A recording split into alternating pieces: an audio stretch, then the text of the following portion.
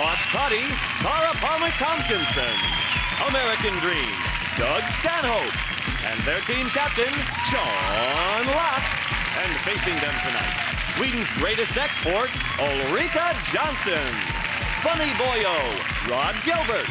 And their team captain, Jason Manford. Now, welcome your host, Jimmy Carr.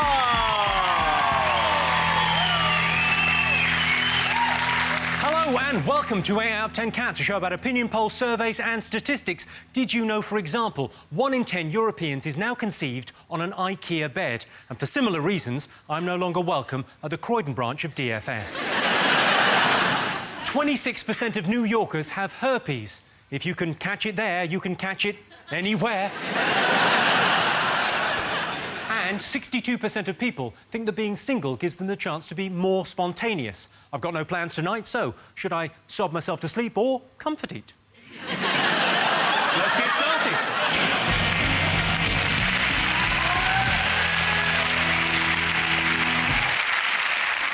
What are you talking about? That's the name of our first round. We've teamed up with a leading polling organisation and they've asked the British nation what stories they've been discussing this week. It's our panellists' job to guess the British public's top 5 most popular talking points. Sean, Tara, Doug, what have the nation been talking about? George Michael. Hooray! He was on crack. Well, that's the thing. Well, that's fair enough. Tara, let's not people in glass houses. You think he's got a problem? Yeah, I clearly think he's got a problem.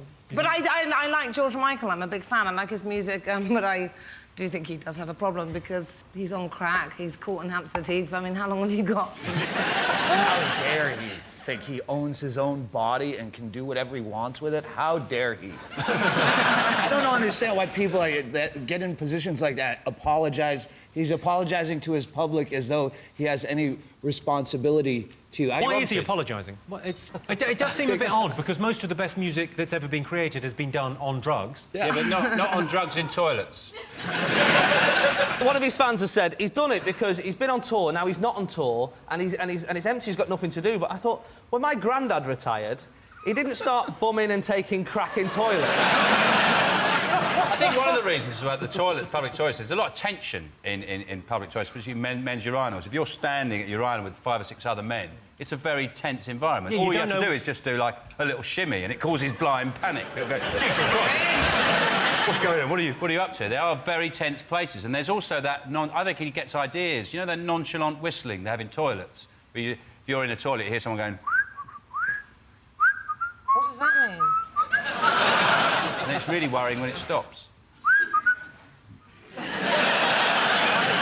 That's where I reckon he got the idea for the sax solo in Careless Whisper.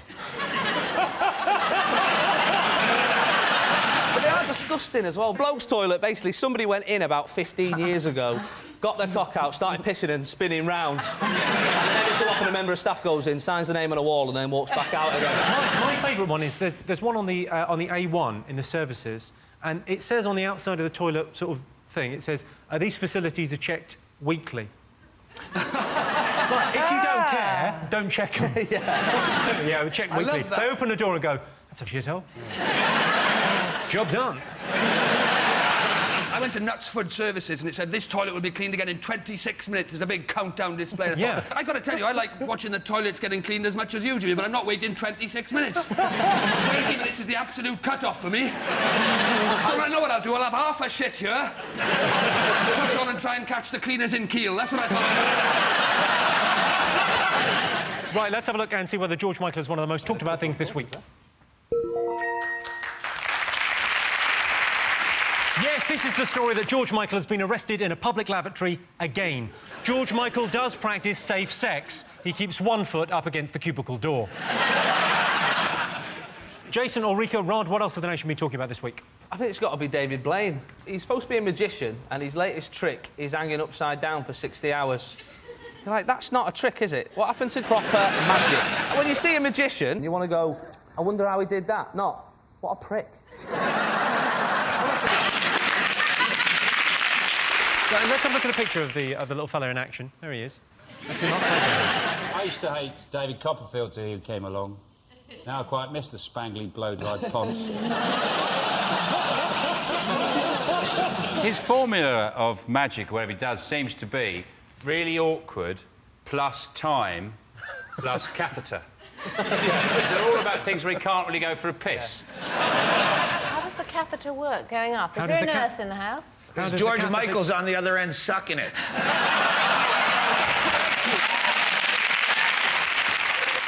I met him once, actually. Oh, go on, what did you think? Yeah, and I really did believe he was magic in the beginning. And so then he said, can I take your number? And I went, well, that's fine. He goes, I'll remember it, just give it to me. And I went, 0783. He goes, can I just borrow a pen? So he clearly is not magic at all. But that's what's annoying about his endurance tricks. They've got progressively worse and less impressive. The first one was good when he stood up on... You know, so he's done that. He stood on a pole for a long time, right? He was in some ice, right? He was in some ice. That was pretty impressive. And then gradually, you know, now he's like, I'm hanging upside down for a couple of days, and every so often going to have a bit of a rest. And I expect his next one's just going to be, for my next trick, I'm going to put some fruit pastels in my mouth, and I'm not going to chew.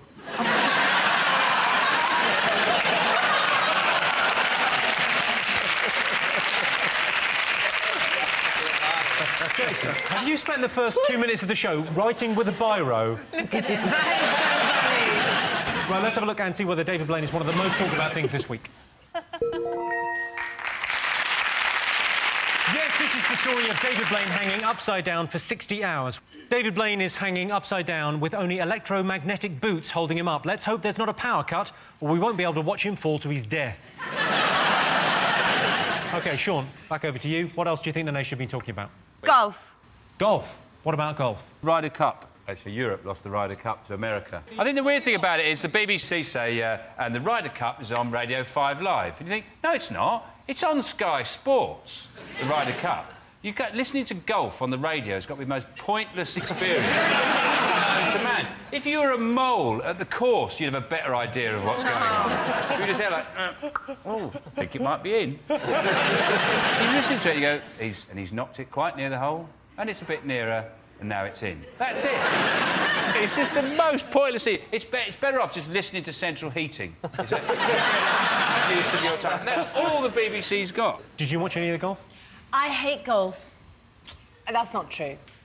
Why'd you say it then? You are like a mystery wrapped in an enigma. I know. I hate golf. Aha, or do I?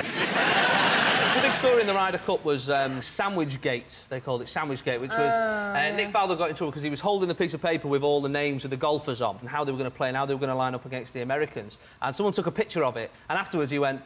no, that was the sandwich order. That was a sandwich order for dinner. That wasn't anything tactical. It was a sandwich order. Like, Nick Faldo, the millionaire golfer, is also doing the catering for the tour. You're halfway through, but... Nick, get us an ham and pickle. All right, mate. Have you ever played golf? I have tried to play golf. You've tried to play it? Yeah, but I always break windows because I practice at home, and it always... You always break windows? Yeah, you should practice outside, I think, is one of the key things. No, I play outside, but... Towards the big house. house. You golf Jimmy. overhand? And, the next one's in Wales, isn't it? Next... Yes, it is, yeah. Ryder Cup. Newport. Newport. Yeah. Beautiful place. No.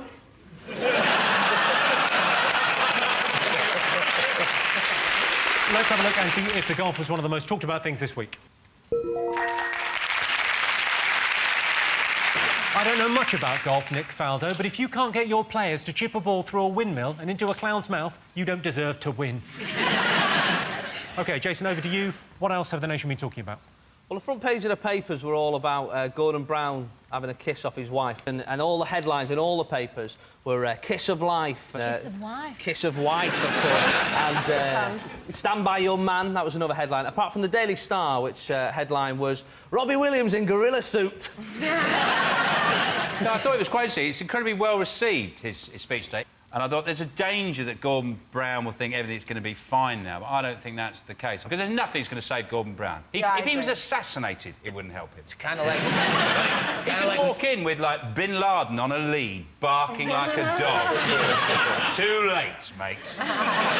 Too late. You haven't done enough. Ulrika, do you support Labour? Do you like Gordon Brown? He's like a bridesmaid who's really probably not meant to have ever been a bride. If you're watching Spinsters, hi!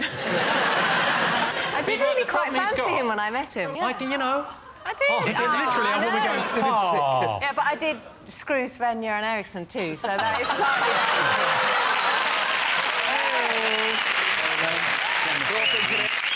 Allegedly. What do you mean allegedly? You just said it.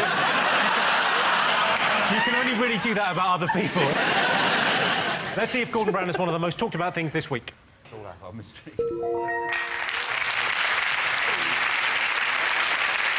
Yes, it was the Labour Party conference this week. To stabilise the economy, Brown promised tighter financial regulations, and so long as he manages to implement them, by April of last year, we'll all be fine. Ruth Kelly has resigned as Transport Secretary in order to spend more time with her family. It's bad news for Gordon Brown, and terrible news for her family. OK, fingers on buzzers. One more thing to get. What else has the nation been talking about? Is it this thing about apparently 1 in £50 coins is a fake? And you can tell if they're frayed at the edges and it's not very good, you know, not very good quality. Spin. Not very good. Sorry, what are you doing there? Scratch Very good cards? quality. I'm not from the north, so I don't do the scratch cards. Yes, you are. They said you can tell that these pound coins are false is because you can test them in vending machines, that reliable piece of equipment, a vending machine, right? And I thought, when I've done that, you have done that thing, haven't you, when you put £1 in for a can of Coke or something and it's come back out and you do, then the next bit you, like, give it a little, make it wet, like, lick it a little bit and then put it back in, see if that works. And then I always do this last one where I try and take the vending machine by surprise. Where I just sort of hold it there just for a second and then just sort of go, is that Johnny Depp? Vending machine. I can tell you that fake pound coins was not one of the most talked about things this week. But yes, this is the story that there are 30 million fake £1 coins in circulation. You can tell they're fake because if you look really closely, the Queen is Helen Mirren. One more thing to get things on buzzers. Stonehenge? Stonehenge. Tara, I don't want to be niggly about the rules, but if someone else says it first, and then you say it directly afterwards... You said it, Tara, though, like it was a trigger word for an assassin. So, Ulrika. They've been spending a long time trying to decipher what actually went on at Stonehenge, and it turns out that it was a place of healing, potentially. It's a bit like a sort of A&E department. You're right, they said it was a hospital because a lot of the people that they found buried there had died from things like illness.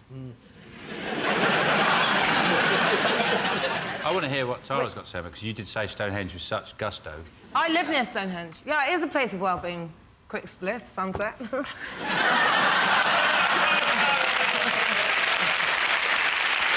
always thought it was quite cool. OK, let's have a look and see if Stonehenge is one of the most talked about things this week. Yes, this is the story that Stonehenge used to be an ancient hospital. We know this because some of the patients from then are still on the waiting list. You can find out more about this story by watching Time Team, if there's absolutely nothing else on. OK, right, at the end of that round, I can tell you Sean's team have 2 points, Jason's team have 3 points. Our next round is called Pick of the Polls. Jason, you're to go first. What do you like the look of? We're going to go with the monkey. You've chosen the monkey. Yeah. 13% of men believe a monkey could what? Could talk? 13% of people believe a monkey could talk? Men, not people.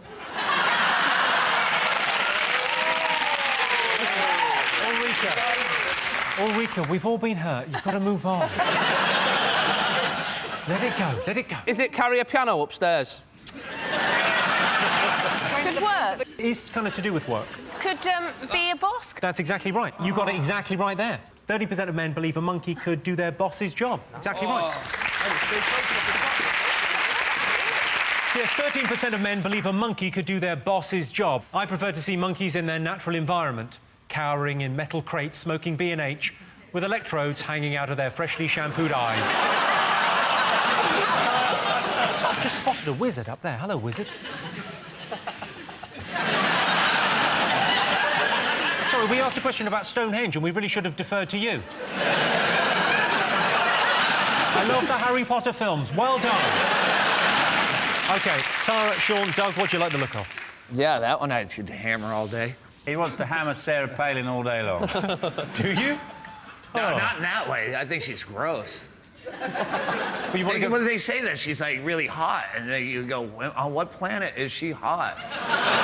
Oh, she's hot for politics. She's hotter than John McCain.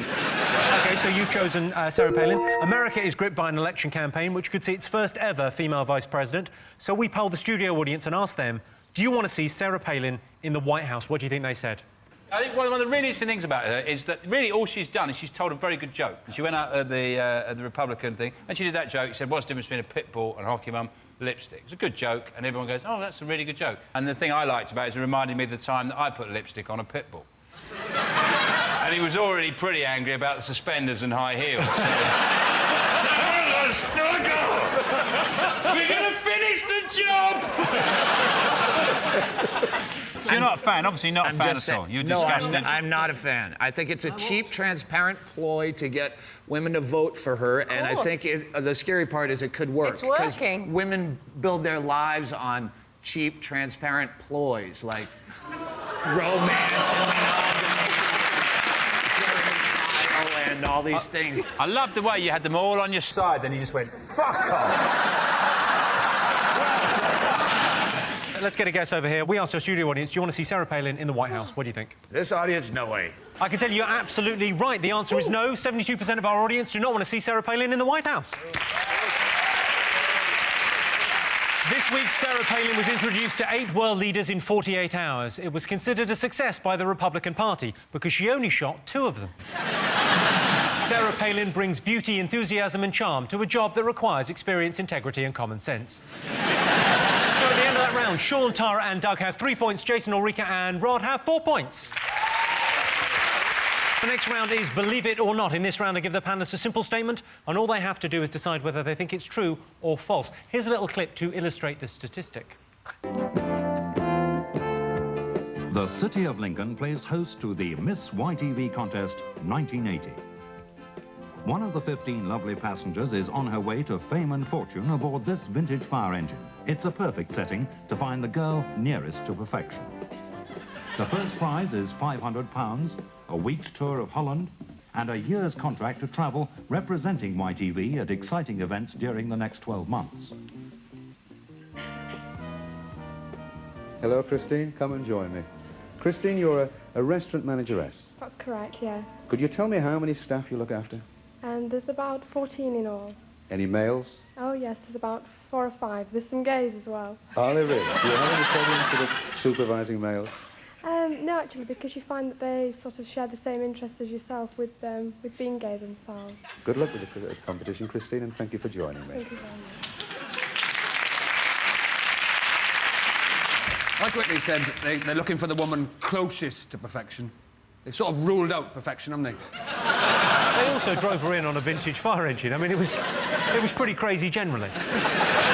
69% of people prefer brains to beauty. True or false? Can't we have a little bit of each? If it's a choice of extremes, would you have somebody really beautiful, though, if they literally didn't have a brain at all, if they were incapable of any human activity? That's the only chance of me getting somebody like that, to be fair. And also one of those things, I've never heard any of my mates go, "Whoa, you should have seen this girl last night. Well clever." What would you go for, brains or beauty? I always go for brains. No. Well, you like tactics, don't you? Very defensive tactics, I might add. Lacks ability to use the wing-backs, that's what you go for. Someone who doesn't really use the wingers and bring the play forward. Doesn't connect the midfield to the attacker. It should never have taken Theo Walcott. That was a disgrace. So you would go for... I go for neither. I like thick, ugly women.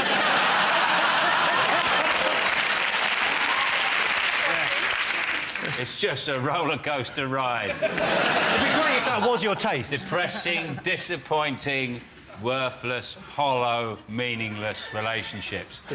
You can you can do 10 in a day and nothing affects you. You can never get enough. It's like crisps. Tara, you went out with James Blunt. What were you going for, brains or beauty or...? Size. You're looking for a massive twat. So 69% of people prefer brains to beauty. What do you think, Sean? False. I think it's true. I think it's I've been true. overruled. You think it's... OK, so your team thinks it's true? Yeah. OK, so you're going true. What are you guys going for? I'm going to go false, then. So you're going false? Well, I can tell you the answer is true. Yay! Yeah, 69% of people do prefer brains to beauty. The thing is, when you strip away the sexy clothes, the makeup and the French cut panties, what are you left with? An erection. So at the end of that round, it's 4 points for Sean's team and 4 points for Jason's team. It is neck and neck as we go into our final round, which is, and the winner is, OK, Britain's least popular present. I bought my husband a Jimmy Carr live DVD. You bought your husband a Jimmy Carr live DVD. Thank you very much for the money. And he bought me one as well. He bought you one? Yeah. What? So you the bought two each of other? us. I know, isn't that weird? Jimmy, the question was least popular present. It was really unpopular. Can't believe my luck. What's the worst thing you've ever been given? My birthday's the day before Christmas, and my brother gave me a pack of 3 blank cassettes, one for my birthday and the other 2 for Christmas. A pack of 3 blank cassettes? Yeah. Here, you like music, put some on this. What about one of those adopt a donkey gifts that people do? Which is really annoying. They give it to a village in Peru. Yeah, exactly. And you think, I'd really like a donkey. I've got one. You can have one. I'll give it to you for Christmas, I Really? promise. I really will. Wow. I had, Yeah, I've got 2. Where have you got your donkeys? At home. I promise you, you're going to get it. Do I get a donkey outside my house, or I've still If got you this want him, notion yeah. of a donkey somewhere? This these- might be. They might have shot Yeah. it years ago. If you sponsor a child or a donkey or anything like that, get them to hold up a paper, today's paper with it. Yeah, Like a yeah. hostage situation. Yeah, I'm going to give it. He's called Charlie. He's called Charlie. He's literally a drugs mule. Yeah. I'm going to leave show business. I'm going to do I'm going to donkey give rides. it to you. probably not the least popular, but it's the worst thing or the most confusing thing I've had. My mother bought me a torch with the power of 1,000,000 candles. Have you seen those? Because I've got no notion of how bright 1,000,000 candles is. Have you? I don't think in candles, to be honest. 100,000's got to be enough for any domestic situation, hasn't it? 1,000,000 candles for $3.99. That's going to spell the end of the That's going to spell the end of the single candle, isn't it? That's for a start. Tesco's do them in packs of 5 for $1.99. You're saving nearly 400 grand there, aren't you? OK, Britain's least popular present. I'll tell you, it's meant to be kind of a sensual thing. Chlamydia. Is it those bath bombs? I'll give you that, yeah, near enough. That's a great answer. Bubbles. Really? Yes, Britain's least popular present is bubble bath. Well, if they're not grateful for their bubble bath, why not throw in a toaster? OK, next question. Top way to annoy people on public transport. I think it's voting for Boris Johnson is the best way to annoy people on public transport. him. Oh, what a love surprise. Boris. Looks to me, he looks like somewhere on his body there's a zip. And if you unzip it, you can just get in him and pretend to be him for a few hours. Is it hanging upside down in electromagnet boots? Is it talking in the quiet carriage? I had a woman, it wasn't in the quiet carriage, it was in the regular carriage, and I got a phone call. And I did that thing of, you know, you take a phone call like you take it on the train. So you take it a little bit quietly and quickly. You kind of go, yeah, no, fine, yeah, OK. And she said, in the middle of my phone call, she went, I didn't buy a ticket to listen to your phone call. And I went, it's one of the bravest things I've ever done. I went, I just have to hold for a second because a woman needs to mind her business. Did you do that? I'm quite street. Watch yourself. Actual music, like really tinny, shitty music out the back. maybe wearing That's really annoying. That is the correct answer, yeah. Yes, the top way to annoy people on public transport is playing very loud music. I hate hearing that annoying tick, tick, tick from someone's rucksack. Well, that sound tells me it's the end of the round and the end of the show, which means the final scores are Sean, Tara and Doug have 4 points, but Jason, Ulrika and Rod are the winners with 6 points. Thanks to all our panellists, our wonderful studio audience, and to all of you for watching at home. That's it from us. Good night.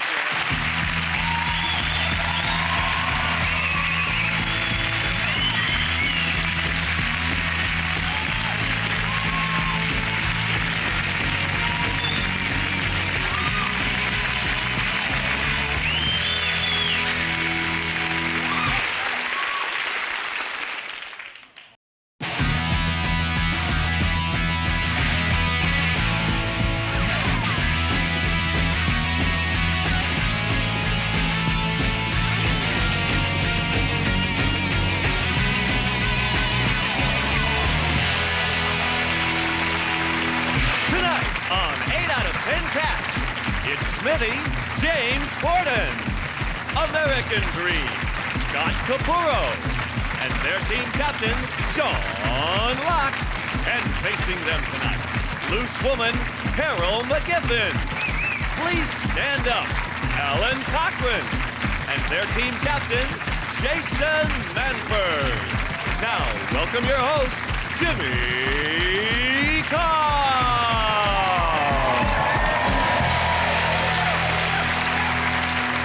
Hello and welcome to 8 out of 10 Cats, a show about opinion polls, surveys and statistics. Did you know, for example, being overweight almost triples your chances of dementia? Which reminds me, where did I put my chips?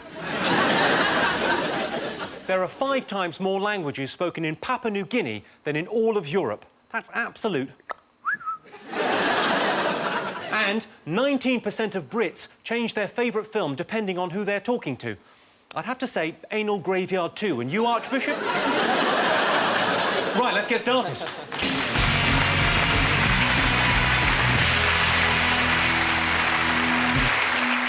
What are you talking about? That's the name of our first round. We've teamed up with a leading polling organisation and they've asked the British nation what stories they've been discussing this week. It's our panelist's job to guess the British public's top 5 most popular talking points. Sean's team, you ought to go first. What have the nation been talking about? Barack Obama. I'm in love with the guy. I literally watched that speech and fell in love. I'm not joking. I was so excited. He would turn me, but it wouldn't take much to turn me. Truly, I was watching that thing, I was just like, when he was going, "We are better than the last 8 years," I was like, oh my God. I started to get actually turned on. I find him a little bit sentimental, his speeches. No. They're very sentimental. Come on. It's all things like, yes, we can do it, Yes, we can change, though. it's a dream. And you think, who am I voting for here? The Lion King? Of course, the other person running is John McCain. What do you think of his running mate, Scott? I mean, I think that they're grasping for straws. They want their own Hillary, but they can't have ours. We got one already. I would have voted for Hillary over Obama because her dick is so much bigger. But... Yeah, you go, girl. He's what, 71, 72? She's quite... Let's be honest, she's a MILF, right? Let's be honest, right? She's MILF Central again, I forget. Mothers I'd like to fondle. You're such a good boy. I'm just that sort of guy. I like the fact she's pro-life and pro-guns, which to me sounds like someone who's a butcher and they're also a vet. I'm sorry. We've lost this one. Get the other bag. They didn't properly check her out, did they, before appointing her his running mate? Yeah. And now lots of dirt has come out, like her teenage daughter is pregnant.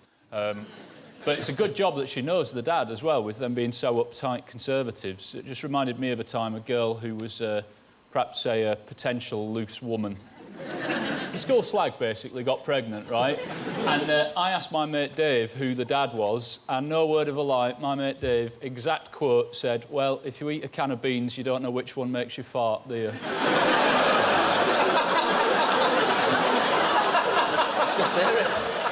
What a heartwarming story. Right, let's have a look and see whether the US presidential election is up there. Yes, people are talking about the US presidential election. John McCain has chosen his running partner, a woman, which is crazy because everyone knows girls can't run. Sarah Palin is very unhappy about her daughter's pregnancy and is considering using the morning after gun. Sarah Palin's got 5 children. One is off to fight in Iraq, so if you're watching the repeat of this, Sarah Palin's got 4 children.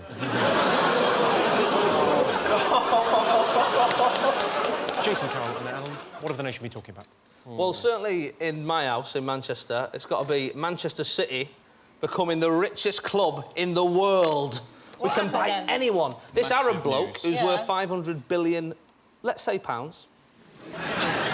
Do you think it'll change anything, though, at the club? Well, I think it's one of those things, Carol, where if it was any other club, I'd say it's terrible for football. Because it's my club, I think it's fucking brilliant. That's how it works, I think, but, isn't it? you know, famously, they don't drink, they're going to ban booze and everyone's, you know, dress code, all that. I mean... I say good luck with that. It's a bit worrying.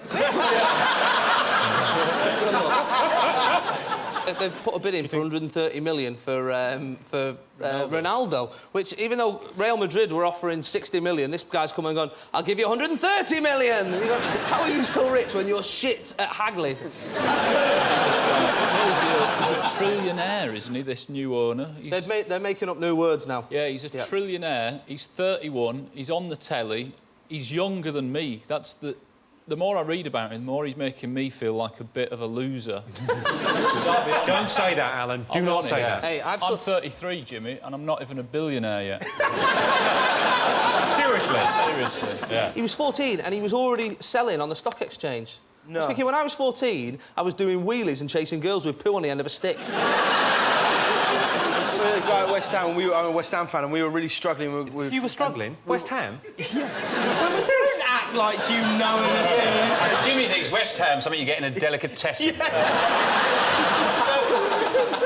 So we're sat, and we're doing really shit. I think we're losing like 4-0. The guy behind went, "We just need a striker. We need someone like Michael Owen or Ruud van Nistelrooy."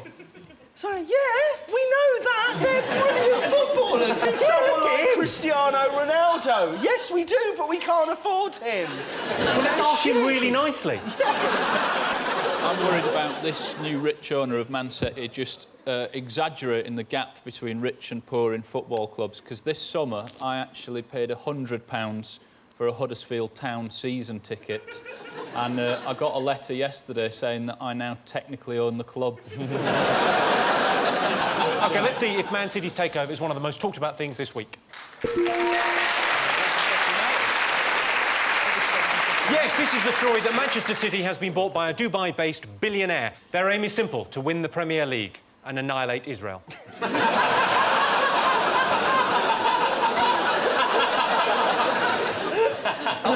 I was thinking... I'm not laughing like that's a really good idea, by the way.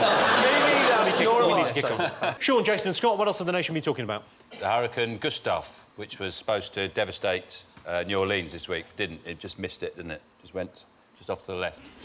I was watching it with my mum when it was happening. I came in... Nice cup of tea, all get together. Come on, let's watch the floods. No, I came home and she said, "You're not going to believe it, there's another hurricane and it's going to hit New Orleans." I said, "Oh, my God." She went, "Yeah, it's already hit someone called Gustav." And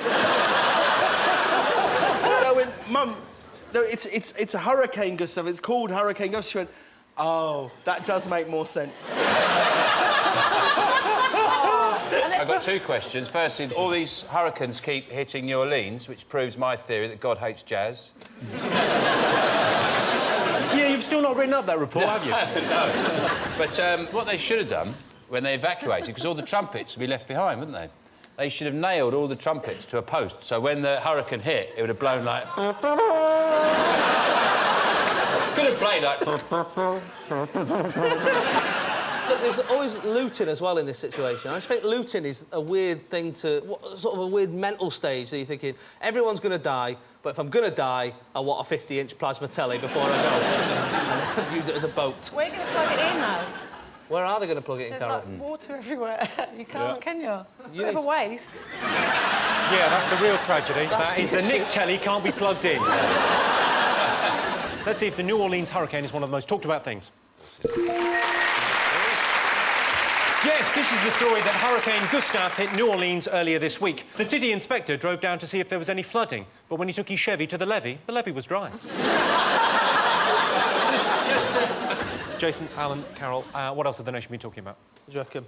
Oh, I would imagine it's got to be the rampant fear-mongering about the economy, isn't it? There's just been so much... You know, every time you open a paper or turn on the news, it's like they're going, "Shit yourselves! Credit crunch! We're all going to be dead by next Friday!" And I keep thinking, nah, I'm not. I've got tins in. I'll be all right. It's serious. Have you It is serious, but there's good things to it. There's good and bad sides to the credit crunch. Good? Well, I'll be honest, I don't think 125% mortgages were ever a really good idea. I think they were ridiculous. To start the life of the ownership of your home owning 25% less than something of it, that blows my mind. My maths isn't good. That means you can be standing in the house you've just bought, someone can walk past outside and they own more of it than you do. That's fucking mental, isn't it? That is true. It's a brilliant point. You can't blame that on the banks or... Yeah, no, I think you can blame it on the banks. No! It's only ever You gonna definitely work can. You don't have to, no. Look, no watch, one's making you the take bank's that low fault. now. There, I've done it. Stop saying that. Right, can I just have a look at the ring on your finger? And you're worried about the credit crunch? I think you're going to be all right, love. No, it's not real, all right? It's Is not it- real. well, how come I can don't see mug it? me on the way home. Is it Elizabeth Duke? Is it? No, shut up! It looks nice. Oh, there's a credit crunch. It's going to be terrible. For the poor. Let them eat cake.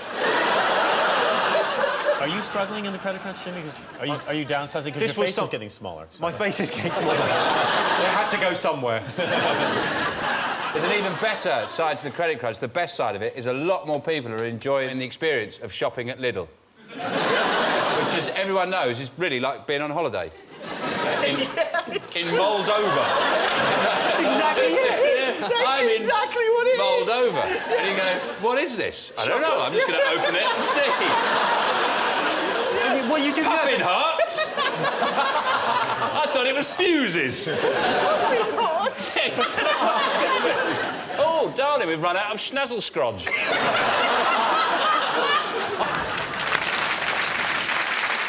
Shall we have a look and see whether it's up there? Yes, this is the story that Britain is experiencing the worst economic conditions for 60 years. Gordon Brown is considering a reshuffle. He's thinking about bringing in David Cameron as Prime Minister. OK, fingers on buzzers. One more thing to get. What else has the nation been talking about? Gary Glitter has returned to our shores. Oh. And he's having to move around. Nobody knows exactly where he is. I think it'd be great if he turned up in Kidderminster. But people really, really hate him, don't they?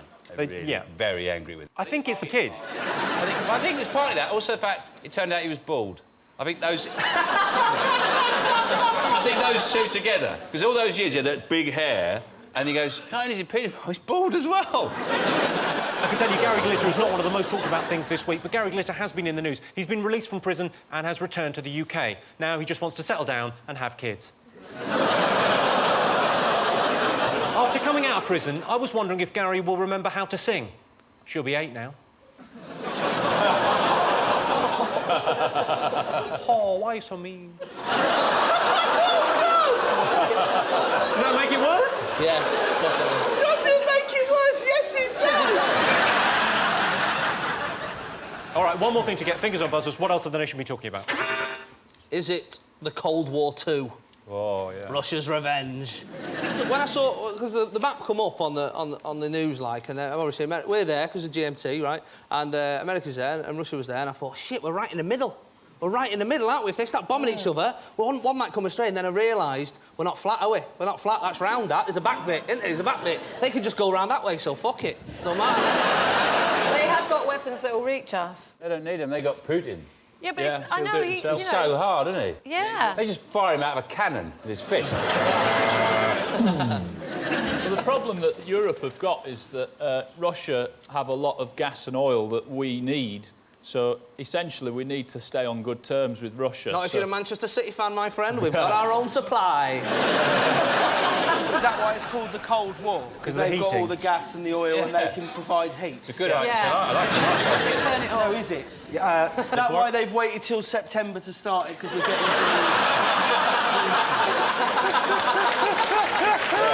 that the reason? That is the reason, yeah.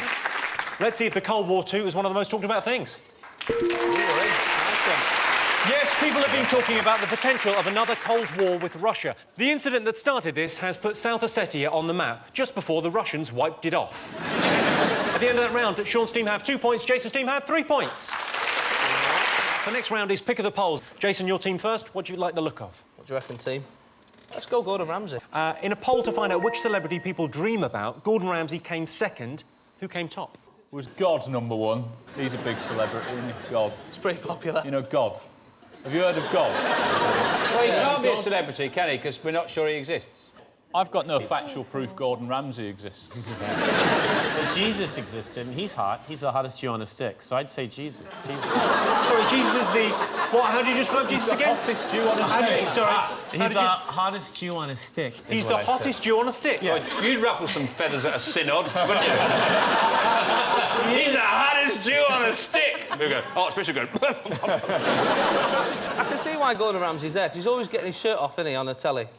Every time he does that, Kitchen Nightmares, he's always talking about I'm just going to do my shirt up while I say, this place is a shithole, there's rats in the fridge. You're just going up there. Always, just put your shirt on before we put our shirts on, before we come on the fucking telly, you weird, freckly-head bastard.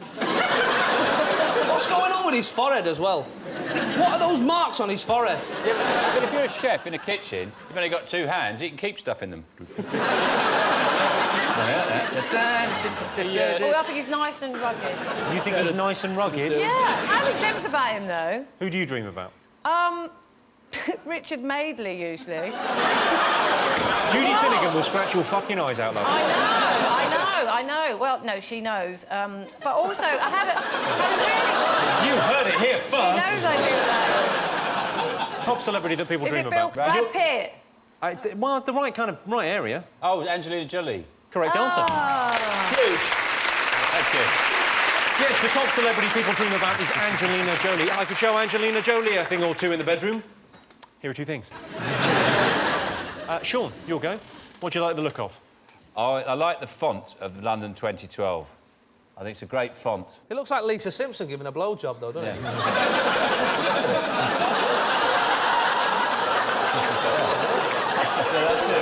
OK, you've chosen the Olympic logo. The British Olympic team arrived back in England, so we polled the studio audience and asked them, can Team GB match their Beijing success at the London 2012 Games? Yes or no?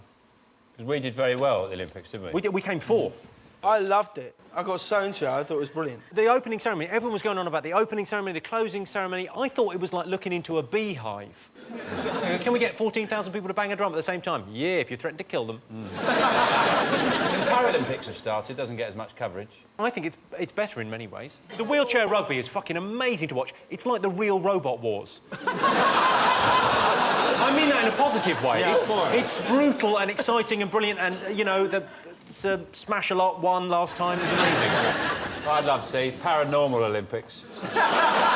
Derek Acora going for gold. Living TV, weightlifting, Henry VIII. 100 metres, run by a headless woman.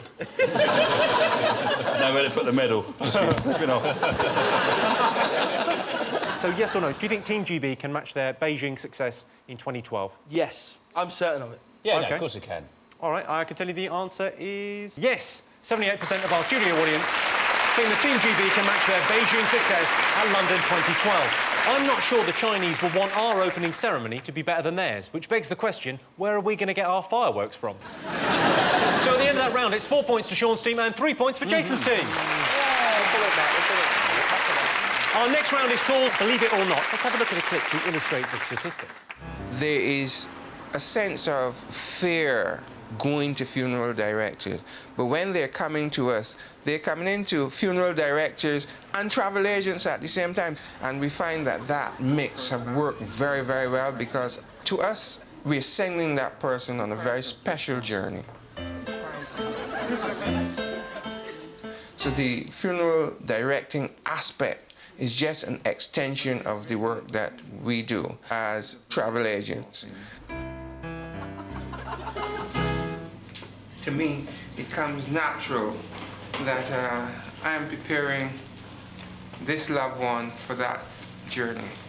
The important thing is to think you're working on someone who's very much alive, even though they're very much dead.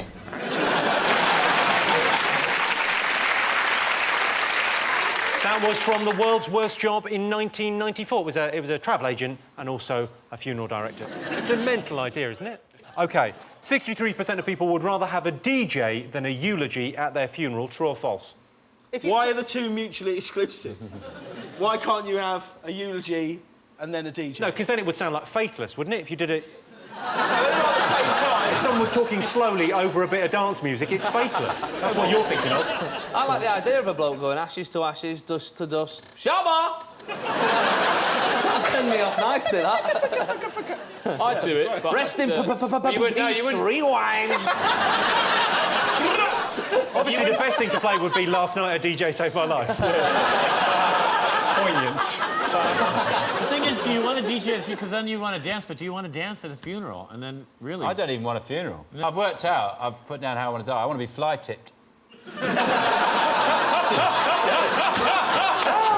Derek, country lane. So I like the idea. I'll be annoying people even after I've died. People go, look at that, that's disgraceful, isn't it? I was there slumped over her head. I think that planning your funeral thing's a bit vain, actually. What's the point in insisting that people behave in a certain way at your funeral? So people go, I don't want people crying at my funeral. I want you to wear loud shirts, don't wear black. I want people crying for fucking years after I die. I want 20 women just dressed in black going, I could have had him, I could have had him. That's what I'm after. What funeral are you planning, Carol? Well, I probably won't have one because I want my body to go to science. Oh, well, you've planned that. It's a bit vain, isn't it? I'm like a scientist to get the benefit of these. In my will, I just want to ask my brother or my best mate just to go, listen, there's a little drawer under the bed and there's some videos in there and a couple of magazines. And burn my hard drive. Just get rid of it. There's nothing proper filthy on there, but just don't want my mum finding it. They often do that, don't they? That's one of the morbid things about being a soldier at battle is that they have an envelope that they put stuff in that's to be destroyed, and the other stuff is the possessions that get handed over. Can we get some atmosphere back in the room? No, Alan sucked it all out. OK. Funerals, so what happens with actual dead soldiers, then? A couple of funerals. Actual dead soldiers, though. Let's talk about what actually happens with dead men. Young men, what gets sent back to their grieving families, and what do they burn? Alan, tell us more. Dead soldier news. Hey, welcome to our 10 Cats. I feel like I'm being victimised here. Unbelievable. 63% of people would rather have a DJ than a eulogy at their funeral. True or false? What do you think? I think it's true. You think they'd rather have I think most people don't know what a eulogy is. Yeah, I think it's true. OK, so what are you going to go with? I hope it's false. Yeah, I'll go false as well. OK, we'll go false. So you're going false, you're going true. I can tell you the answer is true. 63% of people would rather have a DJ than a eulogy. You get the point. I'd like to have Dr. Fox as a DJ at my funeral, although I'd rather it was Dr. Fox's funeral and I was DJing. So at the end of that round, it's 5 points for Sean's team and 3 points for Jason's team. And the winner is the name of our final round. I'm going to give the teams a series of opinion polls. It's up to them to buzz in and tell me who or what they think came top. Here's your first one. OK, Britain's top lies. Is it written by Katie Price? Is it bang and the dirt is gone? I've never said that after sex. Although it would be a magnificent way to end. Bang, and the day's gone. I know what it is. I'm fine. I'll give you that. The top lie in Britain is nothing's wrong, I'm fine. Yes. OK, Britain's least talented celebrity. Is it Barry George? Because he's only famous for one thing and he didn't even do it. I think it's Mitch Winehouse. Because the only reason he's a celebrity is because his daughter is either ill or late. I just don't know why I ever get told about celebrities like Amy Winehouse or even the royal family. When I hear about that on the news or in a paper, I feel the same way as I do when my mum starts a really long story about one of her friends from work. I just think, I don't know this person, I don't know why they're intruding on the peripheral vision of my life. But I'm hearing about them a lot. I don't wish them any harm. I'm just wondering why they're here. Because it's a mum thing when they tell you a story and they go, you know Sue, and you go, no. Yeah. And that, you can slow them down, but you can't stop them. Yeah. They go, you do. Yeah. And then you go, no, I don't. And they go, well. Yeah. Anyway. Yeah. Sue. My mum's stories go on for about 35 minutes and they always end with, so it goes on, you know Sue, Sue, John and Sue, you know John and Sue, you do know. Goes on and on for ages, you sat there, and it always ends with 5 minutes later, dead. I'll give you a clue. She's a posh Spice wannabe. Chanel. Chanel, that is the right answer. Right. Yes, Britain's least talented celebrity is Chanel Hayes. Chanel's phone never stops ringing. Well, that's what happens when you work in a call centre. Well, that sound tells me it's the end of the round and the end of the quiz, which means the final scores are Sean, Scott and James have 6 points, Jason, Carol and Alan have 4 points. Sean's team are the winners. Thanks to all our panellists, our wonderful studio audience and to all of you for watching at home. That's it from us. Good night.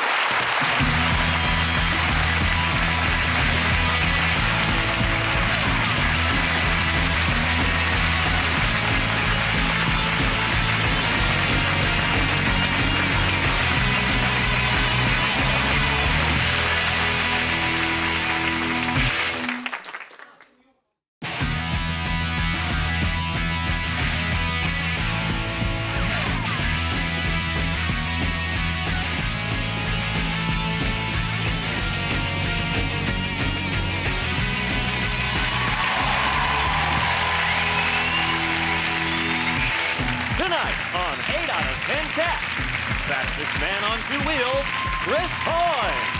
Funny man, Mark Watson. And their team captain, Jason Manford. And facing them tonight, Panto Queen, Jungle King, it's Biggins. She's a superstar, Jamelia. And their team captain, Sean Locke. Now, welcome your host, Jimmy Carr. Hello and welcome to 8 out of 10 Cats, a show about opinion polls, surveys and statistics. Did you know, for example, 56% of Londoners believe that their lungs are healthy for their age? That age being the early 21st century, just before the planet dies. 60% of Spaniards say British tourists are drunk and abusive whilst on holiday. If you're watching, fuck off, Pedro.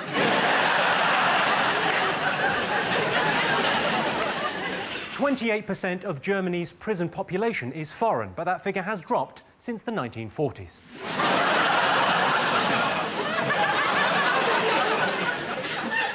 And 52% of women in their 40s are married.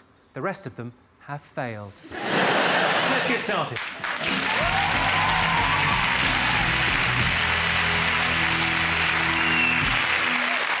What are you talking about? That's the name of our first round. We've teamed up with a leading polling organisation and they've asked the British nation what stories they've been discussing this week. Jason, your team to go first. What have the nation been talking about? Is it three-time Olympic gold medalist Chris Hoy being on 8 hours?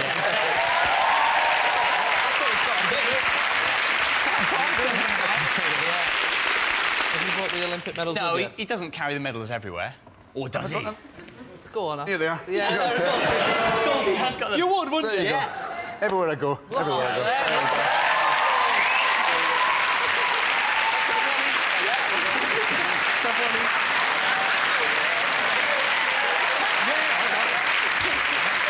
Look at that. Well, Jim fixed it for me. Is there any chocolate in this?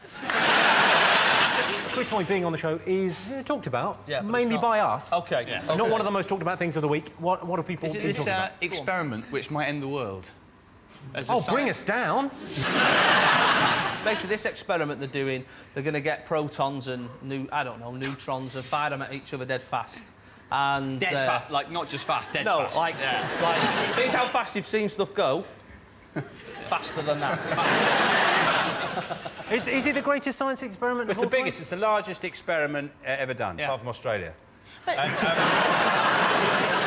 The British government have handed over £34 million for this experiment, right? Which is actually the same as giving everybody in the country a pint of beer, right? Now, what would you rather have, a pint of beer or possibly the end of the world? If it is the end of the world, you are reigning Olympic champion forever. But it's a bit cowardly to say, now I'm champion, let's hope the world ends. I'd almost rather Chris got silver next time and we didn't fucking die.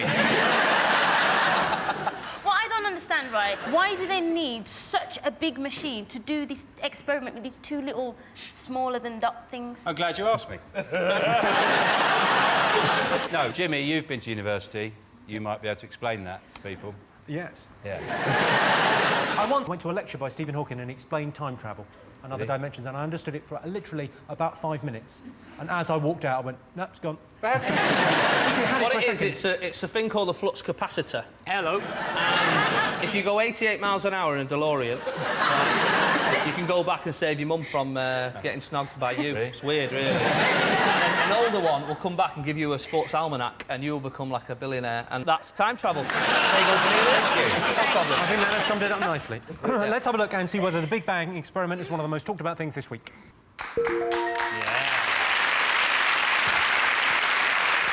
Yes, this is the story of the Big Bang experiment in Switzerland and fears that it may lead to the end of the world. The experiment will tell us what happened just after the Big Bang. If you're wondering what happened just before the Big Bang, a group of scientists in Switzerland pressed a button.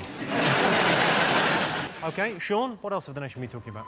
What about the bombings on the planes, the water? Oh, yes. Yes. The bombings on the planes. You made it sound like so much fun. The bombings on the terror trial, the liquid bomb. The liquid. Yeah. Very rarely does news annoy me, but this really, I've got to know, because this really affected me. because I can't take my usual brand of shampoo on holiday. These guys, they bought 32 consignments of hydrogen peroxide. And you thought, that's a lot of highlights, isn't it? Even if they've got one of those big beards. You want some? I'd love to see a fundamentalist with highlights. In the street. I'd love to see. They bought a flat in Walthamstow, and they had a bomb factory in the flat. Sorry, they bought this house. Yeah. It's a bomb factory, and they didn't even make one bomb. They didn't even blow up one bomb. No. You're right, it's not a very productive bomb factory. I can't believe your problem with this story is they're underachievers. Okay, to have an Employee of the Month thing every year. They won't be on it. I'm just saying, you've paid £138,000 for a bomb factory in Walthamstow as well. Yeah. Sorry. But, you know, at least blow up something.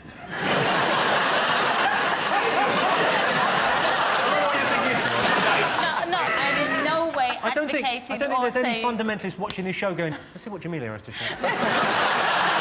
She thinks we should blow stuff up. I told you! They actually said, the defence was, we're not going to blow up anything, we were just going to cause a nuisance. I know. Cause a nuisance, which is like playing Wally. What's Wally? Wally. It's where you kick a ball against a wall. It's just called Wally. That's called Wally? Yeah, Wally. Why would you have a name for that? Well, you're playing it with other people. Do you want a game of Wally? Yeah, all right, I'll come and play Wally with you. That puts your sporting achievements in the shade. I got a gold medal in Wally, my friend. Just Wally. That's what it says on the back. Let's see if it's up there. Yeah. Yes, people have been talking about the liquid bomb terrorist plot. The ringleader of the terrorists knows the Quran backwards, which is fortunate, as that's how you read it. Mark, Chris, Jason, what else have the nation been talking about? What do you reckon, Chris? The weather, maybe? It's a very British thing, yeah. It's funny, though, it's in New Orleans, when they had their hurricane, they had martial law. It was, like, really serious, like, stuff. Martial law, there was a curfew, you weren't allowed to go out the house. And the worst thing that happened in this country was 100 stressed sheep had to be rescued in Northumberland. And you wonder, who rang that in, and how did they know what a stressed sheep was? What? Oh, I'm soaking wet! Yeah, there was the heartwarming story, though, wasn't there? It was about the little girl who went down the stepped into a puddle, and she got sucked into the storm drain, and her dad saved her. And it was on the front page of all the papers, apart from the Daily Mail, because it was too much like good news. They had the same story, but she was pushed down there by immigrants. It was a lovely, heartwarming story. And I'm very, you know, I'm not the most sentimental, but I was actually almost... I wrote a song. I was so moved. A beautiful little song. What now? How'd it go? Do you really? Yeah. No, No, go on. Not I'm next to Jamelia. But no, it was a very touching story, wasn't it? I want to hear this song. You wanna hear my song? More than anything in the world. But the song was... Leona went to the park. I love it. Yeah. I want to pretend to be Simon Cowell. OK, thanks. She was having such a lark. She stepped in a puddle, got into a muddle. In the storm drain! Storm drain! In the storm drain! Very reminiscent of Nirvana's early work. Yeah, it starts very gentle. Goes on. Don't not in the middle of it. I've finished my fucking song. Dad got into the tears, but soon he was less miserable. He made a dash quick as a flash. He got her out of the storm drain. That's it. Storm drain, storm drain. Yeah, we like it. Yeah, we like it. Can we be in your band? Yeah. Let's have a look and see if the weather's one of the most talked about things this week. Yes, imagine that. The British have been talking about the weather. I saw a woman crying in her flooded front room. I thought, if anything, you're making it worse, love. Sean, Biggins, Jamelia, what else have the nation been talking about? Posh Spice cut her hair. No, I'm telling you, right? Sorry, end of the world, terrorism. We've covered those. No. Now the big story with Jamelia. What is it? I mean, I can't wait to see it. I haven't had a chance yet. It's called the pixie look, Sean. Oh. I don't know why I know that. Don't give me that look, Biggins. You little pixie, you.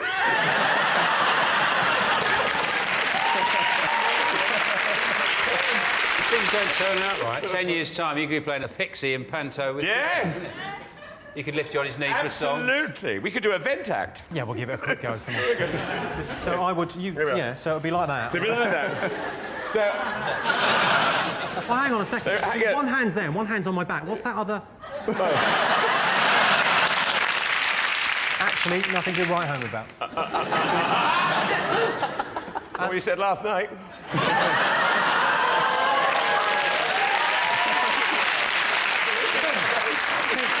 Turned it to fucking Panto. Two blokes are going to come on in a horse in a minute. I can tell you, Posh's hairstyle isn't one of the most talked about things. Jamelia. OK, fingers on buzzers. What else have the nation been talking about? Is it the story that Barbara Windsor's had her nails done? I'll just check that for you. Andy Murray in the US Open? Oh, my God, it was incredible. It was my best thing ever. Not as good as me at the Olympics, though. Yeah. No. Second best thing ever. Well, he came second, which made me think that's more of a Scottish athlete. That's sort of what... Coming first, really, you've kind of broken the whole spells. You know, you don't want to boast. No, you may as well. I want to ask you, You don't want to boast, sorry. Everyone on your team's wearing a gold medal? Couldn't stop looking at his sideburns. Andy Murray did look like... He looked like a tramp. And Federer looked like a sort of a doll. And not a bead of sweat on him. But he's sponsored by Gillette, isn't he? He is sponsored by Yeah. Gillette, yeah, he had to have a shave. I think that was maybe Andy Murray having a little hint at Gillette going, hello, for a couple of quid, this could be gone. If only I had a razor. How Scottish is that? He's waiting for a sponsorship deal before he buys. How much is a Mac 3? No.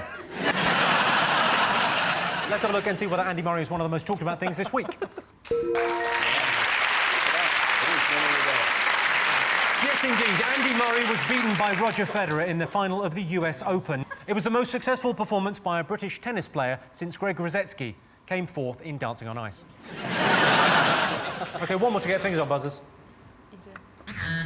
Now, is it the American government's intervention in the credit crunch situation? It's a great support package, putting trillions of dollars into Fannie Mae. It is Panto, isn't it? Just say. They've got two major lending institutions, Fannie Mae and Freddie Mac. Is the bank called Fannie Mae? Yes. Yeah, it's sort of the nickname of it. I think it sounds like the best month of the year. Can't wait for April to be finished. It's Fannie Mae!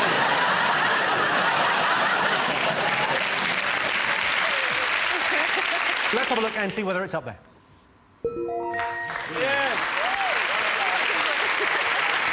Yes, this is the story that the US government has bailed out America's two biggest mortgage companies. It's going to cost $25 billion, which is crazy. For that kind of money, they could have another 3 weeks in Iraq. At the end of that round, Sean's team have 2 points, Jason's team have 3 points. The next round is Pick of the Polls. Our teams take it in turns to choose a picture from the board, and then they have to answer a related question. Sean, Jamelia and Christopher, you're to go first. What do you fancy the look of? If I'm to be honest, I didn't actually hear the question, so I don't understand why we're looking even at the pictures. You've got to tell me the connection between all 6 pictures. Okay. Just you on this one, no help from your teammates. And this is the only round where you have to write it down. You have to do 300 words. Jamelia, all you have to do is pick a picture down. Sorry, I didn't know. OK, what are you going to go for? I'm going to go for the lady with the boobs. OK, you've chosen the vegetarian. 58% of vegetarians what? I've had this theory for a while, is that if you go to a vegetarian's house and they only make vegetarian food and you have to eat it, but if they come to your house, then they've got to have meat, because you're a meat eater. Fair's fair. My dad does it with cigarettes. He's a smoker. If he goes to a non-smoker's house, he's not allowed to smoke, but when you go to his house, you've got to have a fag. All his friends are dead, of course. Never mind. So 58% of vegetarians what? Don't eat meat. You're very close, just remove a word. Do eat meat. Correct. Do eat meat. That is the correct answer. Bizarrely, 58% of people that say they're vegetarian actually eat meat. When I'm having a dinner party, I always make sure there are vegetarian options. They can make do or fuck off.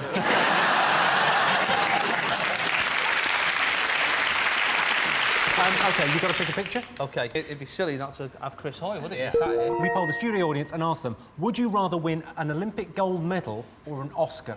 What do you think? It depends on the audience, doesn't it? Depends on their kind of... If they did make a film of your life, who'd you want to play you? One of my coaches reckons I look like the guy from The Incredibles, the father. Yeah, you do, actually. He does that a lot. 2 tickets to the gun show, please. Right, I wouldn't mind. All he's doing with those is holding handlebars. Occasionally, you've got to ring a bell when you're passing someone. Do you, when you're cycling around the streets, do you wear an helmet? Not the big, long, pointy one, but yeah, I wear a helmet. Yeah, that one. Because my friend, right, she will not wear the helmet at all, right? She's like, I'm not wearing a helmet. And the reason she's not wearing one is because she says it messes her hair up, right? Oh, should we go over to Jamelia for hair news? I'm afraid I've got to fuck off. To you, Jason. Well, I said to her, yeah, but a road traffic accident will mess your hair up more, won't it, than wearing a helmet? Like, you don't want to be lying in A&E and the doctor come over and go, are you all right? You go, just tell me, is my hair all right? Well, you can have a look, it's on this plate. Why don't we do an appeal to her now? Wear an helmet, you dick. Chris always says. Yeah, always says. I don't wear a helmet. I cycled all the way through. I said it, I cycled all the way through the 70s. Yeah. 1972. 1973. 1974. Nobody had a helmet. My dad says if you don't wear an helmet, you've got nothing to protect. So your dad, he's a heavy smoker, he says, you're mad if you don't wear a helmet.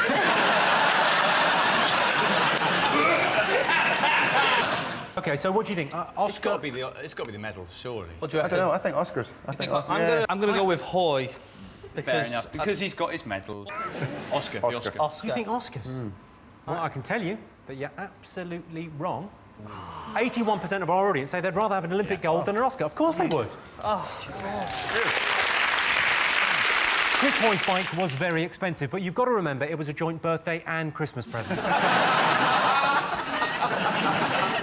At the end of that round, Sean, Biggins and Jamelia have 3 points. Jason, Chris and Mark have 3 points.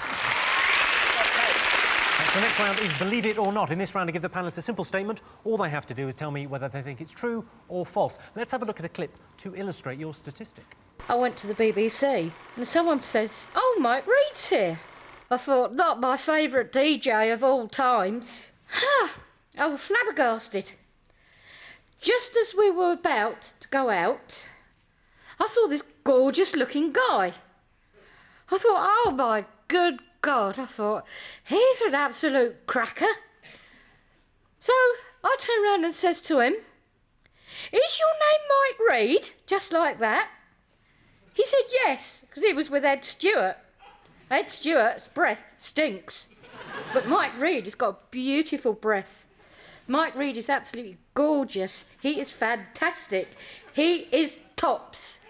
He was wearing his beautiful blue corduroy shorts. I playfully tapped Mike's bum. Tenders! Talk about the electricity going through me.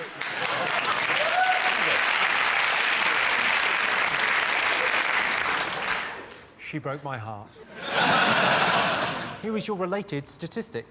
19% of people would dump their current partner for a celebrity. Oh. What do you think? Is that true or false? Depends who the celebrity is. I mean, Mugabe's a celebrity. He's not, really. He's not a celebrity.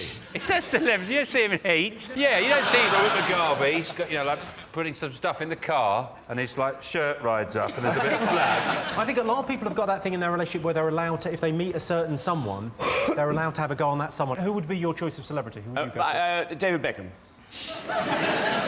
He's a man. So...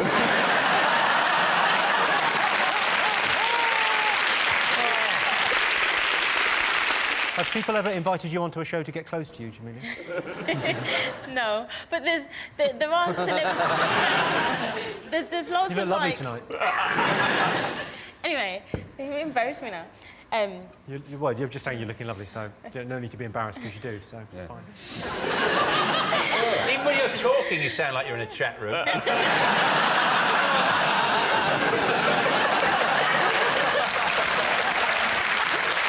LOL. Are you in a relationship? I'm married, yeah. Oh. Yeah.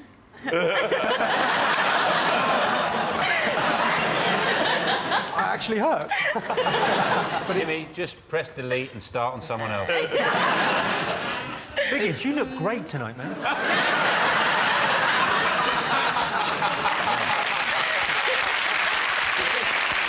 Chris, Chris, you've been a celebrity, like you've kind of a newfound level of celebrity the last couple of weeks. Are you using it to get poontang? Well, my girlfriend's sitting in the audience, so I'm going to say no. One of my friends phoned me up from a pub in Edinburgh. Right.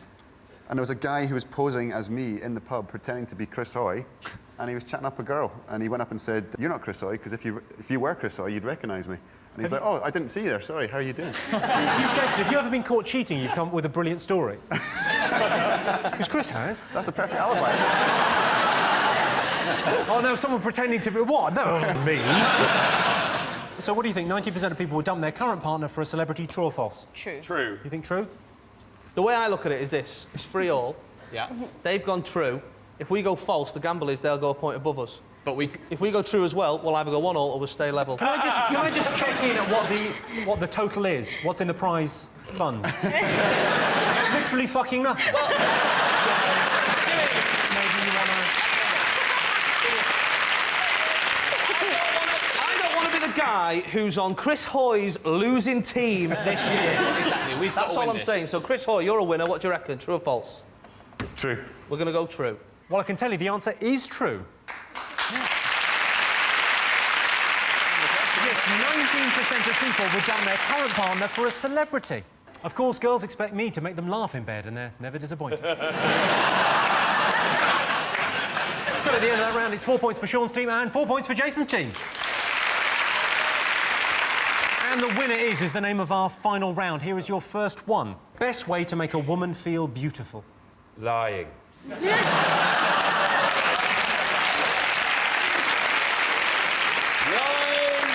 Lying through your teeth. I would say tell her, that's the best way. Very good myself. answer, tell her. Tell her. I think you should towel her. She's just raced around in the box and just towel her. Go on, go out there, you're beautiful, go out there. Beautiful, go out there. Is it sneaking up to a window at night and trying to get her attention by gently tapping it, and then when she looks at you going, "You're beautiful"?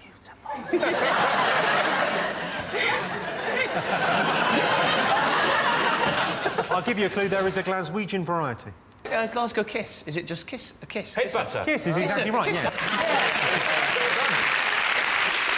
Sport most likely to give you an injury. Cockfighting.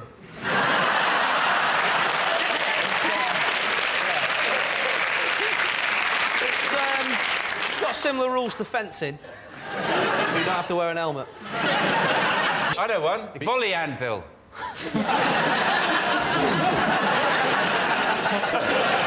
That's me. Oh, the Olympics just got better. Sorry, it's just because I don't know what the sport is. I know it's not swords, but you know that. What is it that they're throwing? Javelin. Javelin, that's it. Is Not that swords. I don't know. Sword throwing is dangerous.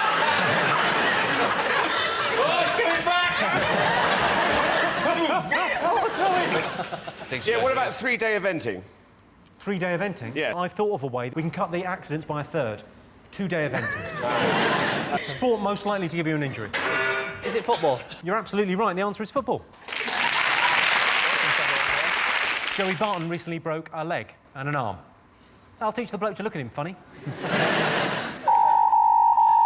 Well, that sound tells me it's the end of the round and the end of the show, which means the final scores are Sean Biggins and Jamelia have 4 points, but the gold medalists this evening are Jason, Mark and Chris Hoy. Thanks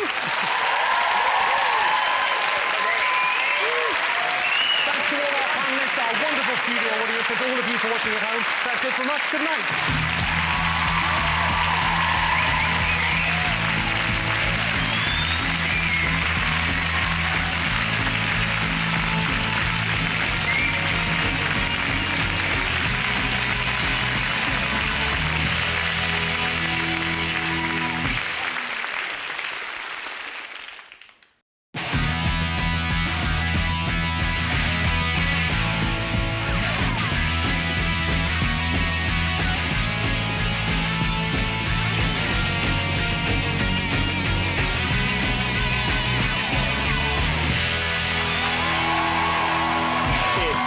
or 5 on the 8 out of 10 Cats Big Brother special.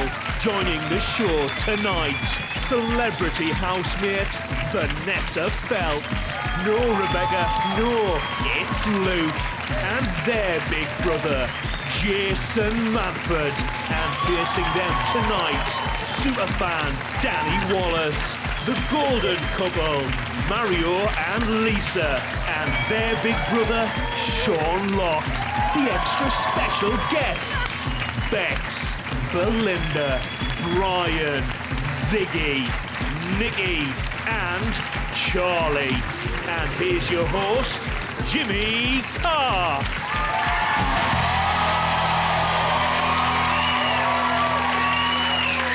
Hello and welcome to the 8 out of 10 Cats Big Brother special, a show about opinion polls, surveys, statistics and, of course, Big Brother. This show is recorded in advance, so I don't actually know who's won, but I'm pretty confident I've got the answer. Congratulations, Dennis.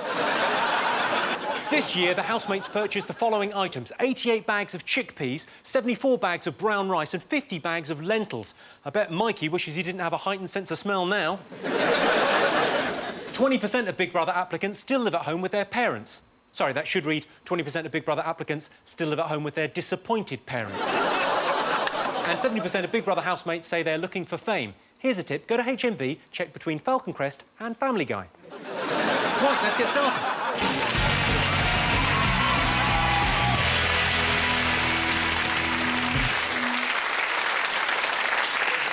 What are you talking about? That's the name of our first round. We've teamed up with a leading polling organisation and they've asked the British nation what stories from this year's Big Brother they found the most memorable. It's our panellists' job to guess the British public's top 5 most popular Big Brother talking points. Sean, your team to go first.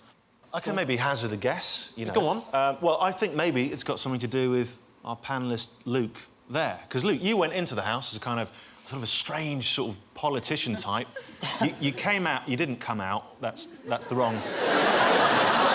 I'm semi-insulted by that. You're semi-insulted? Do you mean you've got a semi and you're insulted? No, I'm just semi-insulted. You're a bit insulted.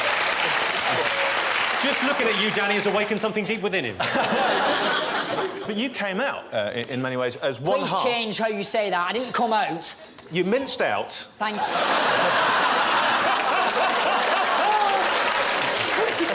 as one half of, well, probably one of Britain's strangest couples. OK, let's remind ourselves of Luke and Becca's romance. Oh, no, don't take your ball! I don't want you, Rebecca. Yes, you do. Never do anything of the sort in Big Brother house. No, Rebecca, no! I hate you. I love you.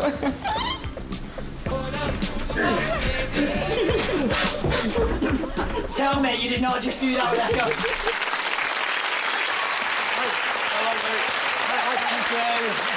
I genuinely think you make a really nice couple. Thank you. Yeah. Did you go in there thinking that you would find love? God, no. I went in there and I found this woman who drinks, she smokes, she swears. I don't drink, smoke and swear. And honestly, I became infatuated with her. It was like something off the Discovery Channel, looking at different species. At the same time, I can't imagine not being with this creature, this woman right now. Yes, listen, I agree, Luke, can I just take to one side, man to man? When you're with a woman, yeah, nice not to refer to her as a creature. Even love or bird is fine. Not it. Bird is derogatory towards women, I think. Whereas creature is fine. Of course. Sorry, my mistake. I'm learning from the master. It was like the Discovery Channel, though, wasn't it? It was like when you see a lion eating a zebra. I think just more like a walrus eating a crab stick. Let's get back to the incredible relationship of Rebecca and Luke. In the house, you said at one point, you said your parents were going to be deeply embarrassed after you kissed Rebecca. Rebecca kissed me. OK, whatever way it goes. Was it that bad? I thought it was quite erotic, to be honest. So, is that an admission you've lost your cherry? No, God, no. Well, I've lost your cherry, but no. Touch for the very first time. You two can talk. Don't forget, I slept in the bed next to you two. No. And that was something like off the Discovery Channel, Jimmy. The sounds coming from them two was unreal.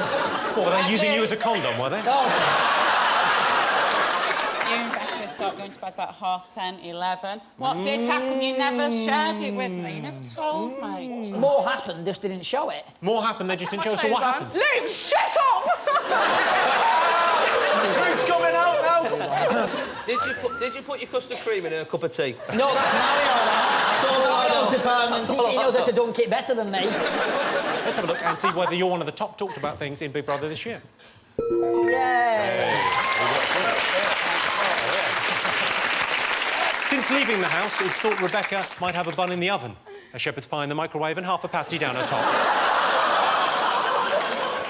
OK, Jason, Vanessa and Luke, what else have the nation been talking about Big Brother-wise? What do you reckon, Vanessa? What about Rex and Nicole? It was a most insanely hellish union, wasn't it? I loved it. I was entranced by it. I think one of the reasons I liked it was because I know people like that. They're in a relationship with someone that they clearly hate, So and you do go, I. what's going on? I love the bit where it's like, what's the matter? Nothing. But what is it? There's something. Nothing. What is it? Nothing. Well, you should know. Fuck, if it's nothing, why the fuck should I know? What are you talking about? Should we have a look at them in action? Yes! My girlfriend, honestly, like, you know, I mean, she's absolutely amazing. My girlfriend is one of the most stunning girls ever. Oh, my God! Is it your girlfriend, Rex? For my prize. Ow! I don't want to be known as Rex's girlfriend. I want to be known as Nicole and my own self. Don't push me away. Please just... Huh? What the fuck is wrong with her? I want my makeup and everything. If you were going to come on here, yeah, with a negative attitude like you I haven't got a negative attitude. And being miserable the whole time, yeah, that means I have to support you. So you talk to other people, but you won't talk to me? Why? Fucking bitch. What's wrong with you? I say, get off me. Just I don't wish you hadn't come on here now. I heard those exact words. No, I didn't. You are pathetic. This is like the worst thing that could have happened. Quite honestly. For me, Rex has been the only one who's been himself all the way through from the beginning. The problem is, of course, himself is a right twat. I don't know. Why do you say that? I just don't like him. I think he's a greasy knobhead.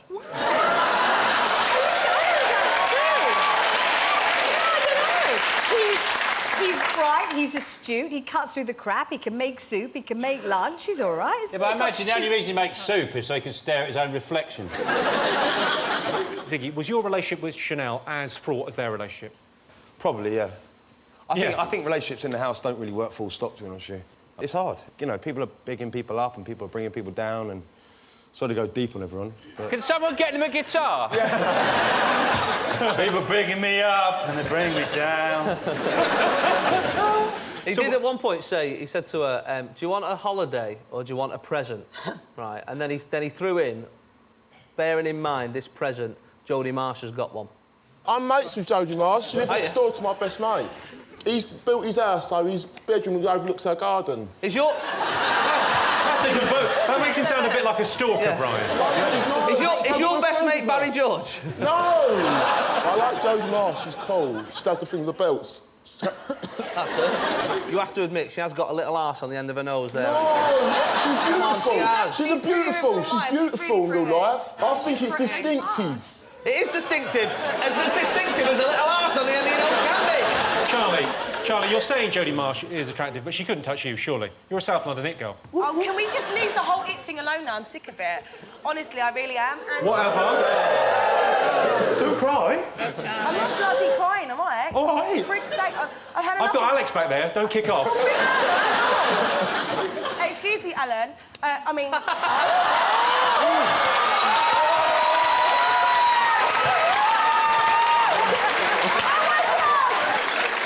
Let's have a look and see if Rex and Nicole are up there. Yes, it's the most talked about thing in Big Brother this year. Everyone's been talking about Rex's terrible relationship with his girlfriend, Nicole. Nicole was evicted with 94% of the vote. The other 6% were ringing a hitman. OK, over to you, Sean. What else have the nation been talking about, Big Brother-wise? You mean that? First couple ever. The first couple. Well, I reckon it must have been you two. You were the first couple in the Big Because Brother at the house. audition, I'll tell you now, at the audition, they said, who's Mario and who's Lisa? And I went, I'm Lisa. And I'm Mario. And that's how we got on. So what do you do for the next hour of your act? No, I'm not. I'm actually Mario. Shall we have a look at some of your finest moments? 14 million people seeing him on the Anthem deck. Where we come from, we have a fan club. I've done a hell of a lot of good in my life, and I mean, and he's done a hell of a lot of good. Just maybe do one more bit on the back for us. Where? Just another... Where? Ooh, what's going on here? On the top. Come in, Darnell, come in. I'm gonna... Come in, man. I'm gonna wait.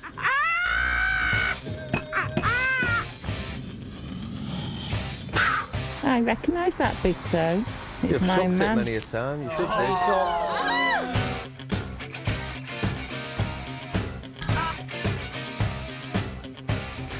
Just dunking my custard creams into this hot, juicy tea.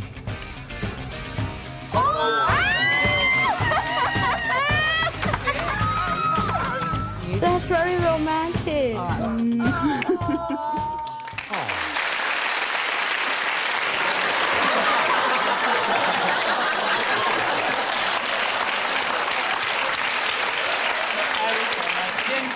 Finished.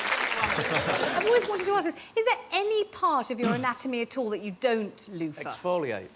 We are now the face of exfoliation. We're getting to every crevice. You exfoliate your Every crevices. orifice. The face of exfoliation. If you do it any more, you'll be the skull of exfoliation. Let's have a look and see whether Mario and Lisa are one of the most talked about things this year. Yes, they are. Lisa is every man's dream. That is, if you're having that scary dream where one of your mates dresses up as Pocahontas. Some say Mario looks like Sylvester Stallone, which he takes as a compliment. But what they're really saying is, you look like an old Italian man who's had a stroke.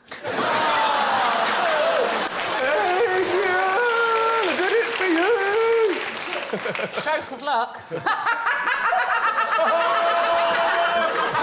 I think someone's broken Lisa. OK, fingers on buzzers. 2 more things to get. What have people been talking about with regard to Big Brother? Is it the spitting situation with Dennis? Horrible Dennis, when he spat in it. And remember when he came in, he said, I just want people to think, when they see me, wow. And I do, actually. I think, wow, what an horrible bastard. Yes. Quite right. There wasn't a lot of liquid. I know that's not the most important thing with a spit, but it wasn't quite very much, was it? It's very, very light. Very few people have been critical about technique, Sean. Yes, yeah. Excellent point to raise. If it had been Jamie Oliver, he would have been splattered, wouldn't he? But it's very... He may well have drowned if it had been Jamie Oliver spitting. Well, I can tell you it's not one of the most talked about things this year. Surprisingly, people were talking about other things. This is the story of a gay man spitting in the face of Mohammed when the editor of the Daily Mail heard his head exploded. Dennis didn't appear on Big Brother's Big Mouth or Big Brother's Little Brother, and unfortunately, there isn't a show called Big Brother's Biggest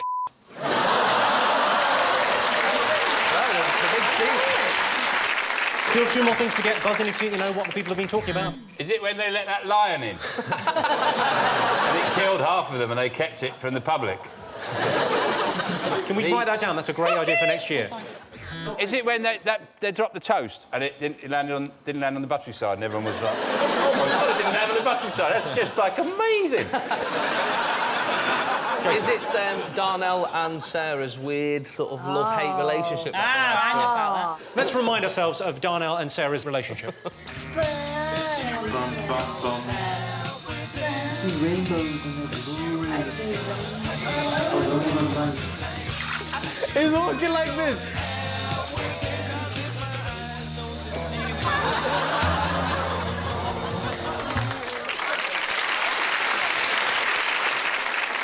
She's a nasty girl, that Sarah. Go on, Vanessa. Why is she she's a baddie? baddie. We've got names for girls like her. She's a prick teaser. She's a cold teaser. I like it when they tease. No, not if they never deliver. You've got to deliver at some point. And she's exploiting that boy. She's treating him like a little yo-yo. She is doing everything but jerk him off. And she should jerk him off. She's done everything. She should. Yes, let's applaud her. Yes, she should jerk him off. The nation demands it. Get them back in that house and get him a hand job. Give him some relief. He needs relief. Finally, it's a political issue I can believe in. He confidently himself in the show, and Mikey saw it. He told me, Mikey saw it? Yeah, that's what he told me.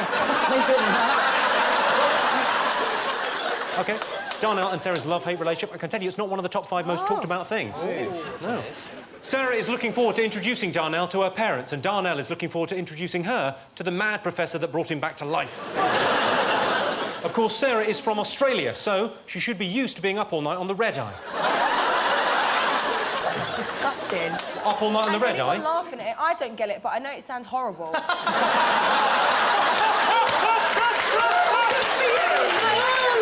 You guys are talking about, like, I had a hamster once that was white and with red eyes, and it's not very nice. The hamster died. Oh, I get it. And I'm upset about the hamster. If we'd known that, Charlie, there'd be no mention of red eyes. Good. Fingers on buzzers. What else have people been talking about? I think it's Mikey being the first ever cross-dresser blind man to enter the house. No offence, sorry, is he genuinely a cross-dresser? But no, surely... he shares a room with his sister. I like him. He's honest, he's funny, he's witty, he washes his balls in a cup. You know, what's not to like about him? What is that cup thing, though, seriously? What, he washes his cock and balls in a cup? Why does he wash his balls in a cup? Because... Why does he do that, Mark? Why does he do that? You were about to explain. There's no reason. I never witnessed that. But how does he do it? Does he dip him in? Does he dip poor, him in? poor Darnell needs a yard of ale. That's what they were designed for, the yard of ale. Oh, originally, yeah. Balloon at the bottom. Let's take a look at some of Mikey's finest moments. The hottest chili you can get. Best flight, man.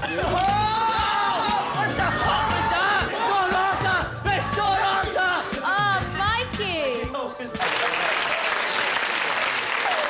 There was that massive row, wasn't it, where he picked up someone's knickers. And it really got out of hand. And I was sort of going through it, I was thinking, what actually happened there was that someone took their knickers off, dropped them on the floor, and they were found by a blind man. Not any old blind man, one dressed as a rabbit.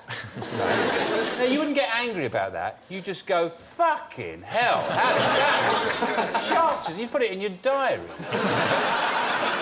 Let's have a look and see whether Mikey is one of the most talked about things. Christ, we've got still at one to go. Yes, Glaswegian Mikey was Big Brother's first ever blind housemate. Of course, because he's blind, Mikey won't be startled by the paparazzi's cameras. For two reasons. Mikey sometimes cross-dresses. He'll put his legs in the arms of a jumper. One more thing to get. Fingers on buzzers. Is it potentially the most aggressive woman, apart from Charlie, I'm imagining, that has ever walked the earth? Alexandra. Charlie, just out of interest... See, already? I just said your name. Is that your response to you're a bit aggressive is shut up? Yeah. Charlie, can I ask you, who would win in a fight between you and Alex? Do you mean physical or, like, mentally? Like, do you mean? No one's going to win in a mental fight. Do you mean like that? Yeah, definitely that. Charlie, mental fights, I think they call them arguments. Well, I'm not being funny. Oh, shut up. I'm In a not physical... I'm not fighting with Alex, because I'm not being funny. I don't do that. I'm like, that's so unclassy. But maybe she might... No, but come on, do you know what I mean? I'm not going to go around punching up people, but... No, be serious. Would you win in a fight, physically? No, I wasn't punch someone. I'd probably punch someone in the audience, because you know when they just get on your nerves sometimes? So if I was that sort of person...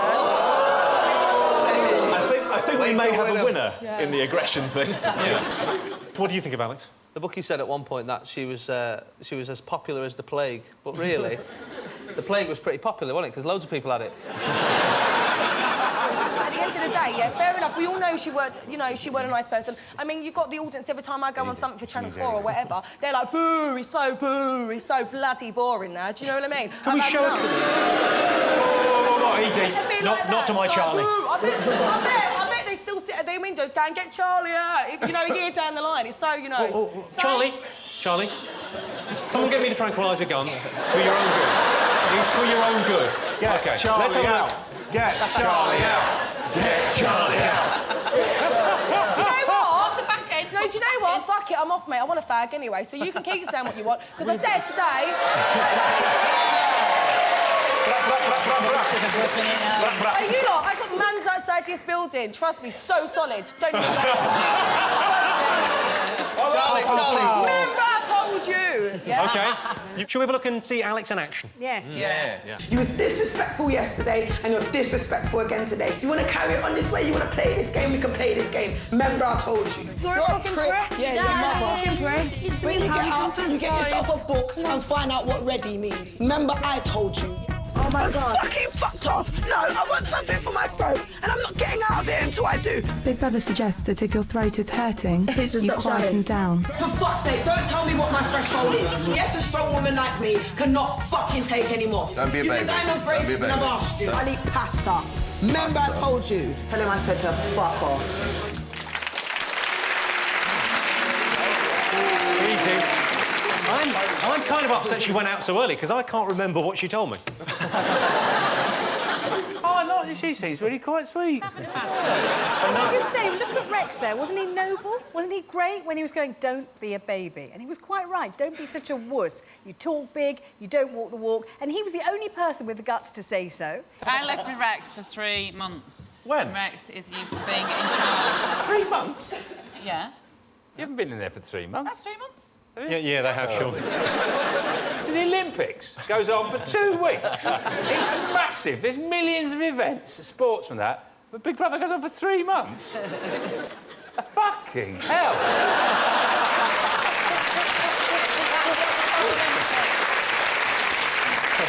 OK, let's have a look and see whether Alex is one of the most talked about things.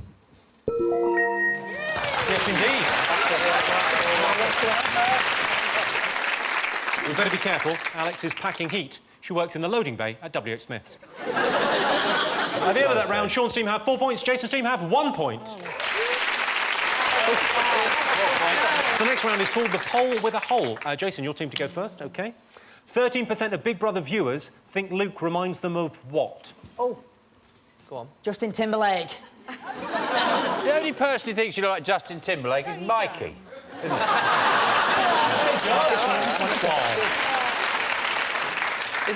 Is it why they should have their 5 a day? Frank Spencer! It's a monkey or Frank Spencer. Thank you, Rebecca. I love you too. The really annoying Paul Daniels. And I've taken into account how annoying Paul Daniels actually is. Nikki, who do you think he reminds you of? I think Frank Spencer. So I've already said that's wrong, but you're still going to stick with it. OK. I'll give you a clue. Think older. Norman Wisdom. Granddad. Grandad is exactly the right answer. Yes, it is. Hope she doesn't get anything else right. That scared the shit out of me. 30% of Big Brother viewers think Luke reminds them of their granddad, but Luke's only 20, so he can't be your grandfather, unless he's from Wigan, which he is, so he could be. Sean, Danny, Mario, Lisa, you're next. 28% of Big Brother viewers would like to see Mario what? Mario me?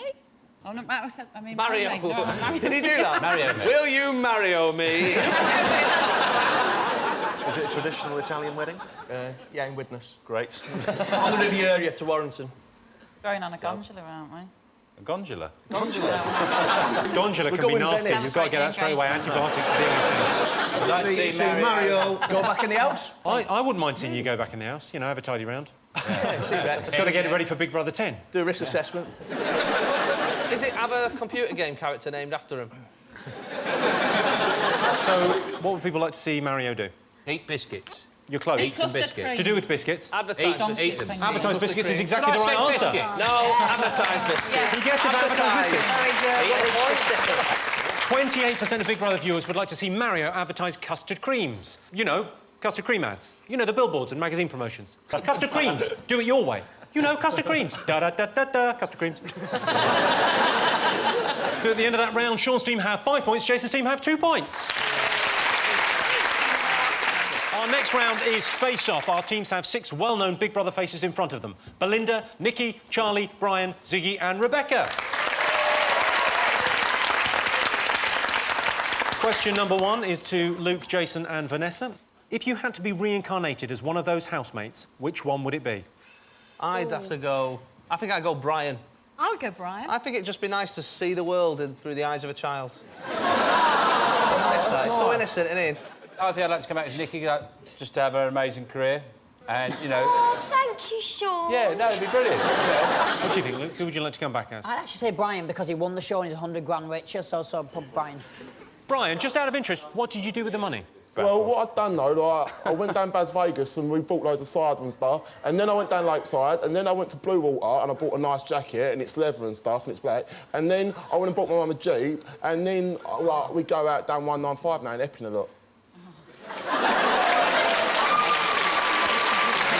Brian, sorry. OK, so who do you want to be reincarnated as?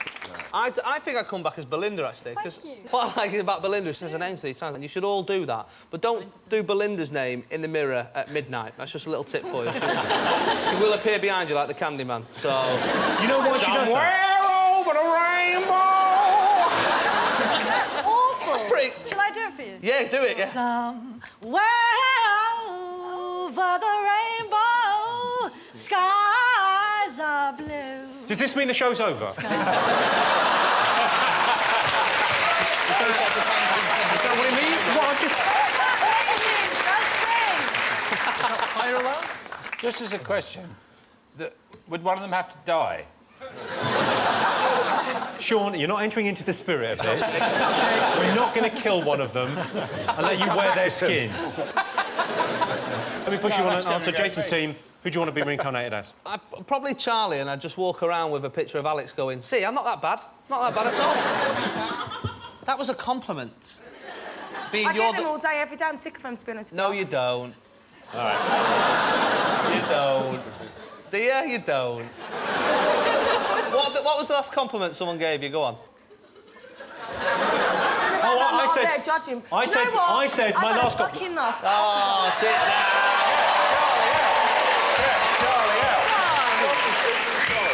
Ladies and gentlemen, I think, and I don't want this to sound like a panto, but I think if we all apologise, Charlie will probably come back. So, let's all... Charlie! Let's all on three, let's all say sorry. 1, 2, 3. You fuckers! Get Charlie in! Get Charlie in! Get Charlie in!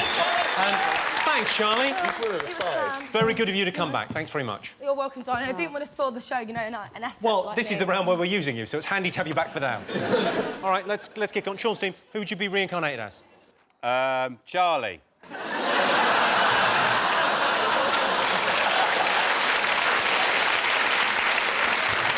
She's just a big bundle of fun. OK, so you're going with Charlie? Yeah. Jason, who do you think people wanted to come back as? Brian.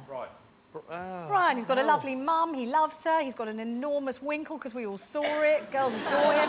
Brian. You are exactly right. Wow.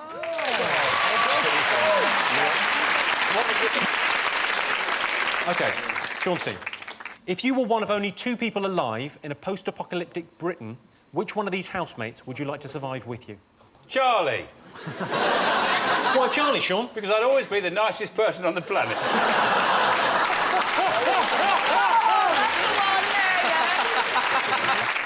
I don't mind any of them as long as they promise to shoot me.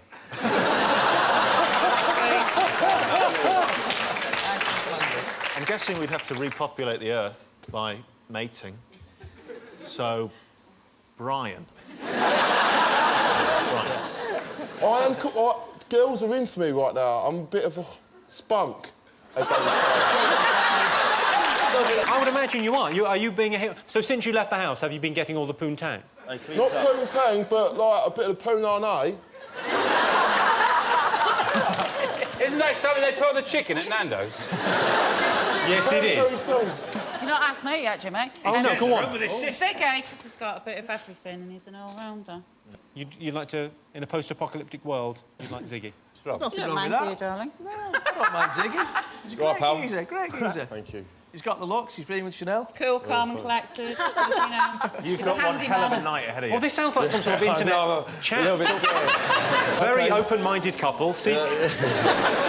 Table for 3 tonight. 2 custard creams, 1 cup of tea. Good luck with that. OK, so Sean, who are you going to go for? Ziggy. So you think Ziggy? Go OK. for Ziggy. Yeah. And what are you guys going to go with? We'll go Nicky. OK, I can tell you, you're absolutely right. Yes, the housemate most people would like to survive with is Nikki. Let's remind ourselves of why Nikki is so special. I can't get my MP3 player to work! It's not fair, I don't even know how to switch it on! Hello, Nikki.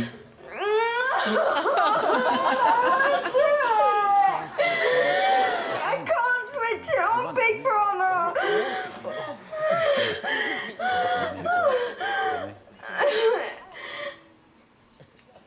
Oh, it's working!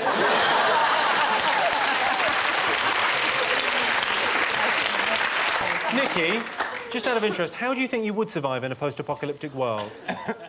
What's postal up? So there's no hair straighteners, nothing like that? Curling tongs? Think Luton. Yeah. Before the end of the world. Oh, before the end of the world. I don't really use hair straighteners. We asked the public, in the event of an emergency, which housemate would you call? Not Brian. It'd be like ringing Mr. Bean, coming round it. Be throwing petrol on it instead of water. All my mates ring me up when they're in emergency stuff. Can I lend some money? No, That they sort of ring me up stuff. like, when they've run out in Johnnies and stuff. No. I'd love that if you dial 999 and they go, hello, fire, ambulance, Brian Bellow. I could tell them what's the best cider. I still drink cider even though I had underground. See? Brian, I'm now having an emergency. It's the middle of the night. I need to know what is the best type of cider. Brian, help me. I'd probably go with Diamond White, actually. I wouldn't go with Magnus because that's a posh person cider. Yeah. Thanks, Brian. I'll let you know how it goes. Oh, Belinda, I've got no custard creams. It's an emergency. Use your cock, you bell end.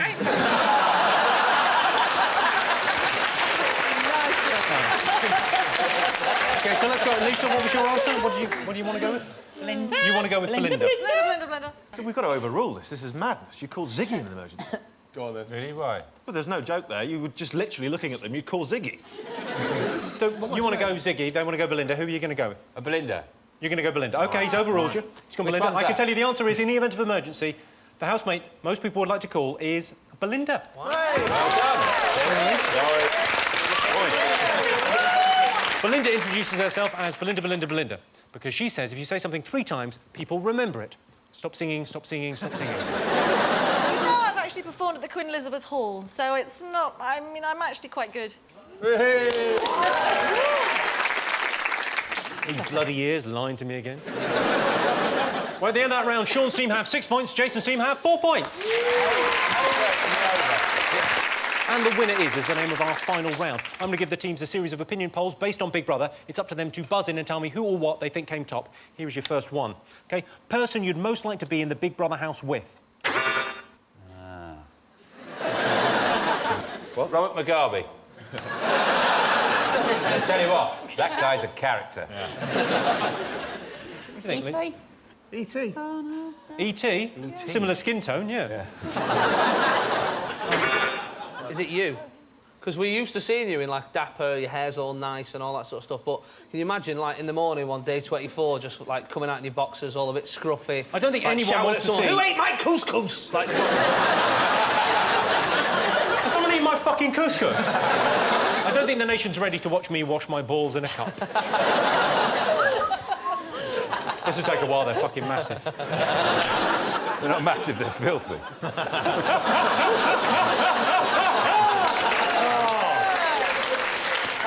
Okay. I want to go to bed. You guys, over there, Nikki, remember we're doing a TV show? Yeah. Pay attention. Brian. Correct answer. Hey. People genuinely seem to love you, Brian. I said they all love me. See, They do, yeah. They do, though. As you can see, Brian is here tonight. We didn't book him, we just ordered pizza. Last question. Housemate's biggest fear on leaving the Big Brother house? What do you think? Being booed. Being booed? Definitely. Being booed Yeah. is not it, weirdly. Hated. Really? Sort of. Is it you coming out and everyone's dead? Like an episode of Twilight Zone? Well, you come out and there's nobody there, just a couple of minicabs. What do you And they're think, not Lisa? even licensed. Nikki, what was your biggest fear when you came out? That it would be cold. Is it that you might have to get a proper job and learn a trade rather than just pretending to be famous and open They are all Tesco's? scared of that, but it's not the top answer. Rebecca and I opened a Lidl in Coventry last week.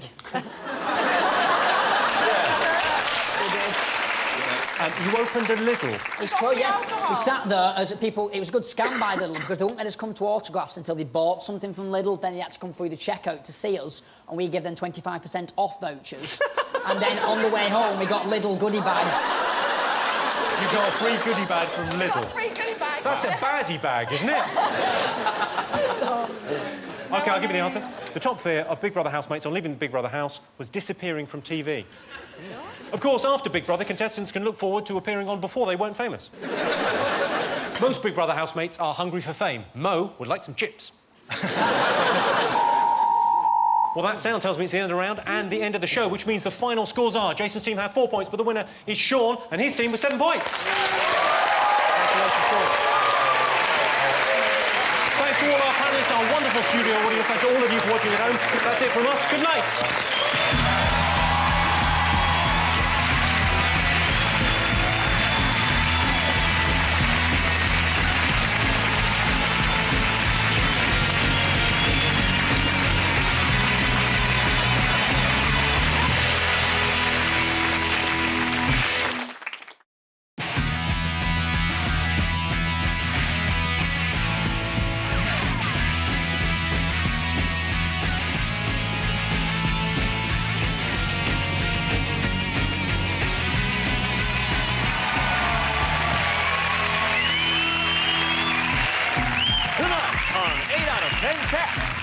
Princess of Darkness, Kelly Osbourne. Hair-raising funny man, Andy Zaltzman. And their team captain, Jason Manford. And facing them tonight, a puppet, Alex Zane. Canada Dry, Stuart Francis. And their team captain, John Locke. Now, welcome your host, Jimmy Carr. Hello and welcome to 8 out of 10 Cats, a show about opinion polls, surveys and statistics. Did you know, for example, on average in the Northern Hemisphere, January is the coldest month of the year. However, if you were in Australia, you'd be surrounded by twats. 30% of us refuse to sit on a public toilet seat, which is perhaps why there's shit all over the floor. And the longest kiss on record lasted 130 hours. I'd like to see 2 beautiful women try and beat that. Let's get started.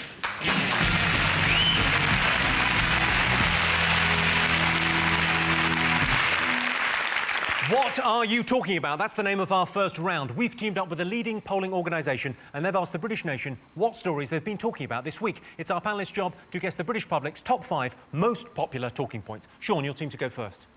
I think people have been talking about the story about Starbucks, that they leave a tap running in every single Starbucks or throughout the world. And apparently it's that the Starbucks excuse, because obviously it's caused shock and horror as a waste, Starbucks excuse is that it's for hygiene reasons, because they put the spoons in it. So although it's not very hygienic, a tap running, isn't it? Because it attracts cats to sort of pour it. They love pouring the tap water, don't they? How ill can you get from a teaspoon? Anyway, I've got teaspoons in my house. They're disgusting. They look like they've passed through a Shire horse. I'm fine. Do you think there's a special hospital ward with people who can just blink one eyelid because they had a dirty teaspoon? I'll tell you how ill you can get. Have you seen Pete Doherty? Yeah. That's all from teaspoons. I had a friend in high school whose mother found out she was doing drugs and she had antique spoons that she'd destroyed, and that was what she was more upset with than the fact that her daughter was doing heroin. That she ruined her antique spoons. Her daughter was doing heroin. She's gone, you've cooked up in the good spoons. You're a disgrace. Well, you can make a new daughter, but you'd have to buy a new spoon. You said that, Andy, like you'd make one in a lab. You look at Zaltzman, you think he might have made a kid in the lab. I don't know how you can waste water. We've got the same amount of water as we've ever had. We're mostly water. The problem is it's in the wrong place. It's in Starbucks rather than Africa. That's the problem. The only people wasting water are people going into space when it don't come back. That's the only people wasting water. Damn you, Aldrin! Did you know that Starbucks is an anagram of burst taps?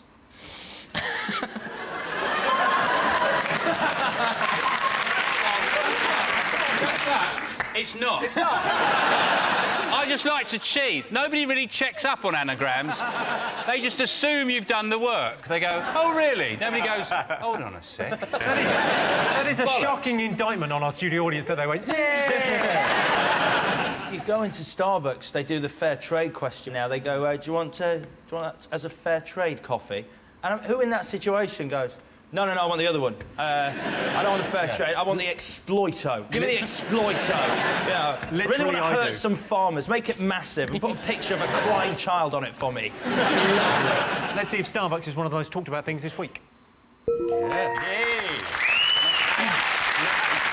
Yes, Starbucks have been accused of wasting water by leaving taps constantly running. Starbucks have said the practice exists to exceed health and safety standards, and they're working on an alternative solution as a priority. I've got a solution for you. What's that? And then that. Jason, Kelly, Andy, what else have the nation been talking about this week? Andy? Well, I think probably the American election has got the world really excited. Whoever wins on November the 4th, by virtue of following George W. Bush into the White House, they will seem to have been one of the 5 greatest presidents in American history. Following Bush into the White House is a bit like following Mozart in a triple jump competition. Because no matter how bad you are, he's been dead since the 18th century. Palin accused Barack Obama of, palling around with terrorists. Yeah. Then, ironically, she excused herself because she had a lunch date with George W. Bush. It's a funny phrase, though, isn't it, that she was palling around with terrorists. He's got some very loose ties with a bloke who 40 years ago was part of an anti-Vietnam War demonstration. What's wrong with that? Well, he did bomb the Pentagon. Oh. Barack Obama is an anagram of Bomb America. There's still a few at the back where it started. But it might be. You don't know. You've got to check it. Can I throw you a curveball with Sarah Palin? Yeah, baby. She is so evil, she's sexy. Alex, who are you? Like, what goes on in your brain? Like, you know, once she's killed all the polar bears, I want her to walk up and down my back in those heels. Do you have a girlfriend? No wonder. It's like a chat room on Bebo. One of her main character traits they sell her on is the fact that she shot a bear. When has that been a good thing? Like, vote for me, I threw a brick at a swan. Vote for me, I put mustard on a cat's arse. I'd want to vote for someone who said, vote for me, I opened the window for flies. You know. I can tell you it's not one of the most talked about things this week. This is the story of mudslinging in the US election. Sarah Palin called Obama an embarrassment, which is the pot calling the kettle black, which thankfully she didn't say. What else have the nation been talking about? I think O.J. Simpson? Is it O.J. Simpson? He was convicted of kidnapping and... 2 memorabilia dealers. And it doesn't look good. He was actually convicted, and they've got video. The prosecutors have video evidence against him. They have audio evidence against him. They've got numerous witnesses. I like his chances. You think we're getting away with... I mean, you think we've been acquitted of murder? I think we got away with that. You would think after that you'd go, I'm going to keep my head down. You know what I mean? For a little bit. Well, at least wear a balaclava. He goes up to 2 memorabilia dealers, holds them up, and they go, and when the police come, they go, yeah, it's him on that picture there, or any of the shirts that we sell. Also, you just think about it, don't you? Think, what a country. Kill your wife, that's fine. Steal 2 signed footballs, life imprisonment. Do people collect any of your bits and pieces, Jimmy? Do you have memorabilia? Did anyone collect anything of yours? I think you should have a range of tabletop wargaming miniatures that all look like you. Just use Lego men. Little Lego men. Yeah, because they've got his haircut. Yeah. You can talk. You're copying my haircut. Mine's hip. It's a bit Hoxton. There you go.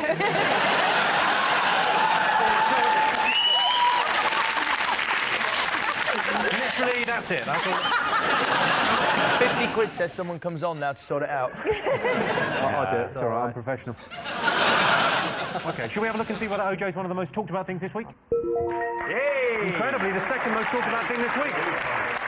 This is the story that O.J. Simpson has been convicted of kidnap and armed robbery. On the plus side for O.J., at least the man who killed his wife is finally behind bars. OK, what else have the nation been talking about, Jason? Andy? It's probably the economic crisis again. I don't know a lot about global economics. No. That sounds like the start of a song. I don't know much about global economics. I love you, baby. They're saying now that they're going to save the banks. £50 billion pounds they're going to save the banks, which is 1,600 quid to each of the taxpayers, right? That's how much it's going to cost us. And I thought to myself, surely they could do it, they could fix it with emergency tax, right? You remember when you, like, get a job, when you first start a job, and you get your paycheck and you go, you've been working your arse off all week, and they go, £12.40. You go, oh, where's the rest of the money? Oh, it's emergency tax, right? You can get it back in a few weeks or in April or something. Do that, but with those bankers who are getting away with £3 million severage pay, get them ringing the tax office next week going, hey, I'm supposed to have £3 million here, but I've only got £15. What's happened? It's emergency tax, knobhead. Deal with it. It would work, yeah. Well, it would work. We all knew deep down that this bubble of prosperity we've enjoyed in recent years would burst. And I hope we learned some lessons. I think there's some important lessons to be learned. What have you learned? Well, I think I've learnt from the subprime crisis that if you lend a lot of money to people who have no way of paying that money back, they might not pay that money back. It's the kind of thing you can only learn that by trial and error. Yeah. Oh, that's the only way to learn. The last time where the world experienced this was in 1929. There was a great crash. And the reason people don't really know much about it or the reasons behind it is because when you're at school, you learn about the Tudors. Which is very bleeding useful, isn't it? So you've lost your house or your savings, but if Henry VIII comes up in a pub quiz, watch me go to work. Let's have a look and see whether the economy is one of the most talked about things this week. Of course it is. Yes, this is the ongoing story of the economic crisis. Pension funds have been hugely affected. Here's a message for people who are retiring in the next few weeks. You're not retiring. Things have got so bad, the property ladder is now a snake.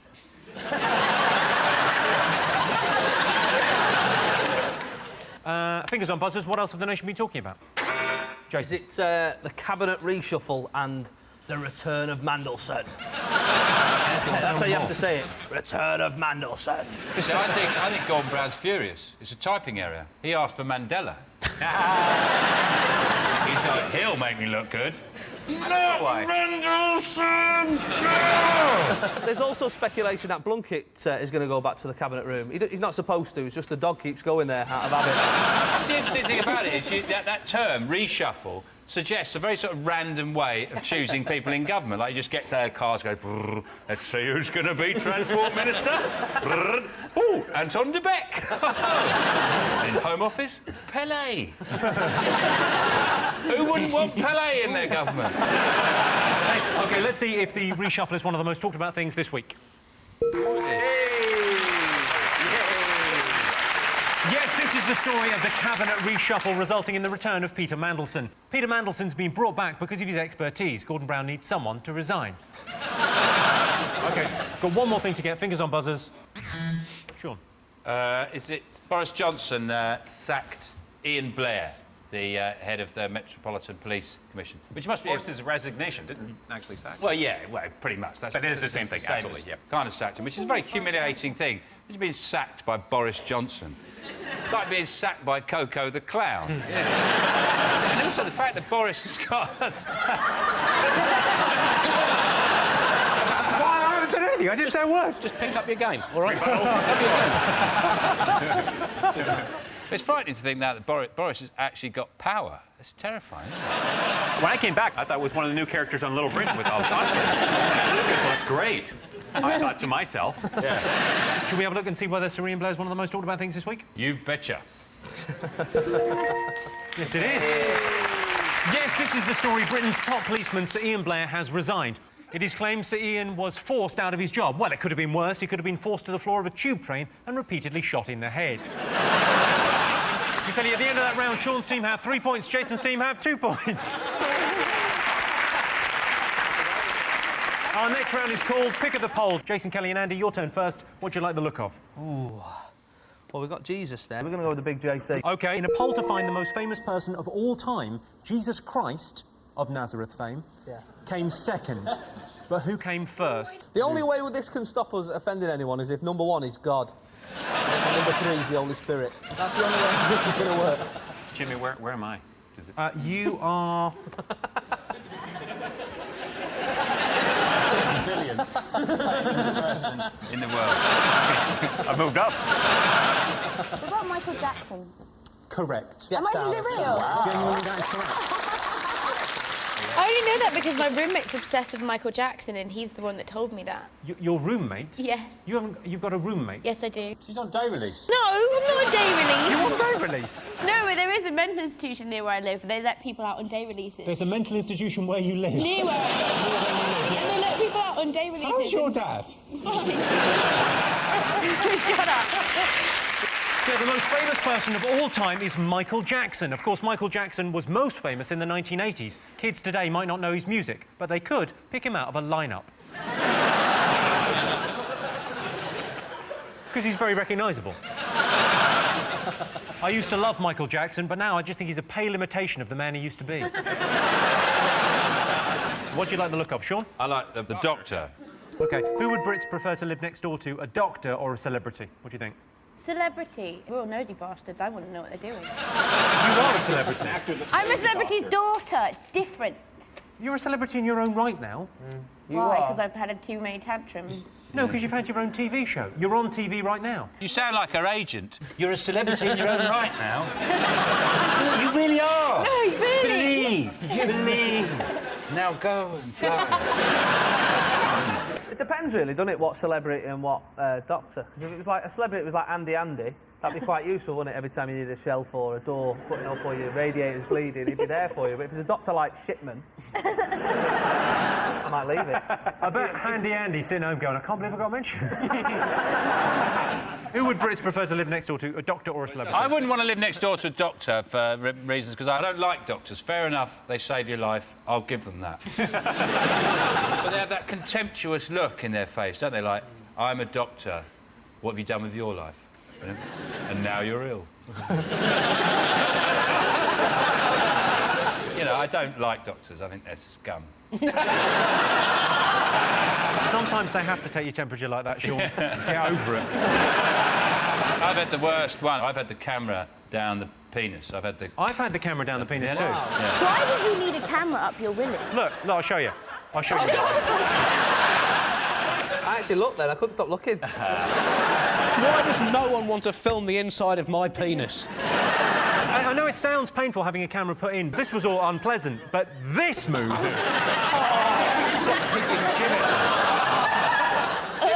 What, with mine, they didn't do that with mine. They tied the end of it to an ambulance and waited for an emergency call. I pee now, it takes about half a second. It's just a big... It's like tipping a bucket of water out. So, would you rather live next door to a doctor or a celebrity? I think it's probably doctor. People would rather live next door. I can tell you that 31% of homeowners would prefer to live next door to a doctor and just 5% wanted a celebrity. So if your neighbour was Gillian McKeith, then you'd be living next door to neither. Of course, Gillian McKeith isn't a real doctor. She's from You Are What You Eat. She ate a doctor. She thinks that's how it works. So at the end of that round, Sean, Alex and Stuart have 4 points. Jason, Kelly and Andy have 3 points. The next round is Believe It or Not. Let's have a look at a clip to illustrate your statistic. This weekend in Sutton Coldfield, there is the World Lola Balling Championship. The what? Well, I'll show you, because we've got, on the Wider Weight Club, the current world champion, American Tim Darlington.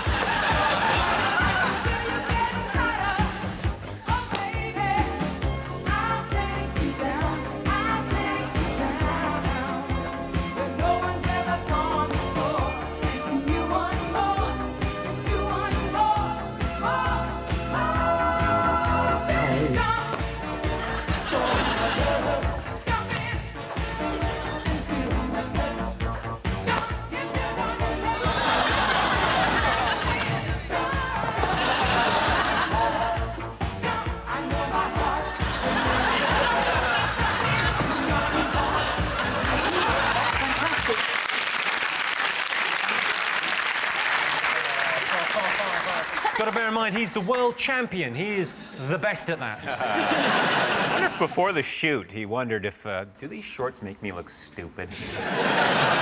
OK, so your related question is, more people would like to time travel to the 80s than the 60s. Is that true or false? You could go back to Liverpool in the 60s, right? Go to the Cavern Club, dress as a gypsy, right? And then go up to Paul McCartney and go, beware of one-legged women.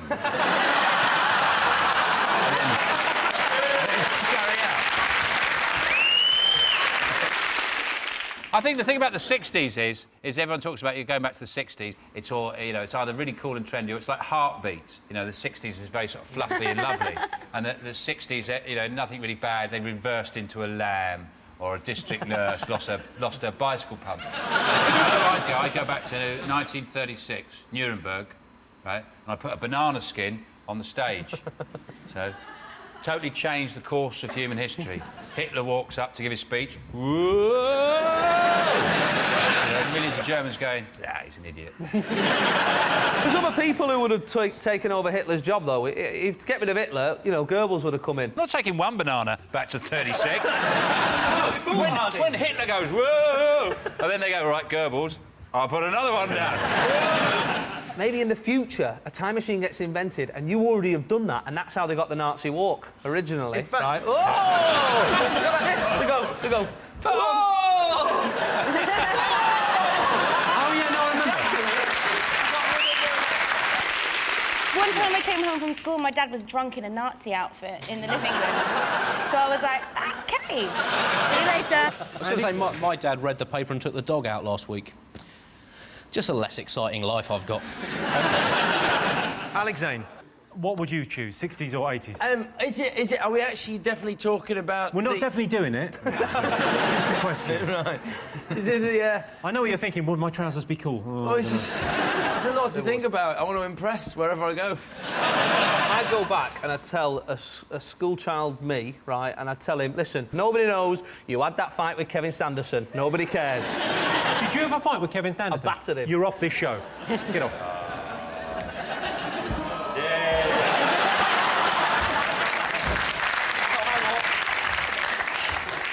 OK, so the question again, more people would rather go back to the 80s than the 60s. True. We're going to go true. You're going true? Different. You're going false? I can tell you the answer is false. Yeah, more people wanted to go back to the 60s. If I could time travel, I'd go back to 2008, when I was a humble TV presenter, before the war, before the machines, before I got it together with Sarah Connor.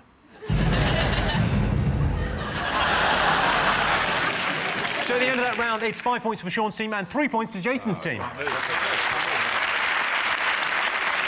the winner is the name of our final round. Here is your first one. Most embarrassing thing about parents. Having them. What's the most embarrassing thing they've done? I think it was like my 5th birthday. My dad locked all of us into a garden shed and then put the werewolf outfit from Bark at the Moon on and ran around the shed, and all the kids cried and went home. My dad makes tea every night. It's another vintage anecdote from the Zoltzman household. The most embarrassing thing my dad does is in restaurants with that chip and pin machine. What he does when it comes over, he likes to go, oh, yeah, all right. Hello? Hello? It's hearing them have sex and seeing a group of strangers standing around the car. I recognise that car. Hang on. My dad's not very embarrassing. The only thing he does is he likes arguing with people. He really likes arguing with people in shops or restaurants. I once had an argument when I was a kid in a fruit and veg shop because the way the bloke put the celery into the bag. And he shoved it in. You know, you'd shove it in from the bottom, from like the root of the celery, put it in like that. The bloke put it in that way. My dad said, well, it's ruined now, isn't it? He said, you've ruined it. You've probably bruised some of the apples and things. He said, I'll tell you what you do with your bag of fruit and veg. He just tipped it all out over the floor. I went, there you go. What do you think of that? And just walked out. And then, of course, we all got scurvy. Is it your mum getting angry about the amount of times you use a door in a day? There's like a cut-off point with mums where there's like, you're not allowed to use the door. They don't tell you how many times you're allowed to use the door. But at some point in the day, you'll have used it too many times. You'll just hear, right, that's it now. You're either in or you're out. Is it tasting music? That is the correct answer. The most embarrassing thing about parents is their taste in music. My mum's got a finger on the pulse. Dad keeps on having heart attacks. OK, Britain's top fear. Is it the internet breaking and us all after doing a bit of work? There'll be no Wikipedia, no Facebook, no sexymilfs.com. Is it Finding yourself sitting in a comfy armchair, your partner to one side of you, and then suddenly Jeremy Kyle's there asking you a question. I think people are most afraid of spiders. Is the correct answer. Is it? Yeah. Yes, correct answer. Yes, Britain's top fear is spiders. Don't worry about spiders. What's the worst that could happen? You could swallow one. Not a problem. Swallow a bird. I know it sounds absurd, but then you could swallow a cat. Fancy that? Well, that sound tells me it's the end of the round and the end of the show, which means the final scores are Sean, Alex and Stuart have 6 points, Jason, Kelly and Andy have 4 points. Thanks to all our panellists, our wonderful studio audience, and to all of you watching at home. That's it from us. Good night.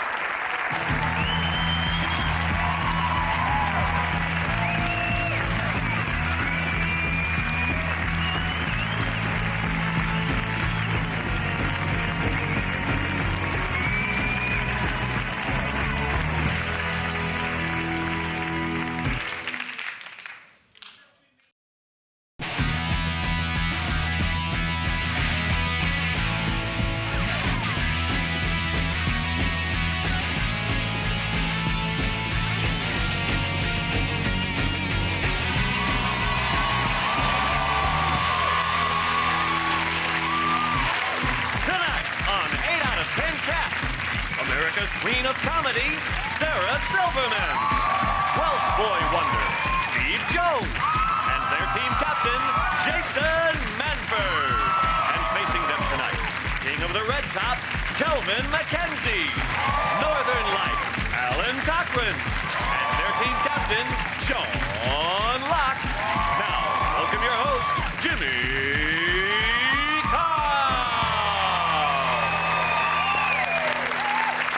Hello and welcome to 8 out of 10 Cats, a show about opinion polls, surveys and statistics. Did you know, for example, 37% of bingo winners don't tell their other halves about their windfall? And that's because their husbands are dead.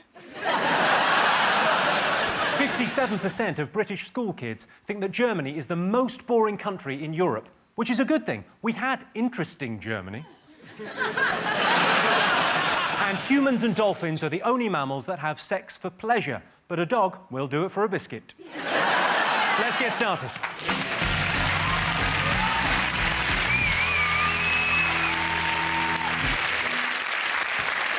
What are you talking about? That's the name of our first round. We've teamed up with a leading polling organisation and they've asked the British nation what stories they've been discussing this week. It's our panellists' job to guess the British public's top 5 most talked about talking points. Jason, Steve, Sarah. Super Gordon Brown. Flash Gordon. Yeah. A one-eyed genius. One-eyed genius. He sorted the country out. He sorted the world out. You know that there's this thing about a baby boom going on. That during the credit crunch, people are staying in more and having kids. And me and my wife, well, we're not married, but I call her wife because girlfriend sounds too insignificant. Partner I don't like, and lodger she hates. So...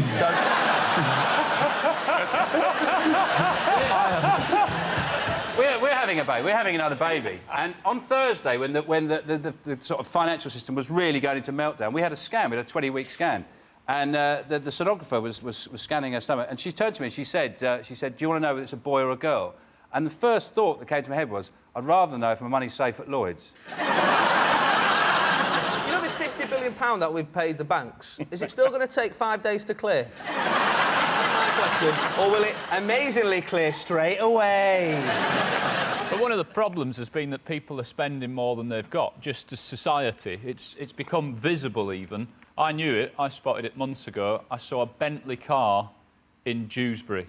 Now, that's a £200,000 car, and Dewsbury itself is only worth £180,000. Can I ask a question? Yes. I don't know that much about it. I know Iceland are involved somewhere. Does that mean there's any chance of Kerry Katona losing her Iceland contract? Because she is the reason I and druggy mums go to Iceland. Can anyone answer that? The confusing thing about it is Iceland, the country, do actually own Iceland, the business. No way. They definitely do. I'd like to see the new strapline, like, Mum's gone to Iceland to get our money back. In the 70s, there was a war over cod.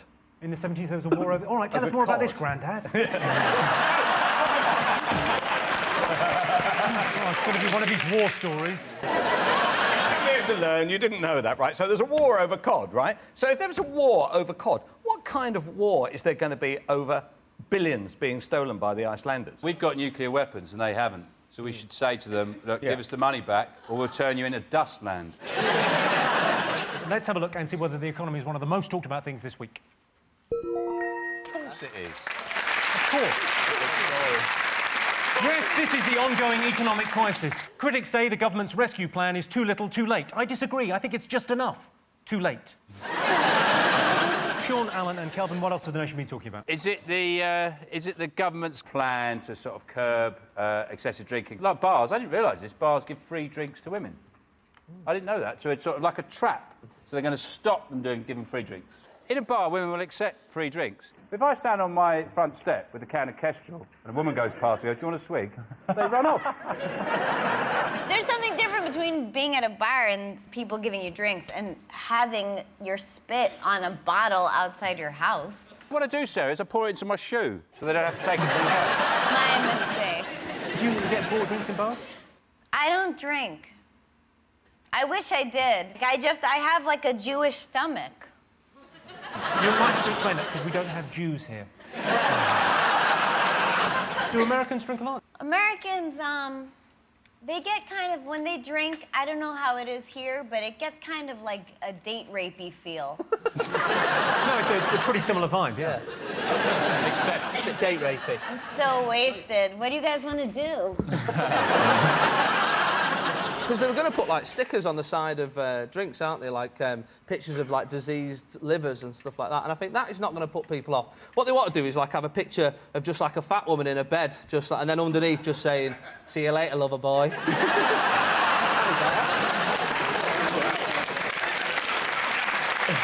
OK, I can tell you binge drinking is not one of the most talked about things this week.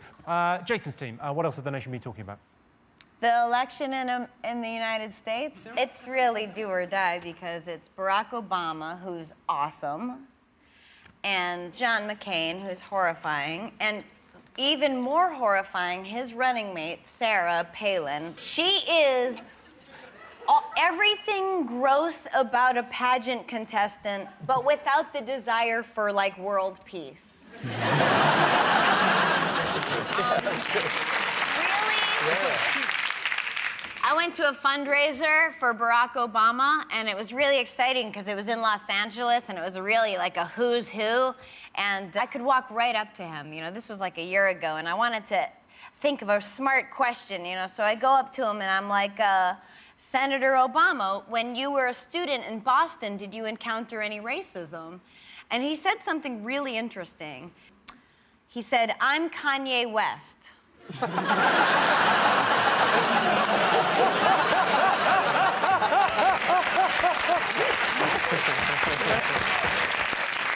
did that amazing YouTube thing for Barack Obama in Florida. Monkey's Point. Oh, I'm just sort of... I'm sorry, what? You were complimenting me. That's all right. So I point and I get that. Cool. No, I'm sorry. Amazing video.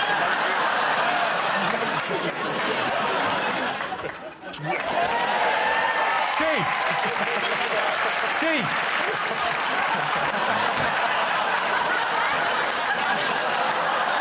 Come on, Steve, come on.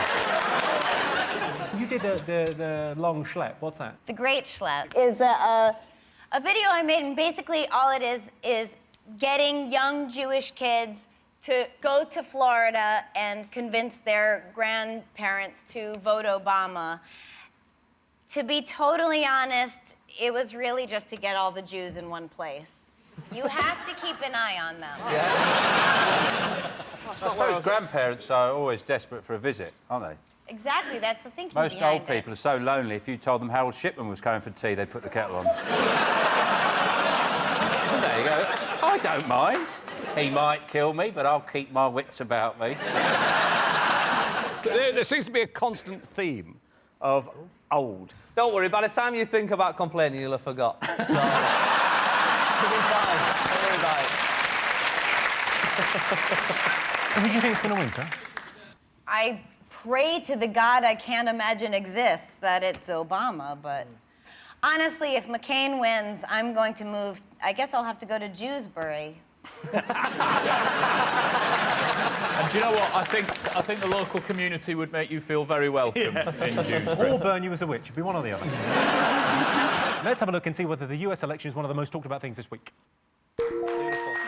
Yes, it is. Yes, yet again.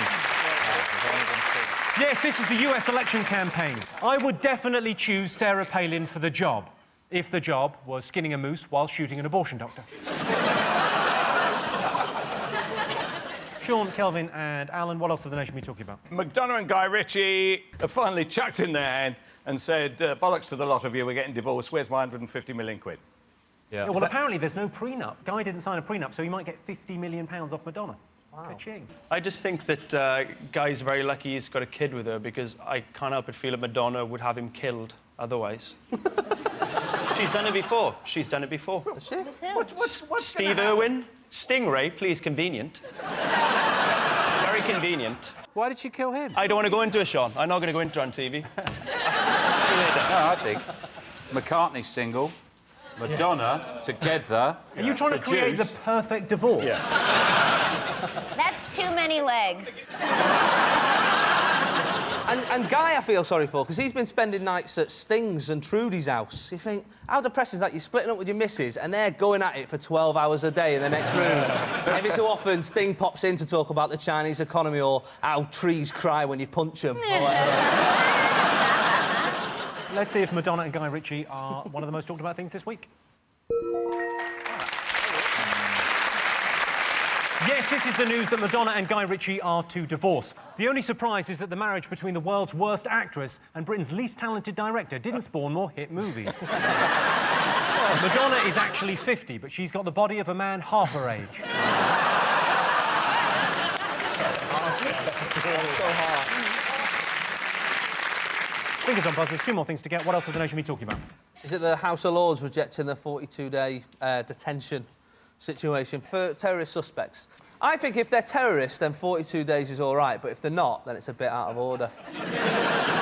Wise words. That's my opinion. You need 42 days to torture someone? My mother can do it in 8 minutes. Maybe she should have a little wander down to Guantanamo. It doesn't take 42 days. If I was in there, I'd go, right, are you a terrorist? No. Are you sure? Yeah, all right, forget it then, forget it. God, I hate the West, don't you? Yeah. Ah, got ya! Okay, well, let's have a look and see whether the 42-day detention plan is one of the most talked about things this week. Of course it is. OK, one more thing to get. Fingers on buzzers.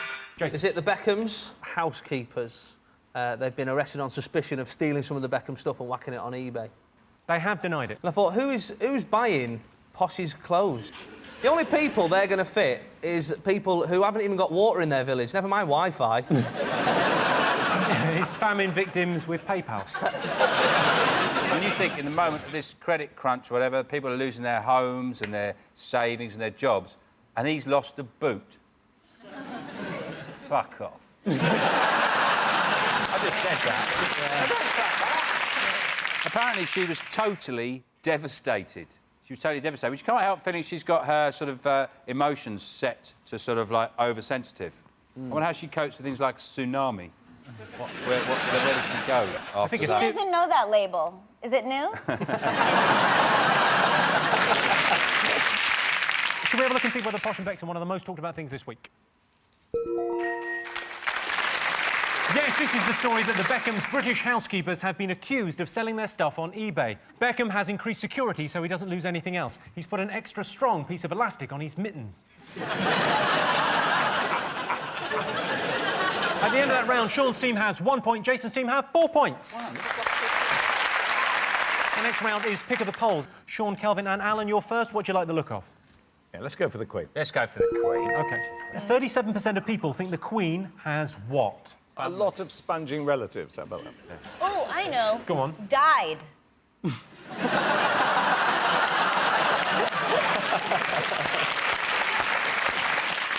I know what it is. The Queen has white finger. You know that sort of problem you get from too much drilling? You get white finger, your finger shakes, it's like that, it's always shaking. It can really hurt after a few years. She's been on the Kango in her spare time. She has a big concrete wall built, she just... Another sun. Hidden. A secret sun, yeah.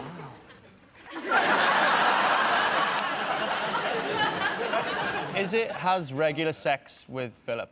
I'm going to give you that. That is near enough. But in fact, 37% of British people think the Queen has the odd quickie.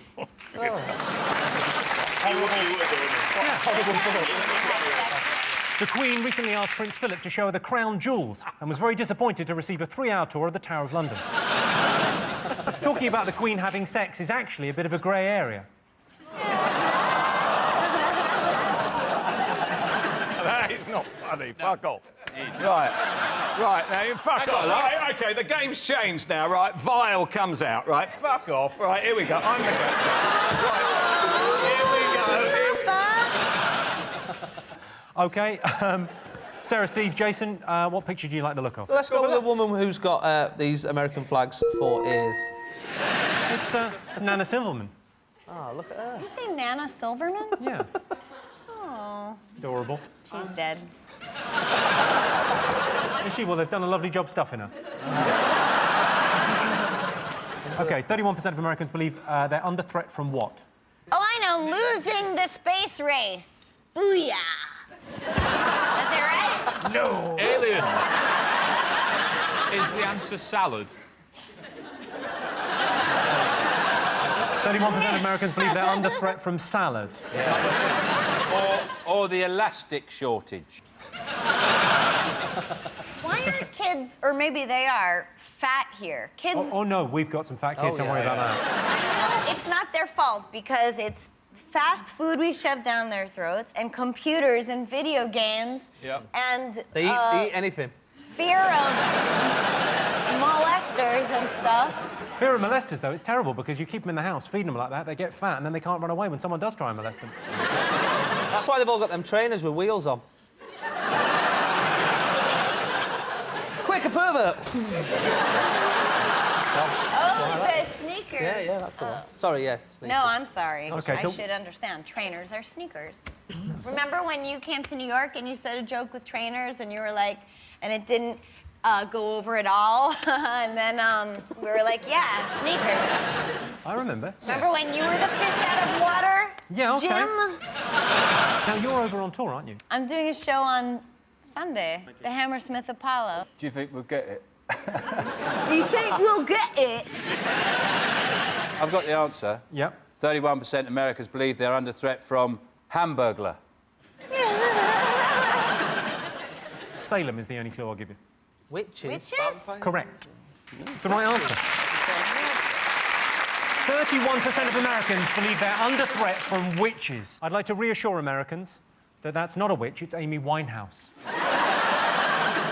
So at the end of that round, I can tell you that Sean, Kelvin and Alan have 1 point. Jason, Sarah and Steve have 6 points. Oh, my God.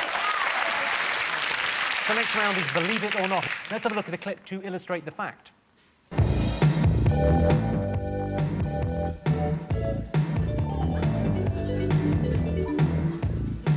This is possibly the most familiar movement that most couples know, right? Of course. It is a forward and backward tilting of the pelvis. Just start out by doing the jump. With practice, you can begin improvising, changing the amount of bend in the knees and letting the arms roam about on each other as you like, or she allows. You can use cheek to cheek at this point and full body contact. And remember, relax and have fun.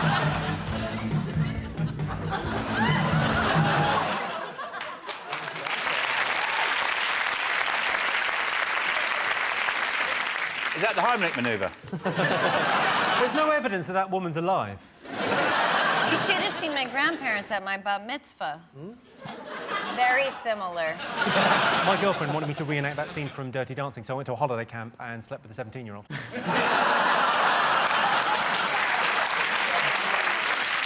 Your related question. 8% of men have secretly used dancer-sized videos to keep themselves in shape. True or false?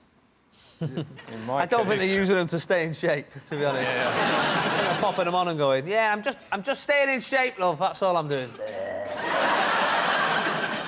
Sarah, are you attracted to a man that can dance? I like a manly man, but I like a man who will let himself be vulnerable enough to try dancing. There's 6 blokes here. Let's see, chair dancing, right? Who's got the best moves for Sarah and see which one turns her on. Yeah, let's definitely start with you. Let's start with... OK. Yeah.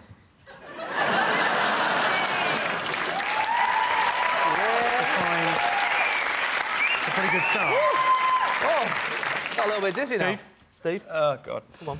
I'm going to take a old school... Oh, no. Sarah's close. Yeah. Oh, sorry, I thought you were rubbing a cat. Is this... Your turn. There he goes. You're quite high in the air.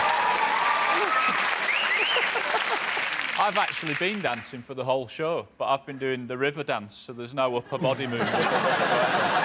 The whole show I've been dancing away happily. While you lot have been playing your panel game, I've been throwing fucking shapes under here. There is a version of this show that goes out in Ireland, which is just Alan's feet. Very popular it is too, but if you want some upper body stuff, what about that? You realise whoever wins this, you have to fart? Yeah, here we go. Now the high point, ladies and gentlemen, what you've all been waiting for. It's just a bit of that. Oh, nice. Not too much, you know. Oh, keep those orderlies away, they're stealing my stuff. Well, I like to take things slowly, so usually what I do is I start off with...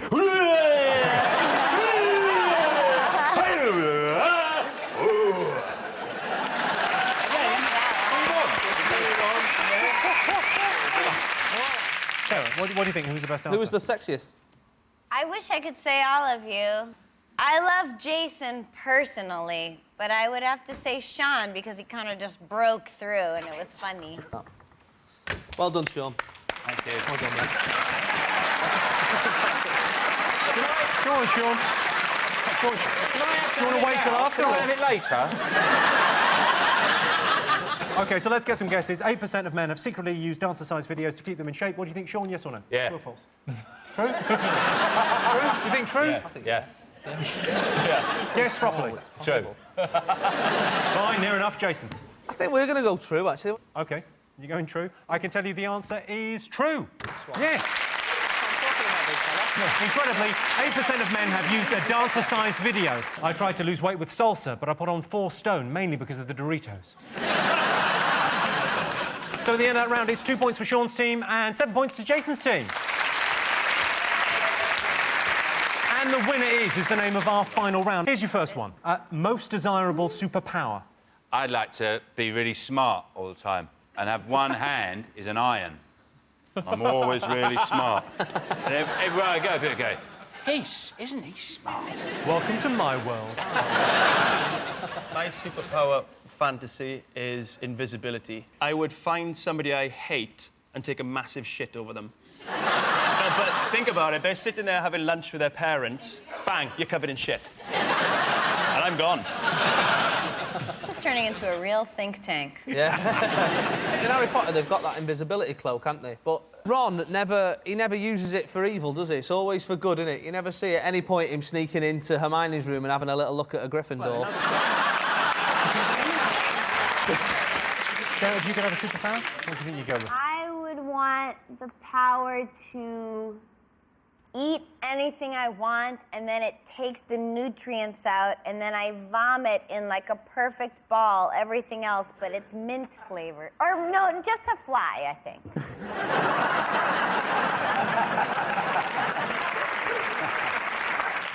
I'll put you down for both. Okay.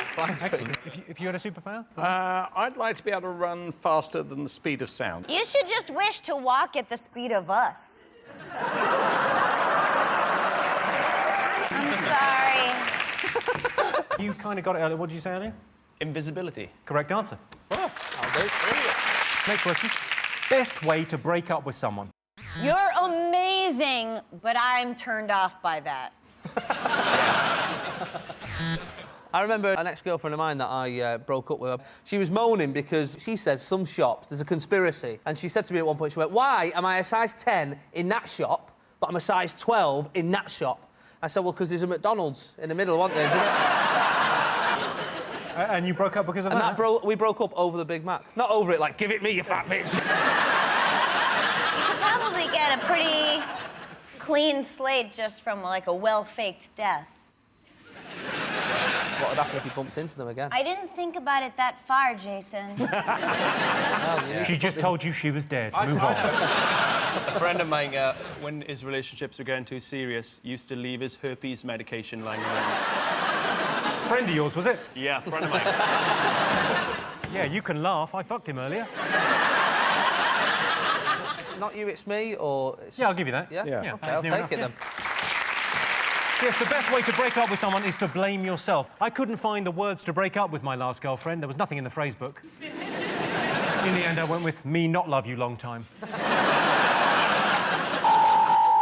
Well, that sound tells me it's the end of the round and the end of the show, which means the final scores are Sean, Kelvin and Alan have 2 points. Jason, Sarah and Steve are the winners with 9 points. Thanks to all our panellists, our wonderful studio audience, and all of you watching at home. That's it from us. Good night.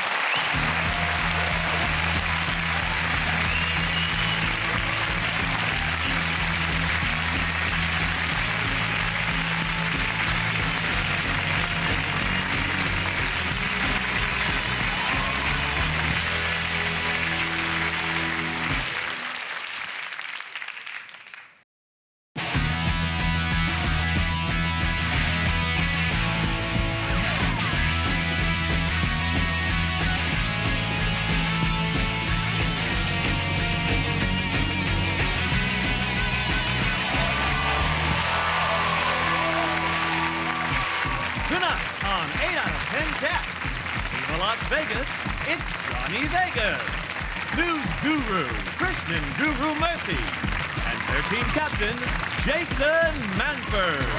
And facing them tonight, in the thick of it, Chris Addison. She's 10 years younger, it's Nikki Hamilton-Jones. And their team captain, Sean Locke. Now, welcome your host, Jimmy Carr. Hello and welcome to 8 out of 10 Cats, a show about opinion polls, surveys and statistics.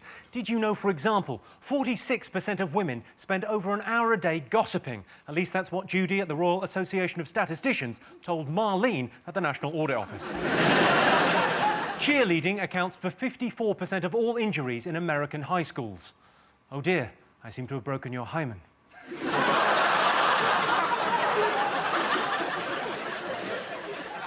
And the average person loses 50% of their taste buds by the time they're 60, so it is okay for your nana to live on cat food. Let's get started.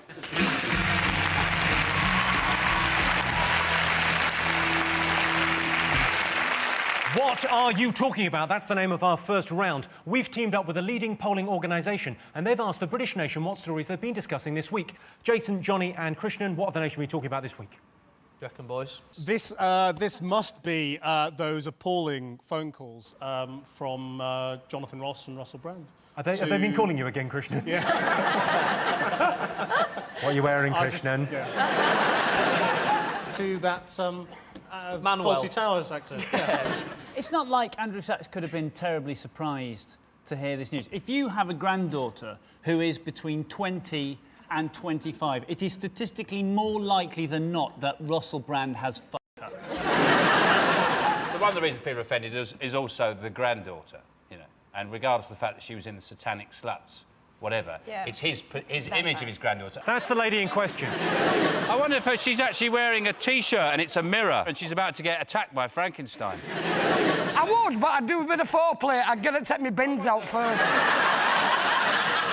What I found quite interesting about it was how did he know that she was Andrew Sachs's granddaughter? I've never had sex with anybody and during the act have gone, so what's your granddad do for a living? Oh, hey. Oh, bloody hell, because you don't look like him.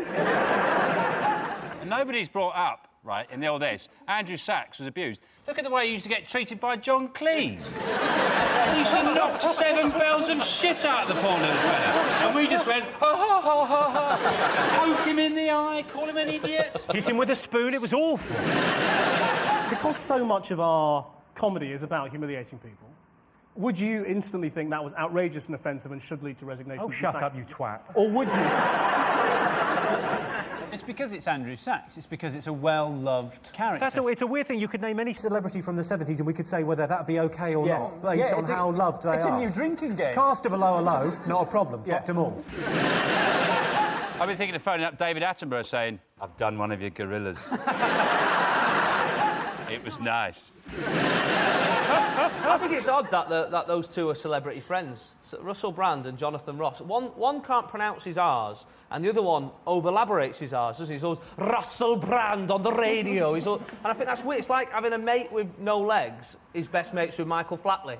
You know? All right, stop rubbing it in, mate. I think maybe what they should do is say sorry and both of them get their hair cut. Go on, get your haircuts. Anyway, smart yourself up. You long-haired layabouts. Let's see if these prank phone calls are one of the most talked about things this week. Yes, the most talked about thing this week. This is the story of Jonathan Ross and Russell Brand's prank calls to Andrew Sachs. It's really difficult for Jonathan Ross to say sorry. It's also difficult for him to say around the rugged rascal brand. OK, Sean, Nikki, Chris, what else have the nation been talking about this week? They've been talking about Prince Harry and his desire to fly a helicopter. Yes. He's sort of chosen he wants to fly helicopters. In a way, the royals, they just do what they want. In a way, their life is like just one long episode of Jim Will Fix It. It's a £46 million helicopter. Yeah, the Apaches, right? It loses about £6 million once you fly it off the forecourt. But it's a £46 million, and they're going to train a boy who had to cheat to get a C in GCSE art to fly it. Yeah. He probably couldn't draw one, could he? I think you should do something less predictable, though, right? And that's always the armed forces. I think you should do something like become a fireman or like a clamper. £60 fine, but I was clamped by Prince Harry. I can tell you that Prince Harry is not one of the most talked about things this week. Really? Yeah, no, it has been in the news. This is the story that Prince Harry wants to train as an Apache helicopter pilot. Prince William was at the centre of a controversy earlier this year when he parked his chopper in Kate Middleton's back garden. Ah, young love. Right. Jason, Christian, Johnny, what else have the nation been talking about this week? Is it these extreme marathon people who suffered extreme weather? You know? What was that, Christian? I can't bear this story. I had to do it on Sunday night, you know. Yeah? Well, it's your job reading the news. We all read the papers because we enjoy them. I can't bear this story. I had to read out what happened. Oh, they're running and then it rained. I hate it. Jon Snow gets all the good stories. I hate it! You hear mountain marathon and you think, oh, you know, it's a bunch of athletes running up a hill. It's a bunch of old people hobbling up mountains. And then when we did the stories about how they were all washed away and didn't know what they were doing and got lost, they then got angry with us and saying, oh, no, you were making it up and we were all fine. And these stupid people, I just want to say to them, don't waste my time. I have had it with your stupid antics. The next time there's a weather storm, just don't call us. Fair enough, yeah. That seems reasonable. Can I just take a quick opportunity? I'd like to apologise on behalf of Channel 4 for any offence caused. I could give you this opportunity to resign. Would you like to resign? It's all the rage in the media. Go on, resign. A bunch of very healthy people who can have whatever operation they want from the NHS, right, decide to go out and fucking try and kill themselves and cost us thousands of pounds in helicopter rescues and everything. I've had to drop 4 stone to get a new hip. Not by going up a mountain, I do it now. Just by cutting out pastry. You managed to drop 4 stone by cutting out pastry. How much pastry were you eating? I slept on a pastry bed. And I ate it every night. I went to bed in a big pie. I woke up in tears. Yeah, I wept gravy. You know. I know the petty. It doesn't sound that far-fetched. I can see your head poking out of a pie. Like you're in a jacuzzi. Nicky, do you think he looks 10 years younger? Oh, look at Nicky. Nicky has no interest in me. Looking good, Johnny. Your arms are really thin. I've got a question for you, Nicky. I've been trying to get my wife to take part in your show, right, 10 years younger. Is it wrong that she's 22? Yeah. You wanted to look too. Is that what you say? No. 20 years younger. 12. That'd be sick. I think that's sick. I'm just curious. I think... Unfortunately, if the Channel 4 bosses are watching, I don't think we found Carol Vorderman's replacement. Just to go back to this original mountain marathon, I think that mountain rescue sort of enjoy it, to be honest, because they're not a proper emergency service, are they? Like, I will, you know, I hate to say it, I will never need mountain rescue. I will never need them, I promise you. Ladbrokes, if you're watching, 40 quid. I'm only saying it because I'm a friend. I'll never need them. I'll never need the Coast Guard either. I'll never need the Coast... My emergency service, police, ambulance, fire engine, AA, Domino's. They're not proper. I would like to apologise on behalf of Channel 4 for any offence caused to mountain rescue. Jason would like to resign. OK, let's see whether this extreme marathon is one of the most talked about things this week. Yes, this is the story. Organisers of an extreme marathon face criticism for going ahead despite bad weather. With 100-mile-an-hour winds, horizontal rain and competitors suffering broken bones and hypothermia, it's thought that this year's event was the funniest there's ever been.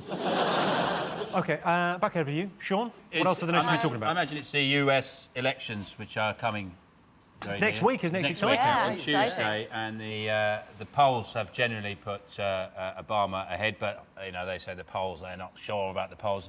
John McCain has said he's gathering up. I'm not sure if he really wants to win, to be honest. You know, he's 72, right?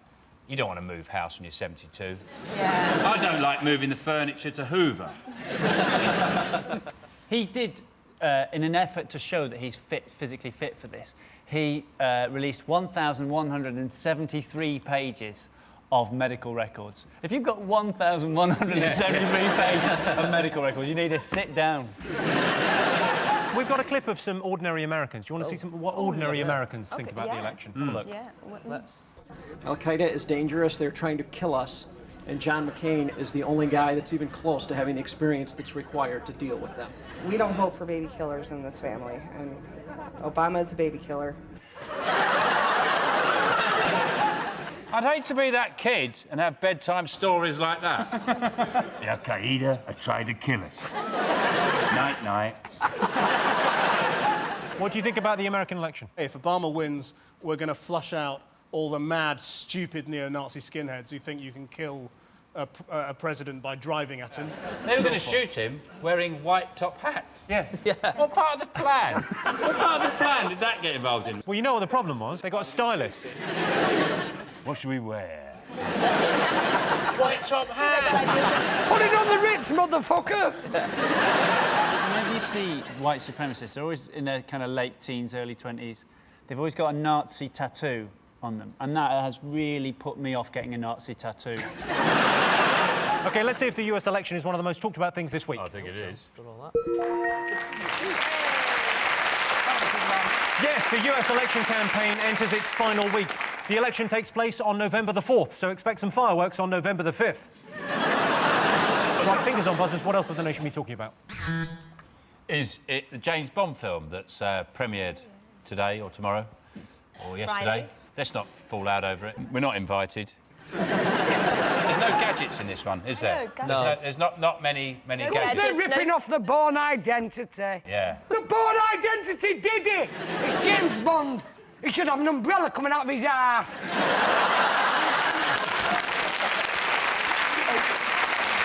Sickening. Nikki, are you looking forward to the Bond movie? Yeah, I am. I mean, I'm not a big Daniel Craig fan. You're not? No, I think Bonds just shouldn't be blonde. You shouldn't be blonde? I see Bonds as being a bit more dark-haired and a bit more rugged. A bit more dark-haired, a bit more rugged? Yeah. But Daniel Craig's from Liverpool. Well, he grew up on the Wirral, didn't he? I think, and he's lost that accent. Don't you think that would make a better Bond? The name's Bond! James Bond! Fucking smear off ice, you prick!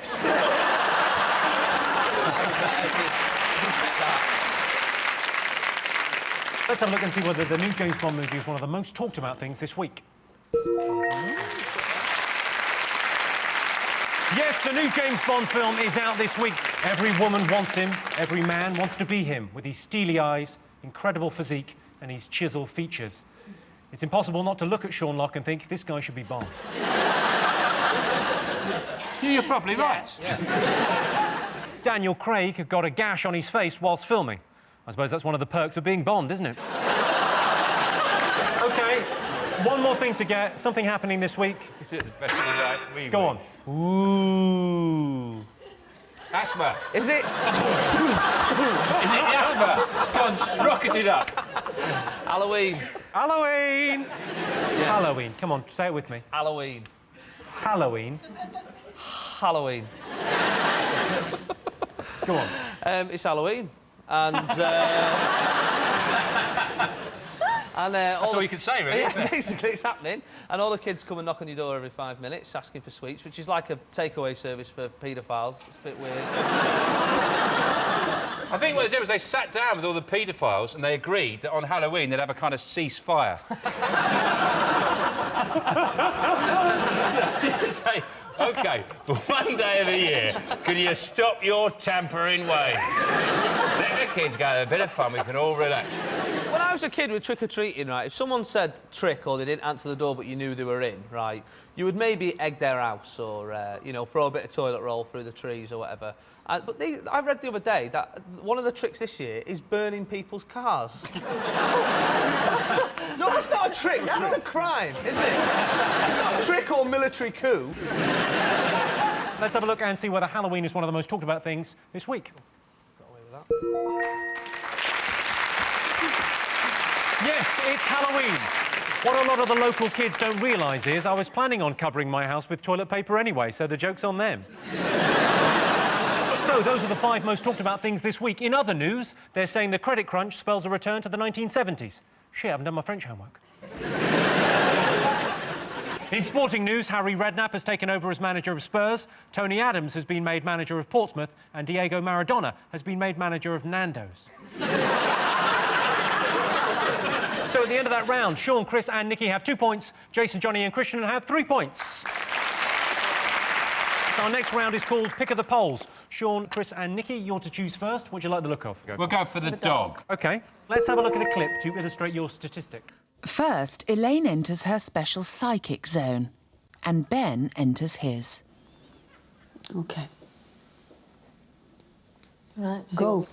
Ben, are you happy with what we're doing for you now, sweetheart, to help you? Would you still like me to continue with the Reiki? Yes, I like Reiki. It's really good what you're doing.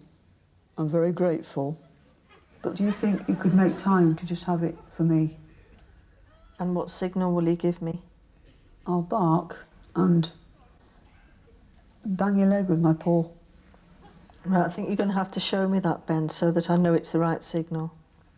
I'm just nice and relaxed at the moment. I'll show it you later. Oh, and by the way, I love you. Oh, thanks, Ben. You've done it again. Amazing. Easiest job in the world, isn't it? Pretend to be able to be a dog. Yeah, like with its owner asking you questions like, what do you like? I like going for a walk and licking my own bollocks and... OK. 25% of dogs have had alternative therapies, true or false? What was that? Was Reiki she was doing, was that it? was Reiki, yeah. She's telling the owner what the dog needs. The owner is telling her through the incredible power of being mental. What the dog is thinking. I mean mental as in she's got a mental connection with... Yes. I'm not suggesting the woman is mental. When you get a dog outfit and you just come in and sit there and read a paper in front of your dog, it freaks them out. You do all the like human things, but just dressed as a dog and go, well, just do very banal human things in front of the dog dressed as a dog, and it drives him mad. I think, Johnny, though, I think you'll start a craze. Invest in dog suits. I zip off the dog suit and do like 500,000 years of evolution and become a man. Like Men that. didn't actually evolve from dogs. That's not a thing. We've evolving to... Do you know what? 5 stages of evolution, and the one thing they're missing off the beginning is a poodle. It's dog, Neanderthal man, sort of Cro-Magnon man. What did then there's like a chicken, and then it goes on. It's Johnny's map of evolution. For about 6 months, we were a chicken! 25% of dogs have had alternative therapies, true or false? What do you think, Sean? I don't think anyone would do that. I think it's false. But dog whispering's alternative, right? So I think it could be true. Do you know, I do a bit of dog whispering. I do a bit of whispering. Sit down! Sit! That's spitting, darling. Oh, sorry. What do you think, true or false? False. You're going false? All right, you guys, what do you think? True or false? I just think, what are you stressed about? I've never seen a dog that stresses. Every day is the happiest day of its life, isn't it? It just wakes up like, oh, I'm awake! Woo! It's true. You think true? Well, we're going to go with Johnny Vegas. OK, so you're going true. I can tell you the answer is true. Yes. 25% of dogs have had alternative therapies. OK, Jason, your team to choose. What do you want to go for? We've got this fat person. I prefer the term colleague. Let's go with fat. We know fat. If it's one thing this team knows, it's fat. OK. You've chosen the fat man. That is a picture of the world's largest man who got married this week, OK? We polled the audience and asked them, if your partner became morbidly obese, would you leave them? Well, they couldn't follow you, could they? I mean, you could basically pack your bag while they're sat there. You couldn't wait until they go out. You just walk around going, go on, try and grab my leg as I go past you. If you've married this bloke, and, you know, obviously stage one is when you had to have your wedding photos done on Google Earth. You know, I think we've got a problem here, love.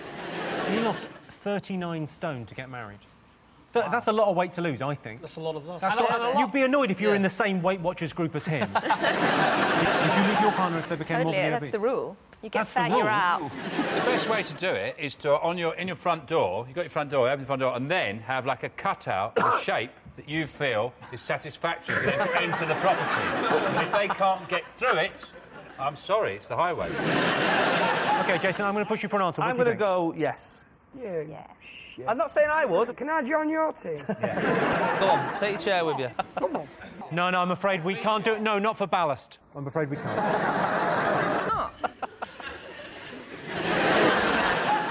Hello, how are you, Johnny? It's good over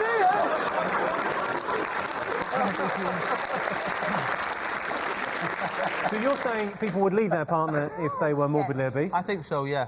OK, and you're saying, Sean? No, I think people wouldn't. OK, well, I can tell you, Sean, you're absolutely right. Our studio audience said no, they wouldn't leave their partner if they became morbidly obese. So an incredibly fat man has tied the knot. He's the world's fattest bridegroom, and she's the world's flattest bride. So at the end of that round, I can tell you it's 3 points for Sean's new team and 4 points for Jason's new team. And the winner is the name of our final round. Here's your first one.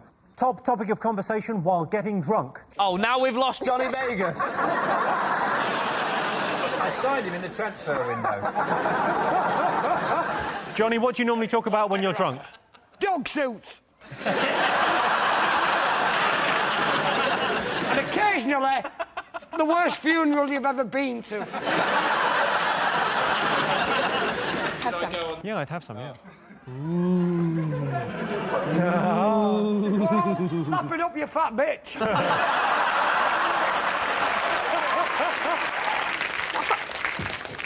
Yeah, I don't That's know. the widget. Got the widget. Get out. No, it's a diseased testicle. I operated on myself during the show. Is the conversation I'm all right to go on this morning? I can't stand... I've tasted it a couple of times, but lager. I remember my mates going, no, of course you don't like it. Nobody likes it first. You've got to learn to like it. And I'm like, no, I don't. Yeah, I didn't have to learn to like anything else that I like. Like Jaffa Cakes, bang, first time. I saw the packet and knew I was going to like them. It's probably sport, isn't it? Something like sport. That is the right answer. Oh, well done. Is it? Yes, the top topic of conversation whilst drunk is sport. When I stumble in drunk and leering after a night on the town, my girlfriend knows there's only one thing I want, my second Bacardi Breezer. OK, most popular gadget for women? Etch-a-sketch. Everyone loves an Etch-a-sketch. Is it the Sky Plus box that doesn't record any of the Brucey bits in Strictly Come Dancing? Brucey on that. I'd like to think... Because at some stage he's going to die live on a Saturday night. I like that. Resign. I'd like to resign. I'm an admirer of Bruce Forsyth. He's a beloved character, and I'd like to resign. I know what it would be. It'd be a toaster. You put in bread, shoes come up. Have a go at them. Oh, worse. Great idea. What am I like? No, I think it is. I think it's an iron with a telly in it.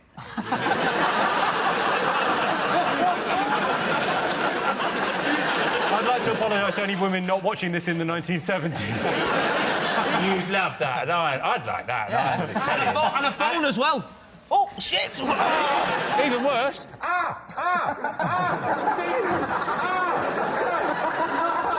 Bloody got a phone abroad.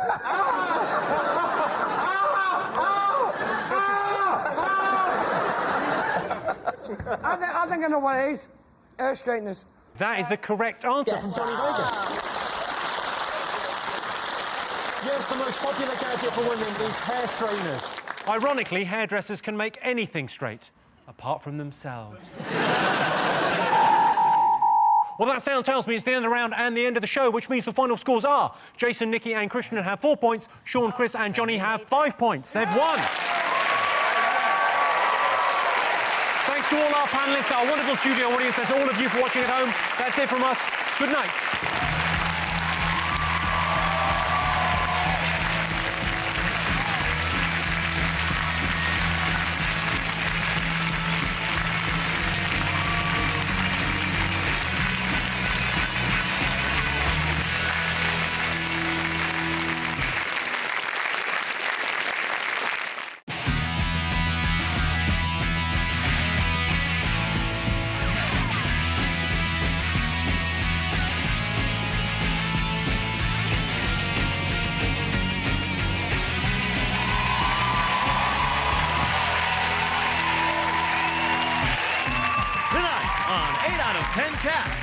It's not Gavin or Stacy, it's James Corden. He's big down under, Jim Jeffries, and their team captain, Sean Locke. And facing them tonight, TV's most dangerous critic, Charlie Brooker. She's got balls of steel, Olivia Lee. And their team captain, Jason Manford. Now, welcome your host, Jimmy Carr. Hello and welcome to 8 out of 10 Cats, a show about opinion polls, surveys and statistics. Did you know, for example, there are 759 pubs in Britain called the Red Lion? My favourite is the Red Lion.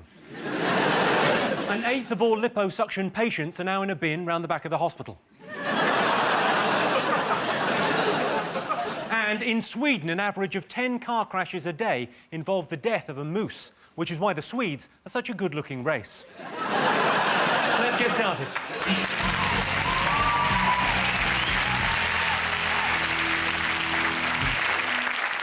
What are you talking about? That's the name of our first round. We've teamed up with a leading polling organisation and they've asked the British nation what stories they've been discussing this week. Sean, Jim, James, what have the nation been talking about? Is it the tragic tale of the Madonna and Guy Ritchie divorce? Were you just wiping away a tear? Yeah, a tear. It's turned out to be quite acrimonious. She said she came out and said that he always belittle her in front of people. Last night, she played to 28,000 people in Vancouver and called him a retard. No, emotionally retarded. An emotional retard. Right, that's 28,000 people and like a few mates down the pub, just because she probably said, I'm an actress, and they all just pissed themselves laughing. Part of the problem is her cabal of faith. Like, in their house, she's banned Christmas. I was thinking, she's called Madonna, right? That's like Captain Birdseye banning fish. I don't understand the bitterness that people were displaying. Like, everybody's rubbing their hands together with glee because they're splitting up. Oh, look at them, they enjoyed 7 years of marriage, the failures. All the relationships I've had only last as long as it takes us to pass a reasonable-looking or even just clean man on the street, and then they're off clawing desperately at his back. So I just find it kind of sad. Well, don't go out with cats. You perverts. Are you a fan of his work, the Guy Ritchie? Yeah, I just find it odd that every Guy Ritchie film that comes out has on the poster Ritchie back to his best, which, you know, was just sort of above average. In the new film, it's all like, what is it about to be a rock and roller? I don't shiver git. It bothers me that she's a mum, and if you look at all her recent videos, she's always in knickers, and we get it, OK, you work out, you've got a good body, Pants, put a little skirt on, perhaps. A pair of shorts. I think for her age, she still looks quite fit. She is 80, isn't she? I think she should come on in an orange. Just her little hands and arms, like a promotion. You know, like when they promote a new drink, and someone dresses up as an orange? Yeah. Why doesn't she have a bit of fun, have a laugh with it now? Yeah. Madonna's orange tour, she just comes out in an orange. Rolls around the stage. For the encore, she comes out as like a hot dog. Yeah. Voguing in it. Yeah. A banana, a face in a banana. OK, let's see if Madonna and Guy Ritchie are one of the most talked about things this week. This is the continuing story of Madonna and Guy Ritchie's divorce. They used to have great nights out down the pub. Old, peculiar, bitter. Just 3 reasons why he chose to divorce her. OK, Jason, Olivia and Charlie, what else have the nation been talking about this week? Is it the government releasing these UFO files or Operation Keep Everyone's Mind Off the Economy? Apparently, we're being visited by 11,000 UFOs or something. Only 5% are actually unidentified flying objects. The rest are like planes and stuff like that. And I think they can be sort of whittled down to 5% of people are mental. Yeah. There was one bloke who spotted a UFO land on a bypass in Somerset, right? It landed. 2 figures got out, dressed in black, and one of them checked the engine. Who is flying at light speeds to get here? One of them's gone, oh, cam belt's gone. People never spot these things in, like, London. Yeah. Or Paris or anywhere where people are generally looking up at great things. Like, there's always someone looking up at the Eiffel Tower. And there's never been a single thing. It's always like Norwich. The only people they seem to target are people that are a bit weird with really shit camera equipment. I've been abducted by aliens. Yeah. We all Loads of times. I had to take out a restraining order. I put it up on my bedroom door. I heard them come upstairs and go... What happened when you were abducted? They said, do you know, where's Jimmy Carr live? We want to bring him home. Let's have a look and see if UFOs are one of the most talked about things this week. Yes, this week the Ministry of Defence have released files about past UFO sightings. I didn't want to admit I'd seen a UFO in case I was branded a nutter, said one nutter. Sean? Jim, James, what else have the nation been talking about? The American election? This week, Colin Powell came out in support of Barack Obama, didn't he? Which was quite unusual because Barack's a Democrat and Colin's a Republican, so... Sarah Palin, isn't it? That's her name? Yeah, the woman. Yeah. The more right-wing she gets, the more attractive I'm starting to find her. Is that wrong? Like a sexy Hitler. Isn't a sexy Hitler you, Jimmy? I do not really get the joke. Do you really find her attractive, though? No, truly. People say they find her attractive, but I think it would be like sticking your dick into a swirling vortex of hate.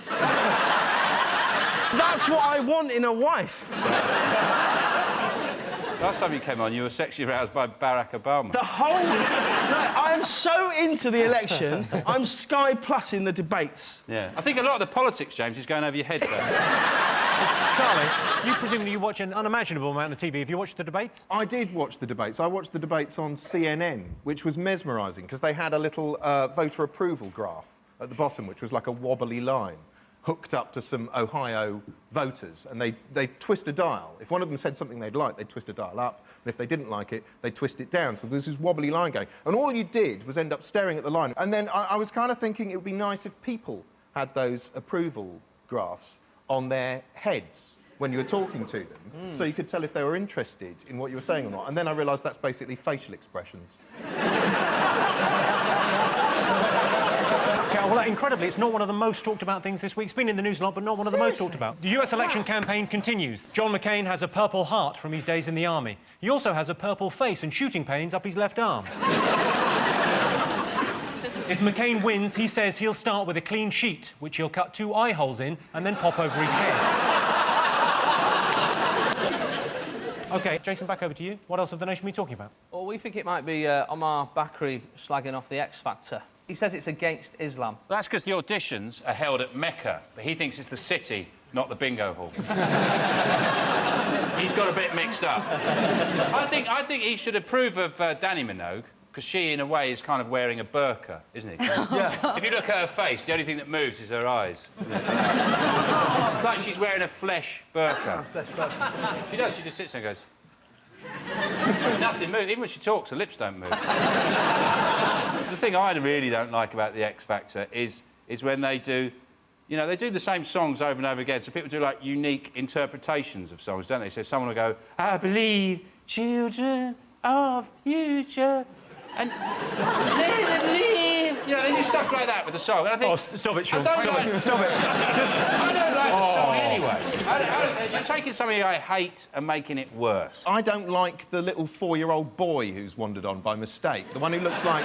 he looks like a fetus. He looks like a fetus of Jamie Oliver. They've been growing in a bag and they've accidentally let him out and now he's singing about his bloody problems. That's what they should do with the X Factor now, because he's put a fatwa on the show, right? So I just say, execute the next person that's voted off, and then we'll just call it quits. Because when they're gone, they're dead to us anyway. If JLS go this Saturday, I won't mind if they're shot. You could have a record contract. You, not great news. Maybe Al-Qaeda have just caught on to the fact that to get any publicity in this country, you have to attach yourself to celebrity. They've realised, they've thought to themselves, well, obviously, that's the only way we're going to get any attention if we have a go at celebrities. I wouldn't be surprised if soon Osama bin Laden is releasing his own fragrance in time for Christmas. It's called, like, Infidel. Infidel. It only comes in 50ml bottles, so you can take it on a plane.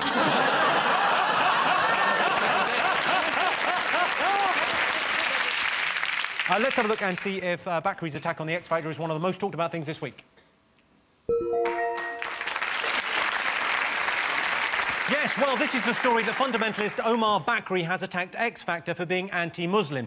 Talent shows have already had a fatwa. Rick Waller, he was a right fatwa.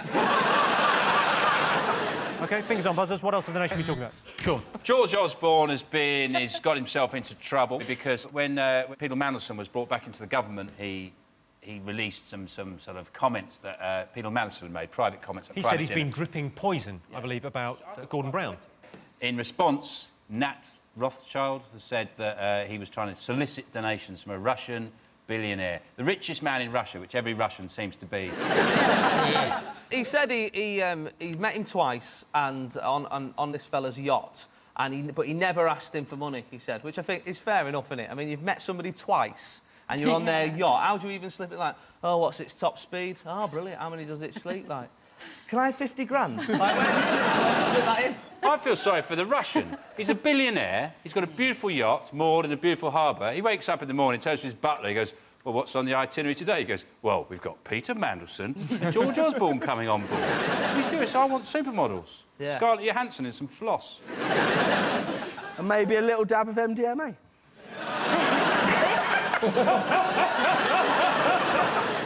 I didn't even know what an oligarch was. I thought it was a sort of sea cow. What is I it? still don't. It's like the body of a lion with a horse's head.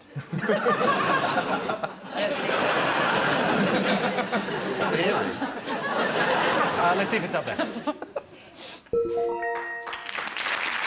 Yes, the most talked about story of the week. Fingers on buzzers, one more to get. What else have the nation been talking about? Jason. Is it the pilot who's been accused of being drunk on the passenger jet and he was taken off by police? I thought I'd love to have been there, because police are always a little bit smart-arsed, aren't they? You know, and they're arresting someone like, step out of the plane, sir. It's your plane, is it? What speed you were doing? 600 mile an hour. Yeah, I know. They're all making a hoo-ha out of it. It's automatic. All he's got to do is press a button. It's as simple as that. Yeah. It's trickier than that. You can't even work straighteners. I did this with straighteners, actually. GHD? Yeah. Yeah, did you get the new ones? The pink ones. The new pink ones are amazing, aren't they? All right, got one. Come on, Jimmy. I think this is a sad story, because you just think to yourself, is there nothing you can drive when you're pissed? Is this what it's come to? You can't drive a car, you can't fly a plane, a boat, a bicycle. I mean, what is there left for us? Well, let's have a look and see whether this pilot is one of the most talked about things this week. Come on, darling.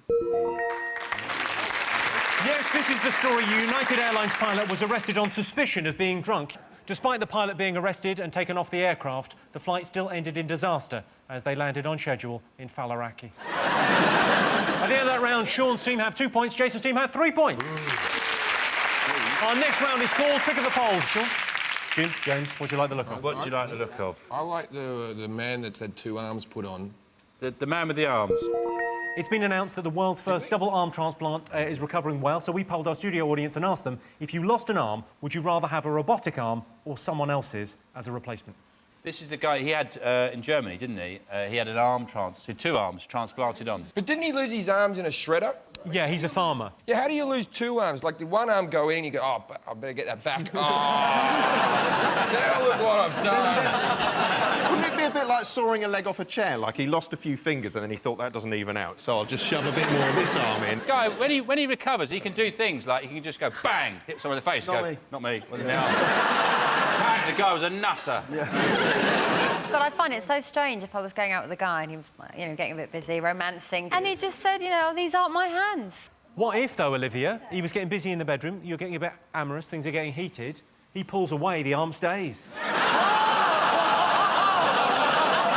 The alternative for this guy, as opposed to getting someone else's arms, robotic arms. If I did get a robot arm, I'd want it not to be just like a claw, like an Abu Hansa. I'd want it to have, like, Swiss Army knife functions. I'd like a bottle opener, a corkscrew. He wants a frying pan there and a whisk.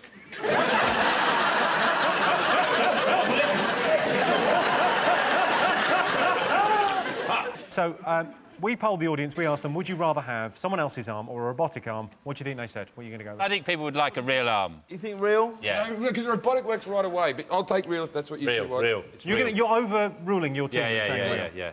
OK, I can tell you 75% of our audience said they wanted a robotic arm. If I lost both my arms, I'd probably just shrug it off.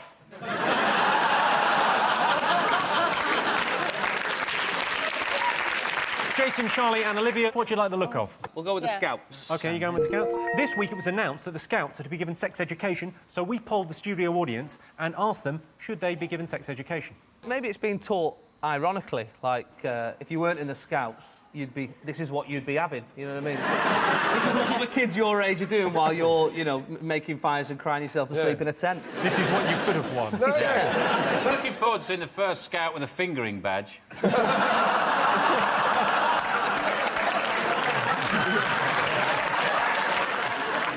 I used to be in the Scouts. In the handbook, they used to say, because Baden-Powell didn't approve of sex, that wasn't what... Baden-Powell's the guy who invented Scouts, in case you're missing it. And he said, if you feel like having sex, put your genitals in cold water and walk it off. And then come to my room? Yeah. OK. We polled the studio audience and asked them, should the Scouts be given sex education?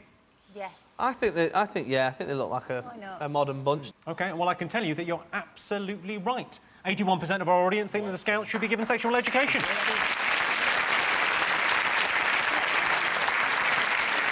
So, Scouts, in summary, a man has a gingang goody watcher and it produces gingang goo.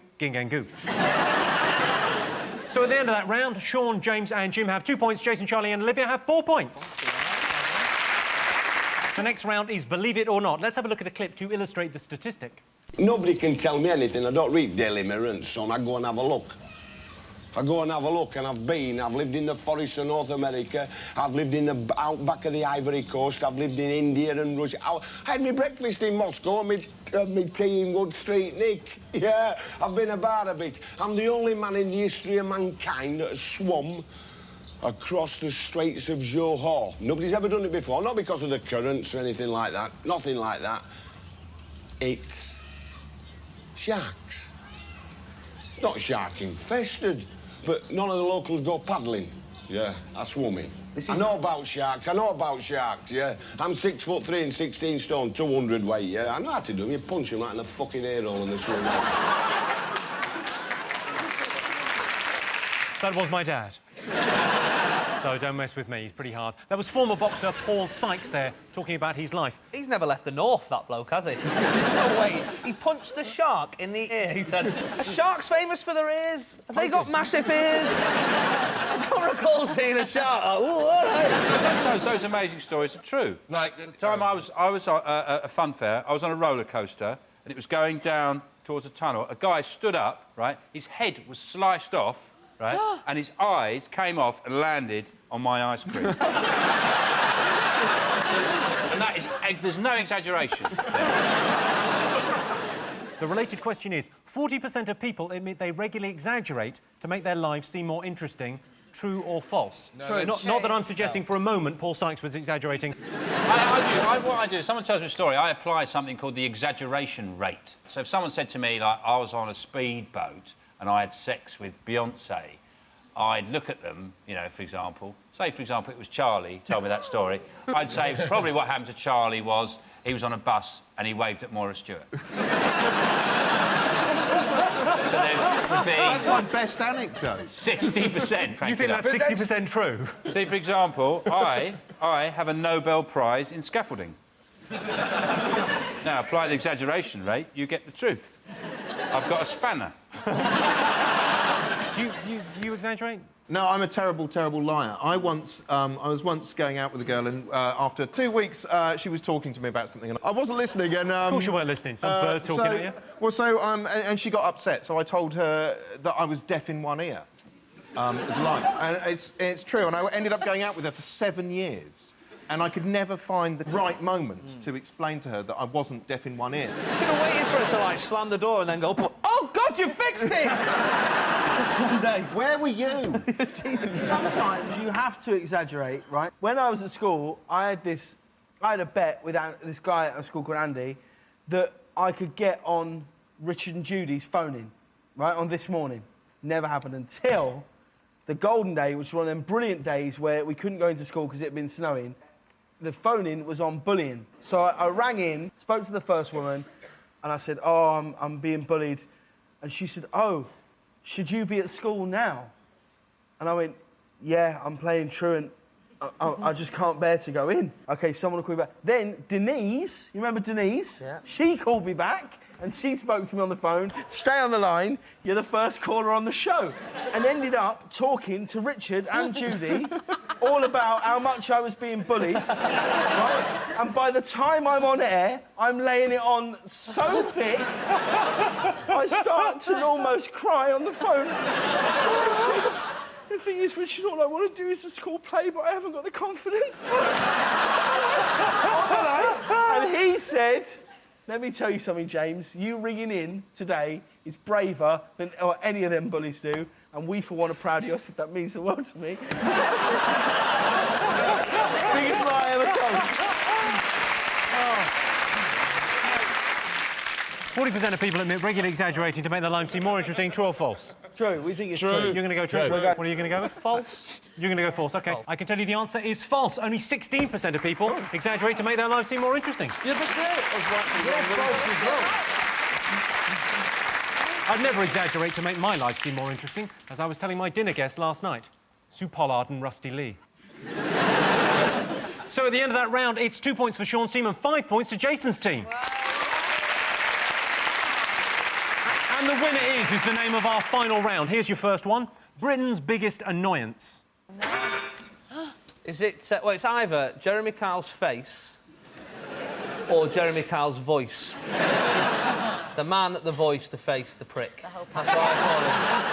What my mum does, which is this, so you talk to me, just say anything, and this is what my mum does. Oh, hello, James, how are you doing? You all right, No, he's incredibly annoying. Could not be more. That's my biggest annoyance, is my mum doing that. So I imagine that's probably Britain's. I tell you what's annoying. That little paperclip bastard who comes up on Microsoft Word. You look like you're writing a letter. Is it Australian immigrants? Well, I'm just hated everywhere I go. That might be more to do with you. Yeah. I think I know the answer. Is it when you're in the bath and the phone goes, and you get out of the bath, and when you get down there, there's always a little pause, and then it starts. Good afternoon. You have won a prize. You're absolutely right. That's the right answer. Yes, Britain's biggest annoyance is cold callers. I got a cold caller yesterday. It was my nan begging me to pay her heating bill. Next question. Most offensive thing on TV? Is it Country File? Is it Super Nanny? Because she can't fly, she hasn't got a cape. If all Superman had was bad diction and a naughty step, I don't think it'd be such a big deal, would it? Acceptable. Acceptable. Oh. I know what you find offensive on TV, because you've told me it's those Nazi documentaries when they show all the camps, because you were telling me about how it's all faked. And you had all those pamphlets you were giving me and all those links to websites where like-minded individuals discuss it. Yeah. He's always on about it, isn't he? Yeah. Fighting and punching. I'll give you that. It's violence on TV. It's the most offensive thing. Third on the list was sex. Well, if you don't like sex on TV, you could always turn over, do it on the minibar. Well, that sound tells me it's the end of the round and the end of the show, which means the final scores are Sean, James and Jim have 3 points. Jason, Charlie and Olivia are the winners with 6 points. Thanks to all our panellists, our wonderful studio audience, and to all of you for watching at home. That's it from us. Good night.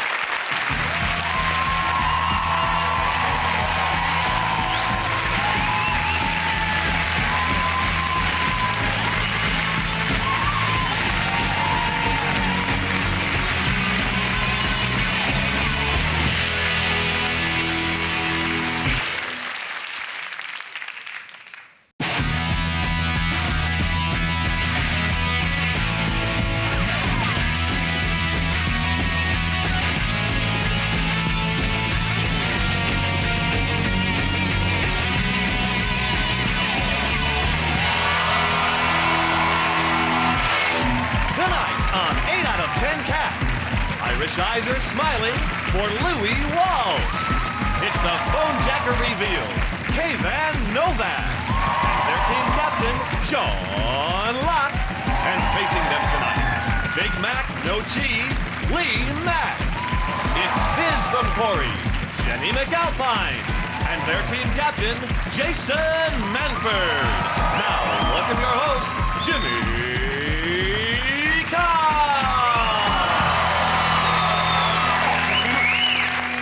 And welcome to 8 out of 10 Cats, a show about opinion polls, surveys and statistics. Did you know, for example, an iguana can stay underwater for 28 minutes or longer if you don't mind it dying? Per square inch of head, people with red hair have 750 fewer friends than other people.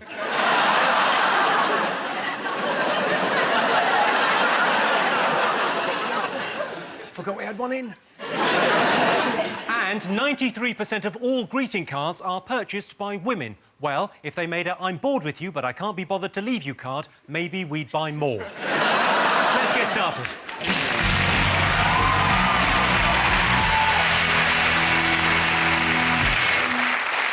What are you talking about? That's the name of our first round. We've teamed up with a leading polling organisation and they've asked the British nation what stories they've been discussing this week. Jason's team, what do you think the top 5 most talked about things in Britain are this week? Well, we've got one person who's been talked about all week right here, haven't we? Louis Walsh over there has been talked about on the old X Factor on Saturday. Everybody's going crazy about it. I voted somebody out. Yes. But I kept somebody as well. Who did you keep? I kept Ruth. Is she Titty Spaniard? Yeah, exactly. She was the best in the sing-off. She's the best Titty Spaniard I've ever seen. That's what Simon thinks too. Last night I dreamt of San Jimmy, this is...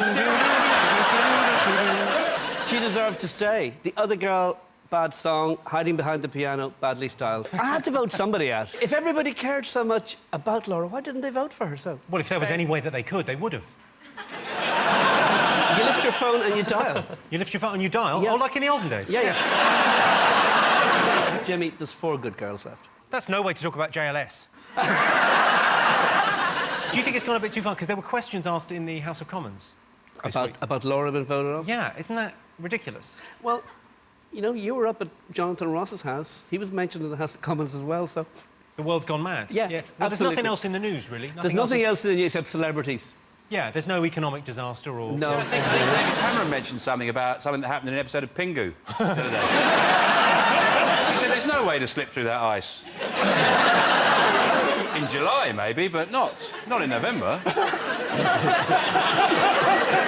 I have thought about going on the X Factor, but the problem is all my family are healthy, my dad hasn't been in prison, I wasn't bullied, you know. I mean, no use. When you think about it, what the X Factor does, it takes people's sort of domestic tragedies and kind of turns them into qualifications. It's like, your mum's dead, your dog's got cancer, you're going to have a hit.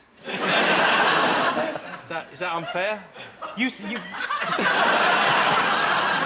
And I like Danny Minogue on it because everyone gets very emotional about it, and she's so professional because she never shows any emotion, does she? That's the sign of a real professional. How does she manage that, Lou? I think it's something to do with Botox. Oh, no, you didn't! I like the first few episodes, they're my favourites. The first few episodes when there's the proper head the balls on. You know what I mean? Like the proper nutters, though. Like, they could really shorten it, you know, for me. Like, proper have people just going along the queue going, where are you from? Leeds. Where are you from? Hull. Where are you from? Narnia! All right, you're in. Go. I feel sorry for them all. That's how I feel when I watch Corrie. Kayvan, you do a lot of voices on Phone Jacker. Yes. Would you consider On doing... the X Factor. Yeah? Maybe I could do a name that tune right now. Nice. They touch your body. Everybody. Everybody like me.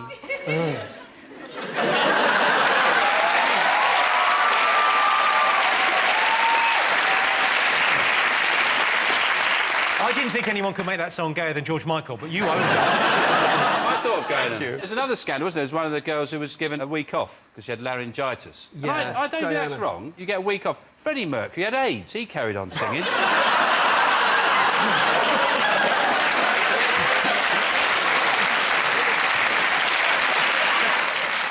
Let's have a look and see whether the X Factor is one of the most talked about things this week.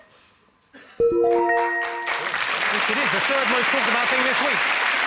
Yes, this is the story. Laura White was voted off X Factor on Saturday, or as the world will remember it, 8/11.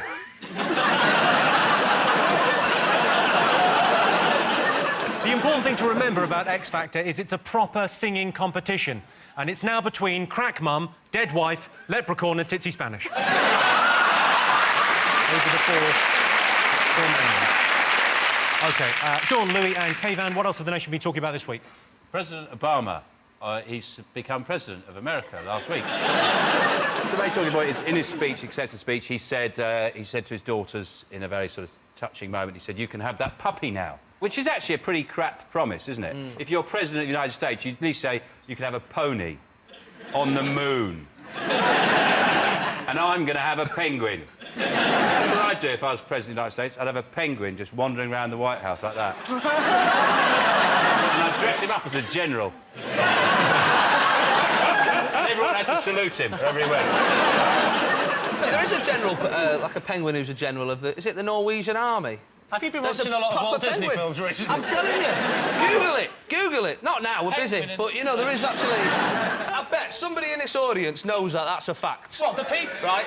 Look at that. Facts, facts, facts. I don't know whether we're really covering the Obama story in the detail we should.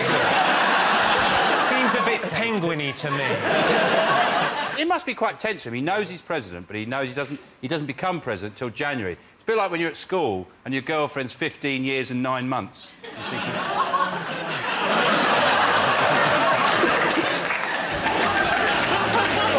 Come on, fly by. When you're at school, I said... Oh, I see, right. Oh, right, when you... I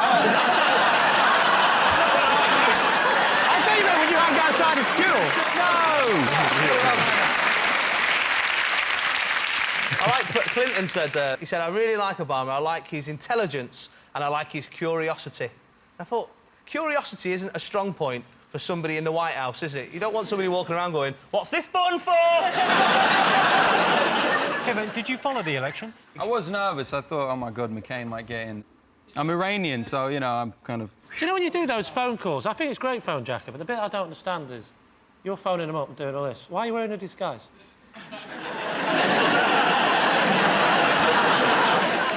Lee, bit of fun.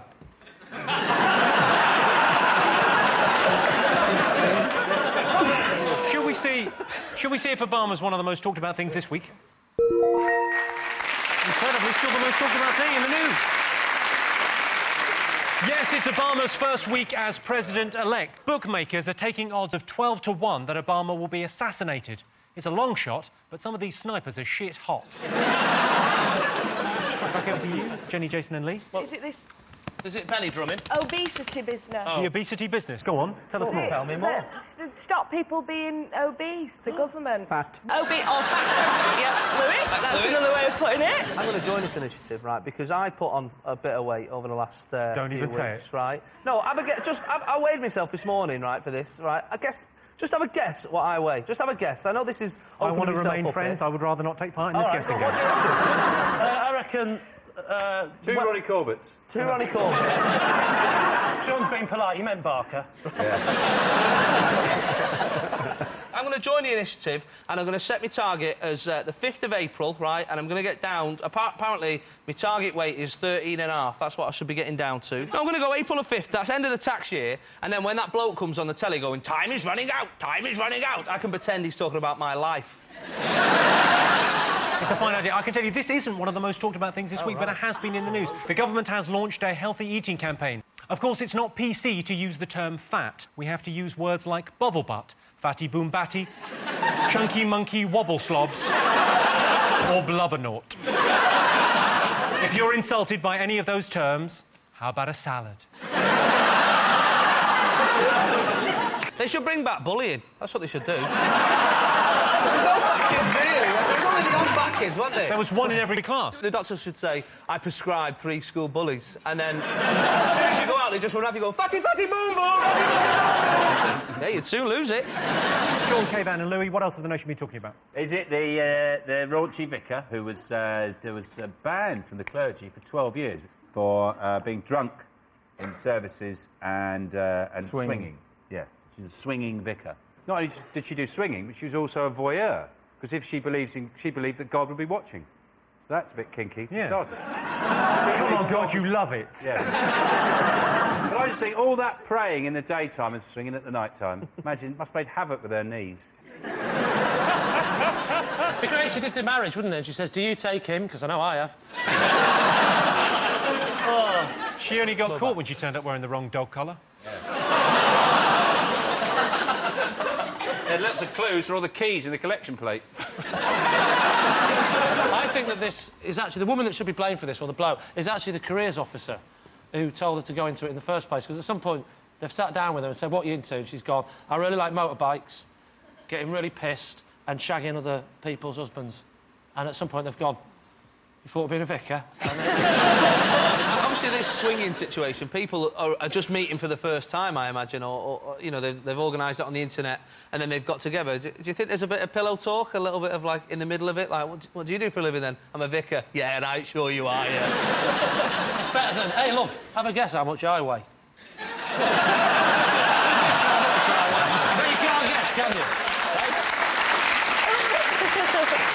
Shall we see whether this female vicar misbehaving is one of the most talked about things this week? Yes, a female vicar has been banned from the clergy for drunken behaviour and sexual indiscretions. Let us not forget Luke 23, a plumber from Dagenham who she met on the internet. Her congregation got suspicious when she said today's hymns are him, him, him, and those 2 fellas from the back. Let's go. Fingers on buzzers, 2 more things to guess. Well, there's been a big hoo-ha, hasn't it? The banks have they've took this 1.5% off. The government told them to take 1.5% off interest rates, and some of the banks are refusing to pass it on to us.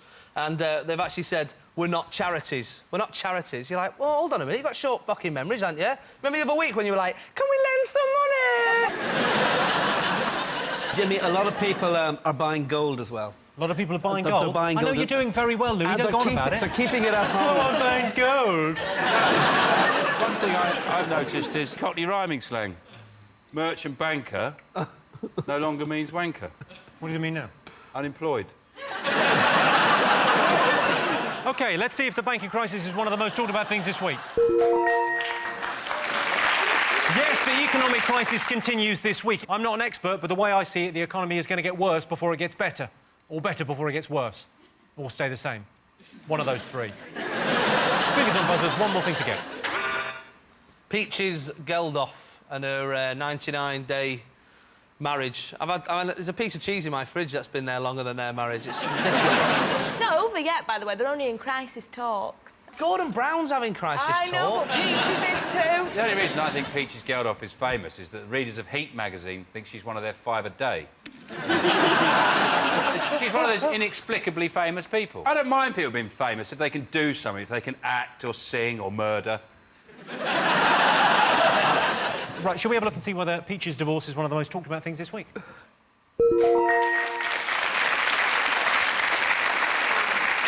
Yes, this is the story. Peaches Geldof's marriage is in crisis after just 98 days. Bob Geldof called her stupid, immature and thoughtless before finally settling on Peaches. So that's our top 5 for this week. In other news, an exam board has removed a Gary Glitter song from its GCSE music paper. You don't want Gary Glitter to be associated with the words, shh, turn over, you've got an hour.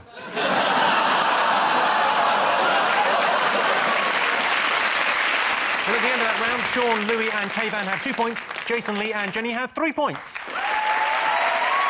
So our next round is called Pick of the Polls. Jason, Jenny, Lee, what do you like the look of? We'll go with the England football fan. Let's have a look at a clip to illustrate the question. With Grandad, it's more of a street party than a street fight. Right, he's not Grandad, it's our Grandad. He's ours, he's Millwall's Grandad. They know me at the South Stand up there, because I tend to get up a bit and give him a few songs. He's Millwall's Dalai Lama, he's Millwall's spiritual leader. He'll look round and he'll see all the sad faces and he'll just get up and have a little go.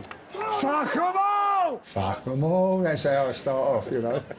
Fuck 'em all! Fuck 'em all! You know you West Ham Liverpool! Louis, I think he sang that like he meant every word. Yeah. And he made it his own as well, He did, he owned that song. He owned the song, yeah. Is he potentially world-class? No. The idea that he said he's our Dalai Lama, that's absolutely fantastic. Because the Dalai Lama is famous for going, what do we think of China? Fuck 'em all! That is a hell of a confident fella, though, too. I don't know if you've ever tried to start a song at the football by yourself and think, yeah, this one will go well, you know, and then see if people are joining. You just look like a tit. I try it with, I'm every woman, it's all in me, Chelsea! When you go to football now, it's like everyone's got Alzheimer's, the early stages, isn't it? Because all the songs are like, who are you? Who's the bastard in the black? How did I get here?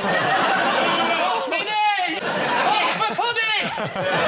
I do, when I make up football chants that nobody sings. Right. And I do put a lot of work in. And Chelsea had a player called Hernan Crespo for a while. And I made up this long, long song. Let's hear it. And, oh, Hernan Crespo, will you marry me? Oh, Hernan Crespo, will you marry me with your volley, bicycle kick and lob? Oh, no, fair maid, I cannot marry you because I have no boots to put on. So off she went. But this didn't catch on. Oh, off she went to Abramovich's chest and got him some boots of the very, very best. Never caught on. OK, your related question. 24% of football fans wouldn't what? Sing any of my songs. Is it 24% of football fans wouldn't really know the parentage of the referee, but are willing to hazard a guess? OK, then, you're a football fan. Who do you support? I support Liverpool. You're from Liverpool, aren't you? You sound like you're from Liverpool. I am, yeah. No, I'm not. I'm from Kilburn. But near Liverpool. when you're Iranian, you either support Manchester United or you support Liverpool, because when you start supporting teams, you are, you know, it's 86 and Liverpool are #1 and Manchester United #2. So funny that, because I'm from near Liverpool and we used to have to support either Iraq or Iran. Everyone thinks they know how to manage a football team, but I play Football Manager, right, when I get home. I love that game, right? I play it all the time. And my wife comes in, she's like, what are you doing this? It's not even a game. It's tactics, love. And they're all up here, tactics. I mean, I probably shouldn't wear a suit. I've probably gone too far.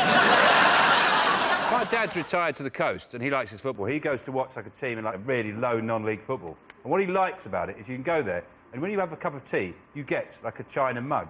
You know, and there's a plate with biscuits on it and you can take some biscuits. And he went the following season, they got promoted. And he went to the tea hut and this woman gave him a styrofoam cup and he had to buy like a sealed packet of biscuits. And he said, well, what's happened to the cup and where's the plate of biscuits? He said, oh, well, we've got promoted to another league and you're not allowed to have china cups.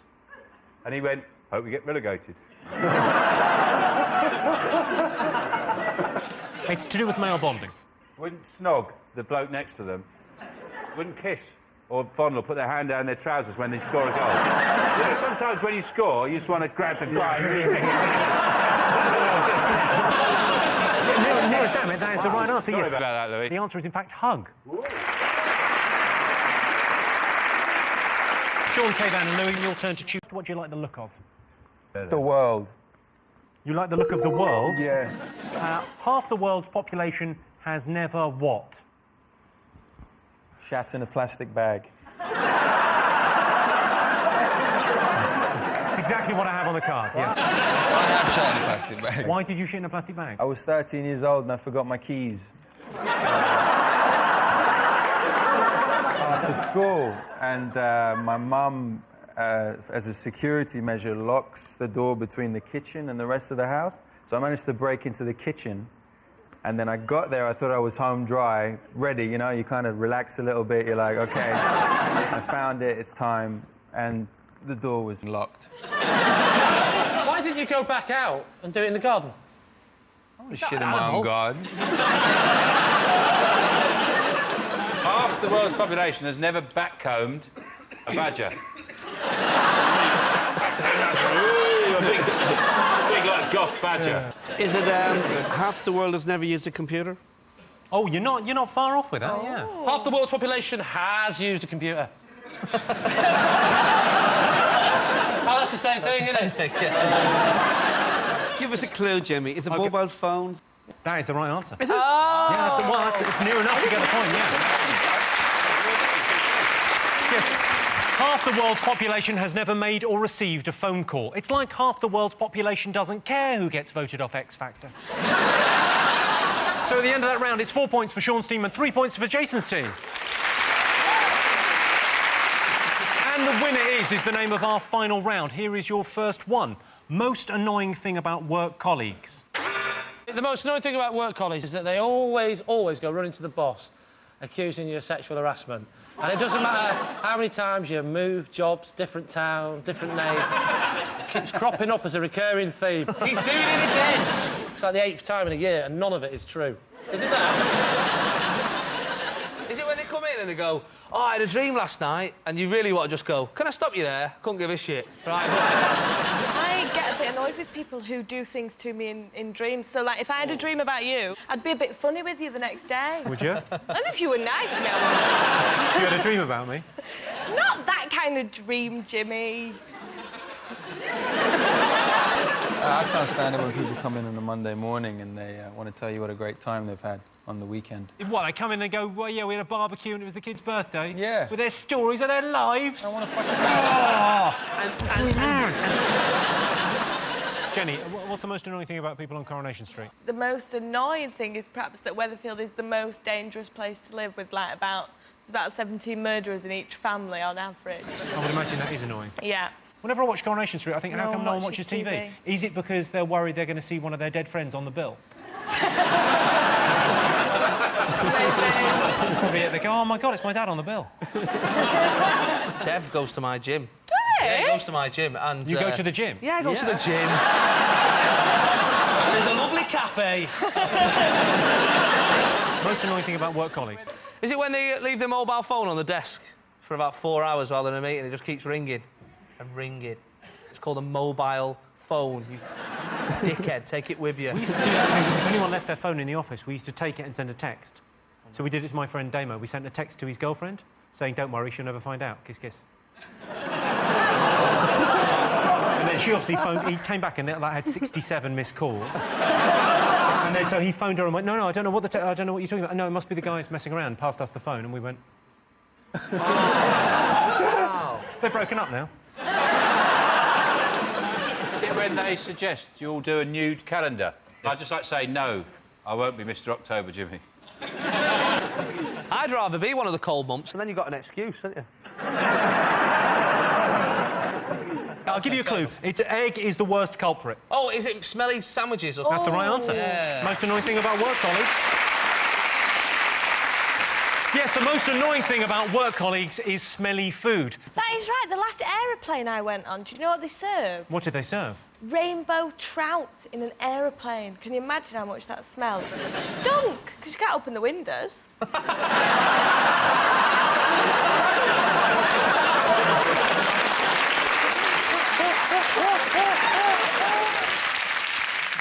OK, next question. Least pleasant voice. Oh, is it Laura off the X Factor, according to Louis? Yeah, Louis. Has she got the least pleasant voice, has she? She was the least pleasant voice last On week that of night. the two in the sing-off. I'm no regrets. No regrets. Just got to move on, live your life. The worst voices are the ones in my head. The ones in my head that say, start fires. Yes, you. No, I won't kill Jimmy. Your voices are so evil. That's not... My voice goes, just as I'm dropping off, just goes, have you locked the back door? Jimmy, give us a clue. She's from London. Oh, great. You've narrowed it down to Hold 16 on. million. I was going to say, is it... She's got big teeth. There you go. Esther Ranson? No. Janet Street Porter. Correct. Yes, the least pleasant voice is Janet Street Porter's. I'm not saying her voice is bad, but hello, I'm Janet Street Porter in sign language is... Well, that sound tells me it's the end of the round and the end of the show, which means the final scores are Sean, Louis and Kayvan have 4 points, Jason, Lee and Jenny have 5 points. They're tonight's winners. Thanks to all our panellists, our wonderful studio audience, and to all of you for watching at home. That's it from us. Good night.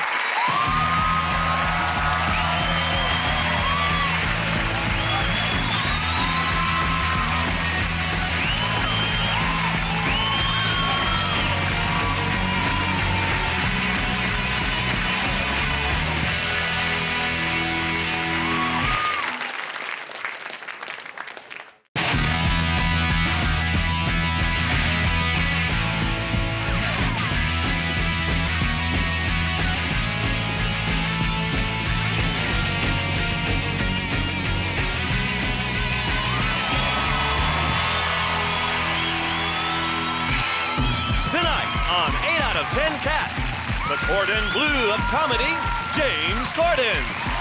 Match fit, Gabby Logan. And their team captain, Sean Locke. And facing them tonight, one from the top, Harold Vorderman. T-Wall, Steve Jones. And their team captain, Jason Manford. Now, welcome your host, Jimmy Carr. Hello and welcome to 8 out of 10 Cats, a show about opinion polls, surveys and statistics. Did you know, for example, 34% of men think their personality is their best feature? Hello, 34% of men. 72% of British women are in love right now. What can I say? I've had my hair done. They're only human. And 17% of men can't change a light bulb. 83% of us won't change a light bulb. Either way, you're doing it. Let's get started.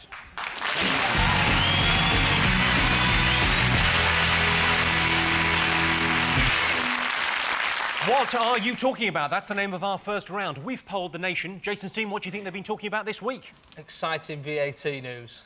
Yeah. 2.5% has come off VAT. That's right. What are we even still doing here? Let's get to the shops. Come on. Yes, 2.5%. I mean, we are going to rush out, obviously, because something that cost £100 last week, next week it's going to cost, wait for it, £97.87. I'm very excited about the 2.5%. Are you? That's yes, marvellous. because I can finally get that kettle I've had my eye on. It's very tempting me, but I've always gone... Is it one that's got the light on, that when you switch it on it goes red when it boils I've and got then that it one. goes If you to like, blue? yeah. How was quite surprised at the things that accrue VAT. It's normally a luxury item. But I had a new roof put on my house, right? And that got VAT, and I thought, nobody could ever think of roof as a luxury item. Oh, look at Sean with his new roof. Oh, Lord Locke's running around in his own, all safe and dry. Oh, this missus the Queen of Sheba. No, we just sit in our house with the rain pissing down on the sofa. It's quite interesting the extents they've gone to. This massive borrowing to get us out of this recession. And I think rather than borrowing money, what the government should do, we should sell stuff. You know, we sell, like the Isle of Wight. Sell that. We don't give a fuck if we've got the Isle of Wight. Yeah, sell it. Sell it. Sell it. Yeah. Sell it. Presumably there'll be people watching this in the Isle of Wight going, Why don't they just, you know, when we've got comic relief, instead of giving it away, just keep it.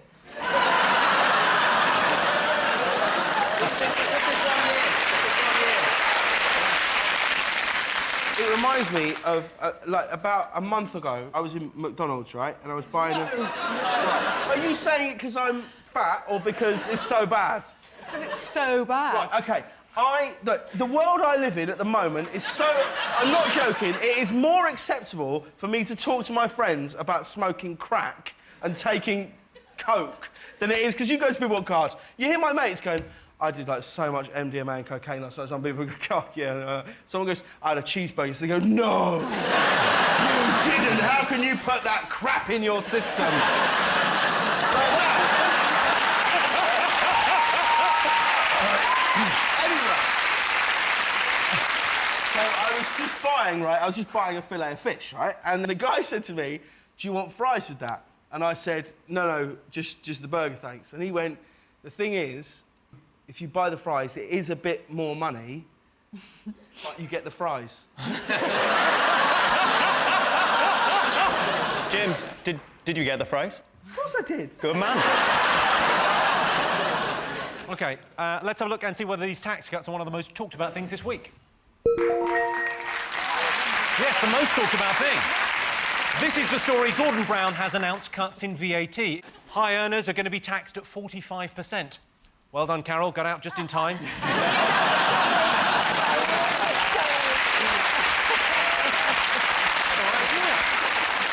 OK, Sean, your team, what else have the nation been talking about? Michael Jackson. Michael Jackson, Michael yeah. Jackson. Tell me more. I got confused because I thought that he was teaming up to do a duet with Shakin' Stevens. And got quite excited. I don't know how long you have to leave it between being accused of major sex crimes and a comeback tour. Rather than going on tour and playing venues, he's just playing courtrooms around the world, isn't it? We'll probably have a Michael Jackson on tour, and it'll be like the Old Bailey, you know, settled out of court, LA, acquitted. I think he should do a musical. I think he should, you know, like a big West End Jackson musical. Yeah, and you could have, like, Gary Coleman playing the young Michael Jackson. And you could have Darnell from Big Brother playing the...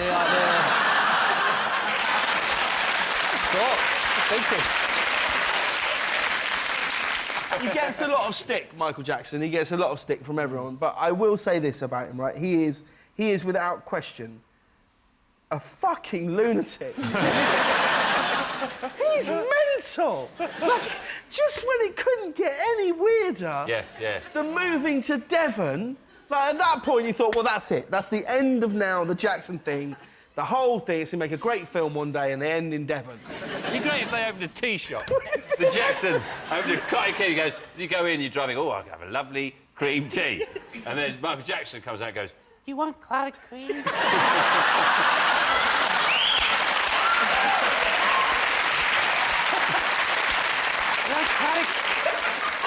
Clotted cream? Something else.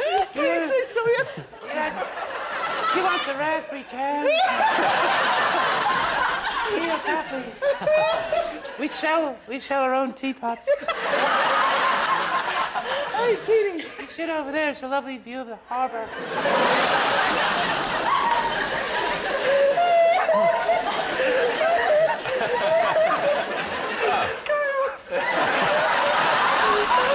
Let's see whether Michael Jackson is one of the most talked about things this week. Yes, this is the story that Michael Jackson has settled his dispute with an Arab sheikh out of court. My favourite Jackson is Randy, whenever he's around children. No, Randy Jackson, because he's got kids of his own. Jason's team, what else have the nation been talking about this week? I'm a Celebrity again, is it? Yes. I love it. Would you do it? Would you ever go on it? I'd never go on. What do you mean you'd never go on? You've only just lost your job. Give it 6 months, love. Come on. I decided about 3 years ago to stop watching for a year and then tape it, but then watch it next year while this one's on. Because it's exactly the same every year. You are missing out on the legend that is Timmy Mallet this year. Oh, Timmy Mallet, The yes. legend. You say legend. He was sent in to stir things up, but I feel that somehow the line between stir things up and act like a total bellend. You are talking Blurred. about one of my oldest friends here. He's a bellend.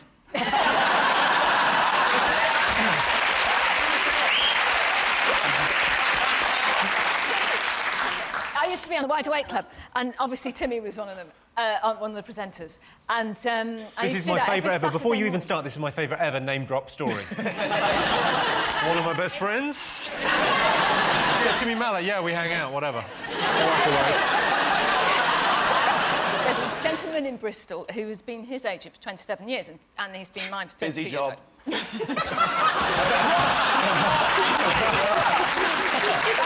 Can you imagine it? When the phone goes, what's that noise?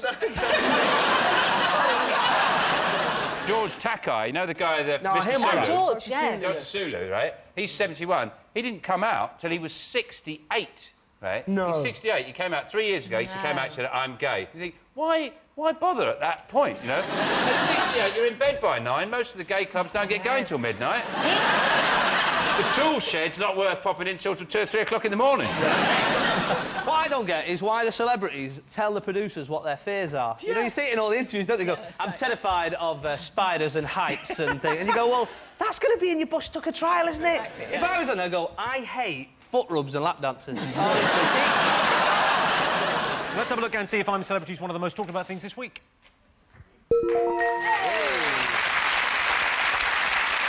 Yes, I'm a Celebrity, get me out of here continues. Timmy Mallet's family have already made preparations for his return. They've moved house. OK, Sean's team, what else have the nation been talking about this week? Is it the tasers? The police have been issued with tasers. Yeah. But only 30,000 of them have got them. Not every policeman's going to carry one. And then you know there's going to be some police like coming home and their wife going, did you get one? Some of the critics are saying that they could be really harmful for people with weak hearts. And I just thought, well, people with weak hearts really need to start being better behaved, don't they? The main problem with it is after you've been shot with them for 6 months, you've got a bubble perm. These courtrooms look like Liverpool in the 80s.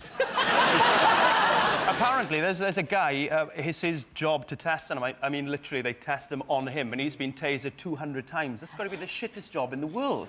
So, what do you do for a living?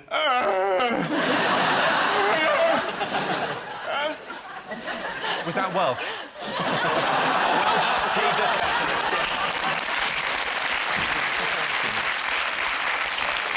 Don't you start with a Welsh thing, Jimmy Don't you Carr. start with a Welsh? No, don't. No, we have a Welsh girl out. Welsh girl. It's 3 of us. He's We'll a kick little- your fucking head in. Yeah. OK, let's have a look and see if it's up there.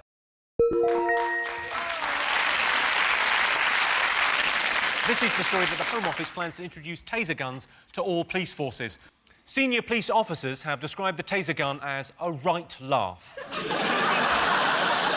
OK, one more thing to get fingers on buzzers. What else have the nation been talking about? Is it this silly story in the paper about Gordon Ramsay and this woman? The only proof we've got is that they were in the same hotel at the same time, right? And I was once in the same hotel as Boyzone, but I wasn't... I mean, I tried it over the gay one, but I didn't, you know, I didn't get anywhere, that's what I'm saying. But, you know, the papers keep saying a source close to the, you know, to Gordon, or a source, you know, they can do this thing. There was one of them that said they went in the room and a source said they had sex. Now, that can only be one of two people, can't it? Unless they're interviewing the curtains. The problem is, it's Gordon Ramsay. It's Gordon Ramsay, and he's near sources all the time.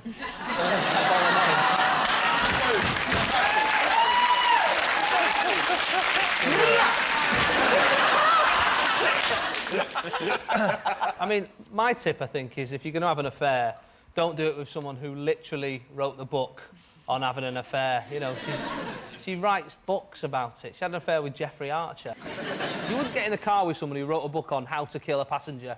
You know what I mean? I'm doing his cook-along show tomorrow. So, Are you going to say anything? Can you say anything? Am I going to say anything? Am I going to mention no? Busy week? Let's have a look and see whether Gordon Ramsay's one of the most talked about things this week.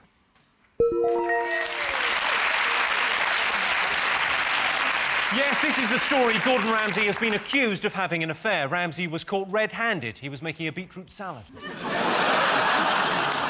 So that's our top 5 for this week. In other news, authorities in Spain have announced they want Benidorm to become a UNESCO heritage site in a project named Operation Turd Polish. And Bangkok Airport has been taken over by protesters. The protesters say they'll blockade the airport for a long time, which in my experience means it'll be over in about 15 minutes. So at the end of that round, Sean, James and Gabby have 2 points, Jason, Carol and Steve have 3 points. So our next round is called Pick of the Polls. Sean, James and Gabby, you're to go first. What do you like the look of? Can we have the lady on the exercise bike? Lady on the bike. Let's have a look at a clip to illustrate your statistic. Welcome to Laugh Your Abs Away.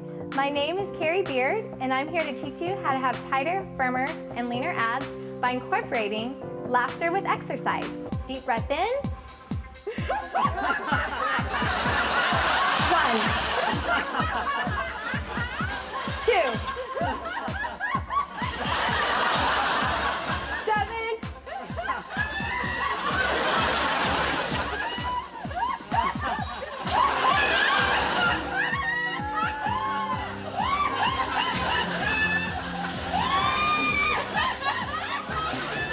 I'm Carrie Beard, and keep laughing your abs away.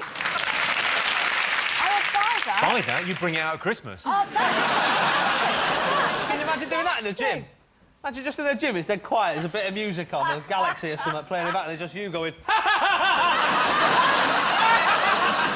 OK, your related question. 63% of women avoid exercise because they think it makes them look stupid. Yeah. True or false? Jimmy, can I just point out that when they cut your shot up, the only words in that are "look stupid" above your head. You like doing it, Sophie? Yeah, she loves it. Yeah. You love it. She can do the splits. Can you do the splits? I can do the splits. Yeah. Will you do the splits? I will do the splits for you if you want. Yeah, definitely. I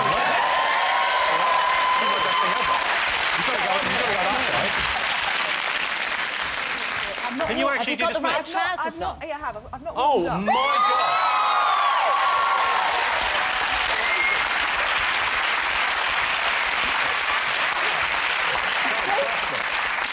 I can do this, look.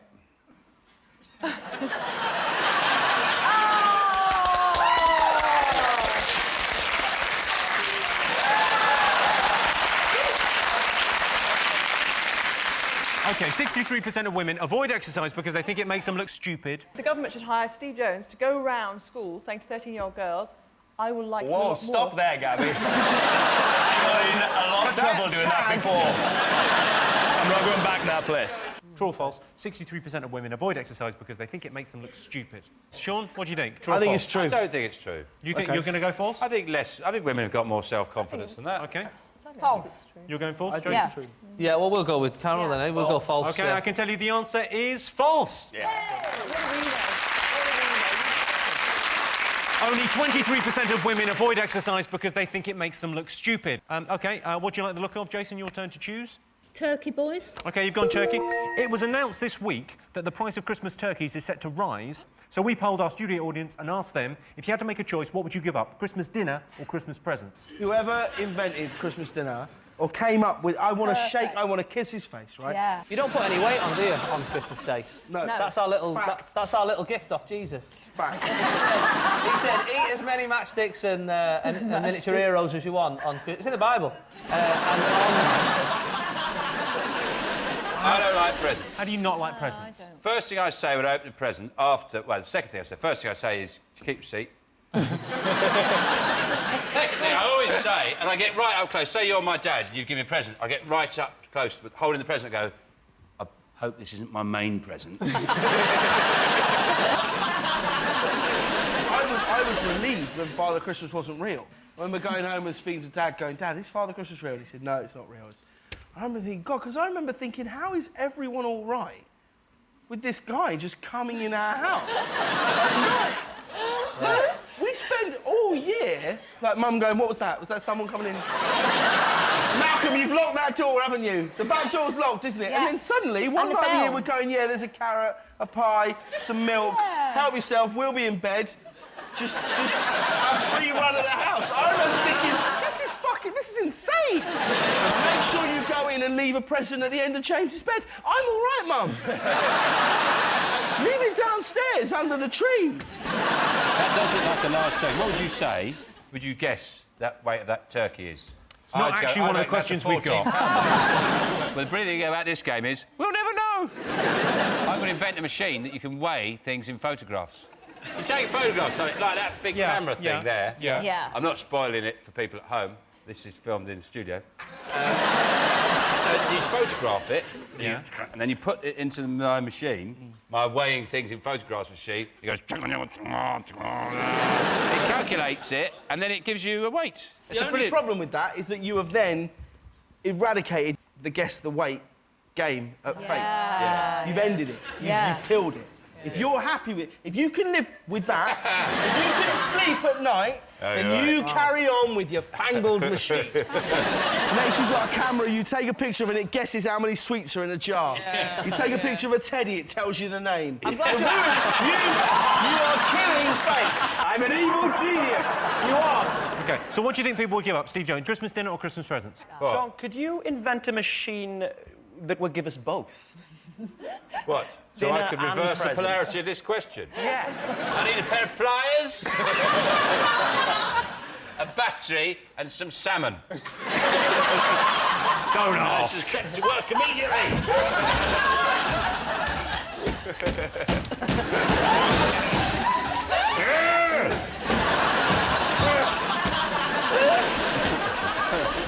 What would you go for?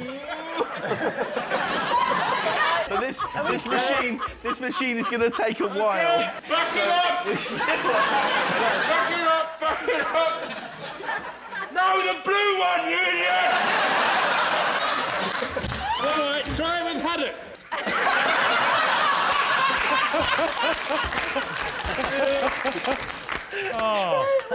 Sure not saves Christmas. OK, so what do you think? Christmas presents? I think people would rather give up dinner. Me too. Yes. And we think the opposite. Whoa, hold on. hey, listen, I know you were like a little renegade on Countdown. Do what you want in that corner with the numbers, but right here, there's a system, and there's rules. I didn't take the pin out. And I'm the bloody captain. You think they'd rather give up presents than you think dinner? And what do you think? I think they'd rather give up presents. OK, I can tell you that 61% of our audience said they would rather give up Christmas dinner. Yay, we know.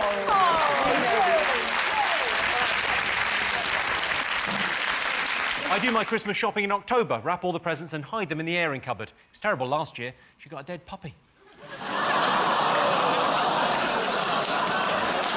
So at the end of that round, it's 4 points for Sean's team and 4 points for Jason's team. Yeah, it's all to play for as we go into the final round, which is called And the Winner Is. Right, first one. Top thing people miss about childhood. Is it the satisfaction of bellowing, I'm finished, and somebody coming up and wiping your ass?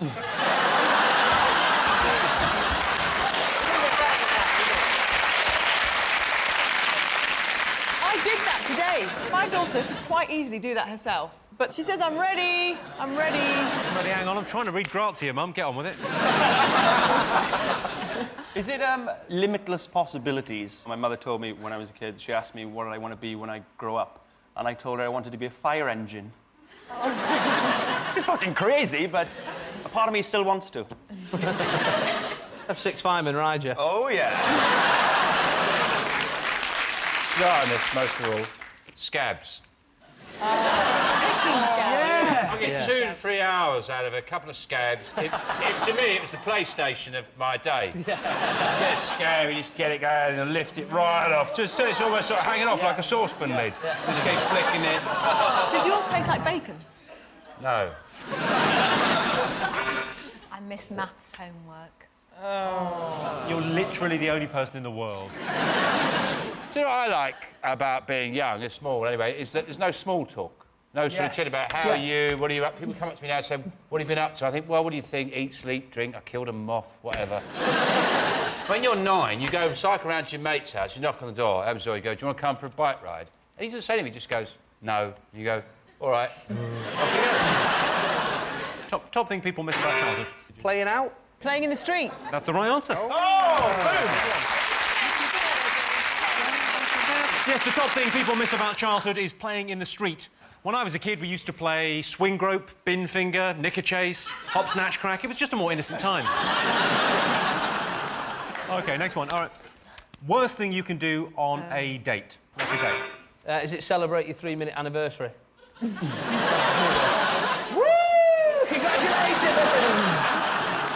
You must have been on a lot of dates, you know this. I've had some nightmare dates. I went out on a first date a while back, actually, and this is honest to God truth. And it was going quite well. Got into some conversation about scars, bizarrely, and we're saying, oh, what's your biggest scar? And I'm like, oh, I got a scar on my arm there. Like, what about you? And she said, mine's internal. I was like, what? She goes, yeah, I was having sex with this guy a while back, and he was so well endowed, he ruptured me inside. There's more. She goes, I went to hospital, I almost died. How self-assured do I look? I'm like, I can't promise that, but I'll do my best. Can I take this opportunity to apologise? What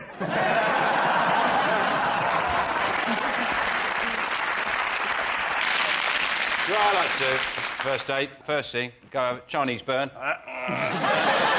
And then I lay out all the photos of them going to and from work for the last 2 weeks. And I go, don't like those shoes, they'll have to go. Take your mum. That is the right answer. Wow. Yes, the worst thing you can do on a date is bring your parents. I took my girlfriend on a date and my parents just happened to be there. I say date, it was my nana's funeral. There was food and booze and everyone got dressed up. What does she want?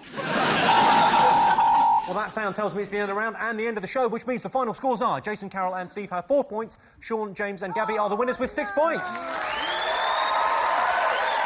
Thanks to all our panellists, our wonderful studio audience, and to all of you watching at home. That's it for this series. Good night.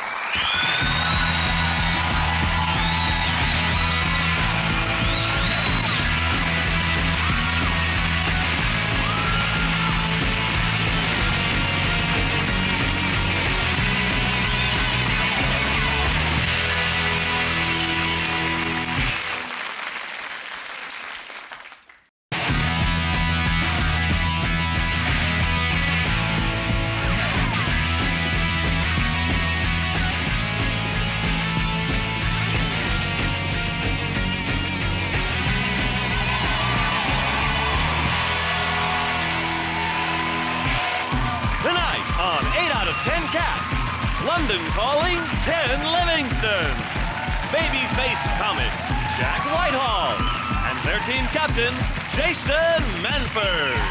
And facing them tonight, Mr. Peep Show, David Mitchell, Dancing with the Stars, Claudia Winkleman, and their team captain, Sean Locke. Now, welcome your host, Jimmy Carr.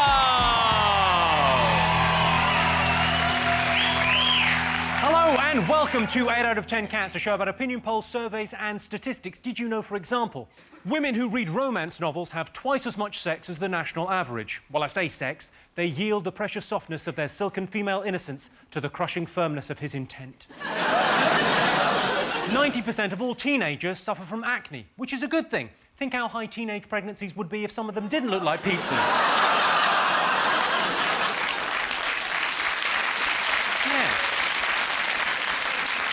And the average woman has 17 square feet of skin. Most of Danny Minogue's is in a bulldog clip round the back of her head. Let's get started.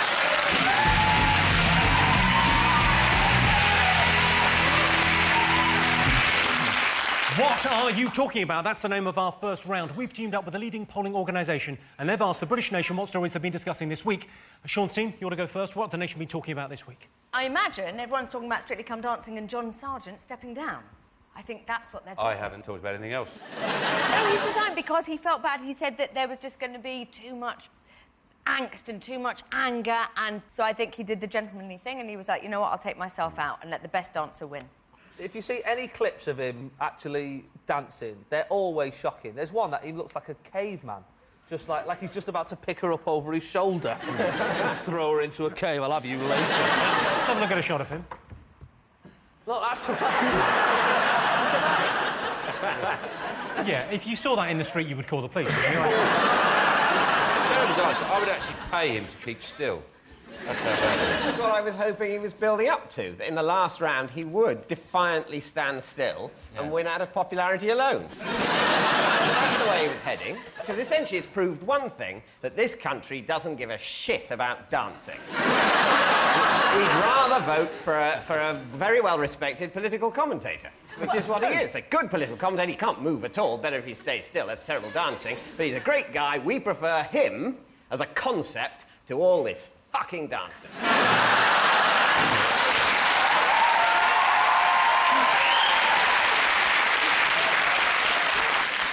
I just feel sorry for John Sargent as well, because he looks as though he's constantly in the grips of an allergic reaction, which is very unfortunate. But I think it's good that he's achieved this without the sex, because the world that he works in, politics, is something that's become saturated with sex. You've got Obama, who's a very sexy man, he's done very well. People like Ken, who has a kind of different... No, Ken, you have a kind of rougher sex appeal, and when you had the little moustache, there was...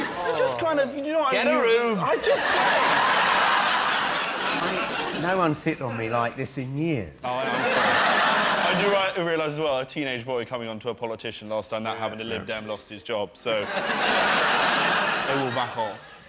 He might come back, though, because there's a Facebook group. There's about 400 of them already saying, bring John Sargent back. And they brought Whispers back. You know, That's true. That is how strong...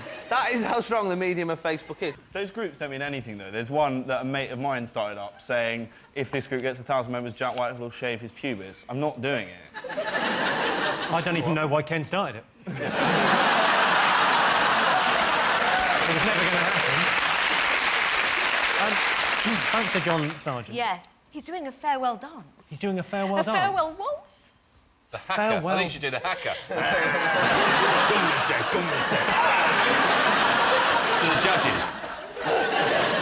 They've been so rude, all those dance judges, to John. They asked him on the thing. They know he's in his 60s and a bit portly. And how surprised are they? Every week, your dancing wasn't brilliant, you political commentator in your 60s. I was on Len Goodman. He was one of the judges. He's been rude to him. I've been on a comedy panel show with him. I didn't say, you're not very fucking funny, are you?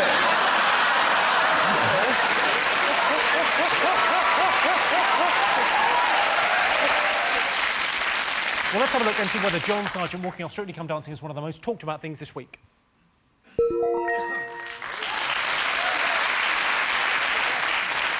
Yes, this is the story. John Sargent has pulled out of Strictly Come Dancing. I pulled out of America's Next Top Model. She was livid. She wanted a baby. Jason, Ken, Jack, what else have the nation been talking about this week? I'm a Celebrity, get me out of here. You've been watching that? Up until the point where Paddock took his clothes off. Yeah, so this is Brian Paddock. He was the Lib Dem candidate from there. Yeah. He's the top-ranking gay policeman. Yes. Yeah. But he doesn't stop going on about it. He's mentioned he's gay about 10 times already. He's gone, yeah, so anyway, I mean, as a gay man, he's done that a few times, and he's gone, yeah, I mean, I'm getting married in January to a man. You know, and he's done that. Expecting like 2 weeks ago, I'm just going to go for some wood. I do like willies. All right, we get it. Would you think about going in there? No. I wouldn't mind, because, I mean, I did a lot of work with reptiles. That was my interest as a kid and all that. So I'd have no problem dealing with all these insects or tarantula crawling all over me. You could be, if you were a superhero, Ken, because you're interested in reptiles, you could be like Lizard Man, couldn't you? Lizard Man, does whatever a lizard can. Not much. What I put on... Lizard Man. Ant and Dec are in trouble because they said bollocks 3 times on the show. But I read in the Mirror today that Daily Mirror have got like a Stop Swearing on TV campaign. You think, of course, it's not stop swearing on TV. It's stop swearing on TV like, unnecessarily, innit? You know what I mean? Like, after 9 o'clock, we sort of relax a little bit. If they start swearing on the news, then fair enough, let's get a little bit upset. Or Antiques Roadshow, we're fuck all, mate. You know? I was watching the news with my dad, and my dad's quite, like, old-fashioned and right-wing, and he's a bit mental, and Robert Mugabe came on, and he literally, he was like, oh, he's the most odious, horrible, wretched and he said the word, and my mum went mental. She was like, you do not use that word in my house. You do not use that word in front of my children. I realised he's a bad person, but you do not use that word. He swung around to my mum, no word of a lie, looked her in the eye, and he said, this is typical of you, Hillary. Always defending Mugabe.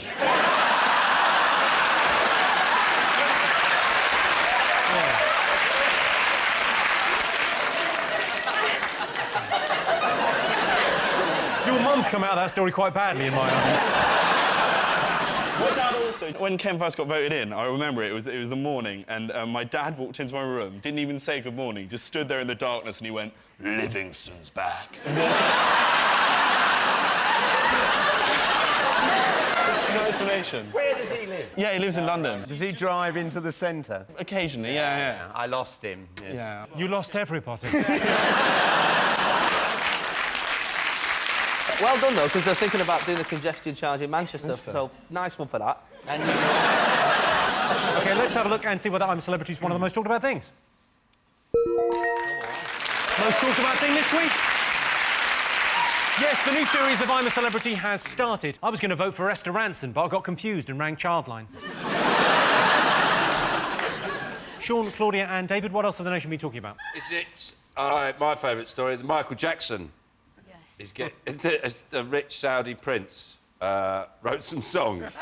And he paid him millions of pounds to sing them, and he went, no, I don't want to do it.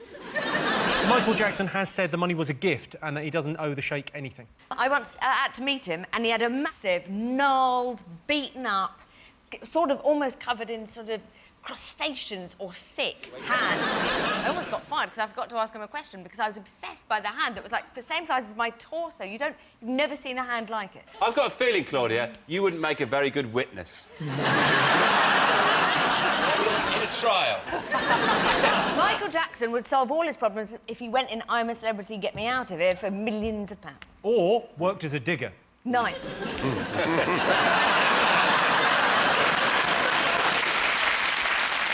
Let's have a look and see what's up there.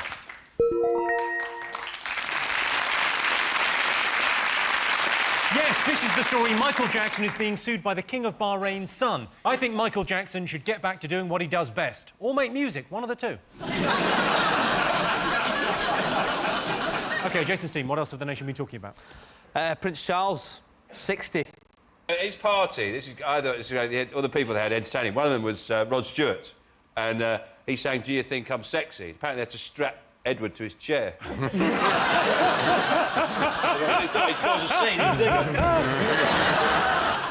Maybe at some point Charles went, Camilla, get off the karaoke, let someone else have a go. Oh, sorry, Rod. Sorry, Rod. Can I just officially say that I don't want him to be king if it means he stops making his sausages? Oh.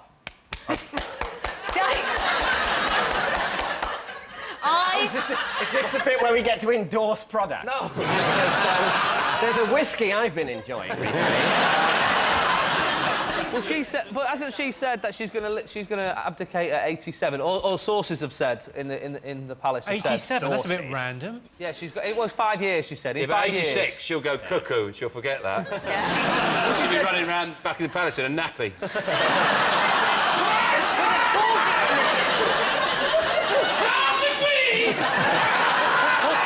Mother, you said I could take over. He's never getting the job. Let's have a look if Prince Charles turning 60 is one of the most talked about things this week. Yes, it was Prince Charles' 60th birthday on Friday. Can you imagine the look on his mum's face when Charles finally becomes king? It'll be something like this.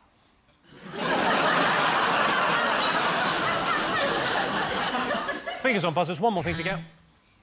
Is it the pirates in Somalia? I was tempted to go Somalia, but I didn't. Everyone loves the pirate voice. Apparently they had no idea how much they were going to actually get. It was like the haul of the century. But also, they say that. They say this ship is worth £100 million, but it's not like nicking a TV. You can't sell it down a market. You know, yeah, we've got some TVs and some fake DVDs, and round the back, we've got a massive oil tanker the size of Canary Wharf. I'm looking forward to the guys in Sainsbury's car park going, you'd like to buy a litre of fuel? What I think is interesting about pirates, though, is, and having young children, you go to, is that pirates, which are with sort of thieves and murderers, are now lovable kids' characters. And I was wondering, in 100 years' time, will children be going to parties dressed as, like, terrorists? You know? And instead of saying, avast ye mateys, they'll be going, infidel, I spit on your decadent Western ways.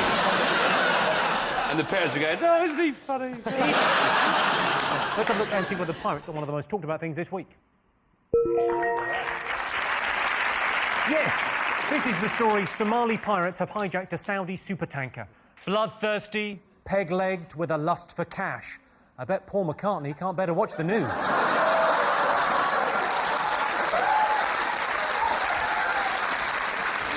So that's our top 5 for this week. In other news, it's been confirmed by a German priest that Hitler did, in fact, only have one ball. Incredible, but true. If you're watching Tony Robinson, I'll meet you outside the Albert Hall with a shovel for a Time Team Christmas special no one will forget.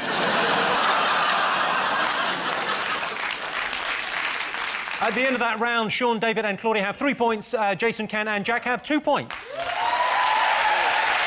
So our next round is Pick of the Polls. Jason, Ken and Jack, your turn to choose first. What do you like the look of? Happy Ken. Let's go for a picture of Ken. 40% of people think politicians are sexy. True or false? False. Straight in there, yes. Well, you've got a little bit of a fetish about it, haven't you? I just want him to hold me. And then... just, you know, lie in bed together, just whispering in my ear about socialism, and then it's... Not in a gay way, just to kind of, you know... No, there's nothing gay about that. There's nothing gay about spooning with an older politician. Do you want to see a sexy politician? This is Ken in his prime on TV AM, exercising with Mad Lizzie. It's Ken Livingstone, who said, can you possibly help give me some exercises? I went to my doctor because sitting behind a desk at the GLC for 3 years, I put on about 1.5 stone and I was starting to feel run down. And he suggested exercising, so I'm here.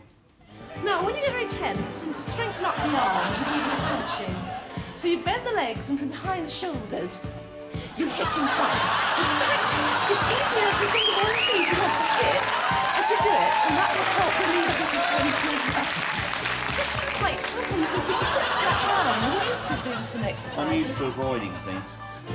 I'll watch him doing the work, and we'll see how well he's doing. We'll have him back in a couple of months to check up on the exercises. Ken, you may stop now. Thank you very much. I'll be back in 2 months. Right, thanks.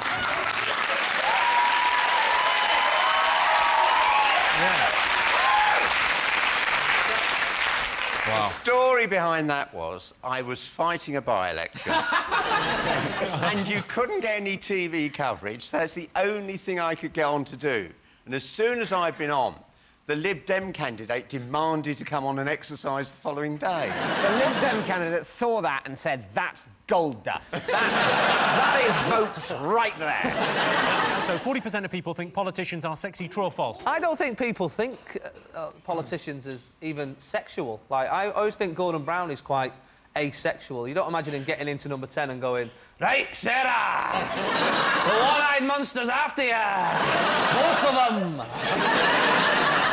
Claudia, what do you think? Yeah, because I think power is sexy. And they can go, don't worry, love, I've got more Post-its, or I don't know what politicians do. I can change the world. Post-its? I've got Post-its, I could change the world. I love stationery. If a man... I married my husband because he brought me home a protractor. Protractor? Yeah, I like specialist. No, the noise of a... Bear with me. The noise of a stationery cupboard. That's foreplay. If only I'd known that when I was younger. No, you thought grey sweatpants might be the thing.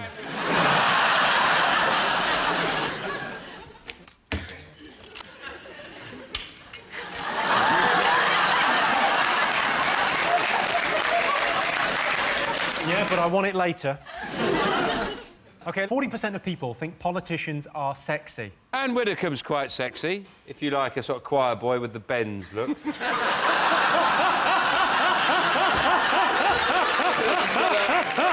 Quite Oh, boy, she looks like she's been 30 metres under the sea and just shot right to the top. I don't think you don't get much of an idea that politicians have any power anymore, though. No. All they constantly... Well, don't have a go at him. He got voted out. I voted for Ken. And if I'd got my way, Ken would be Mayor of London and Boris Johnson would be here. And, you know, Boris Johnson's fucking funny.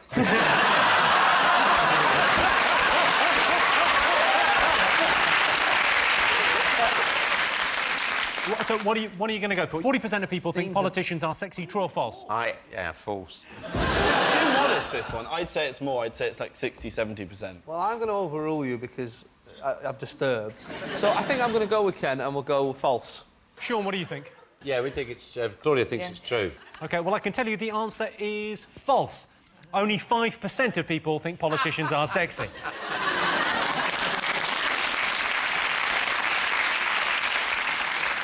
I'd say that Gordon Brown has a certain je ne sais quoi, if that's French for oily skin and one eye. What are you doing at the moment? What's your next thing? I wander around the world talking about congestion charging, climate change, and solid waste management, and which are the best fought type of bacteria to digest human sewage and things like that, you know. Is it Yakult? Bifidus digestivum, Bifidus actiregularis, that sounds like real science. L. casei immunitas, the only bacterium with an initial. Didn't you study at Laboratoire Garnier? I'm one of their top scienticians. Yes.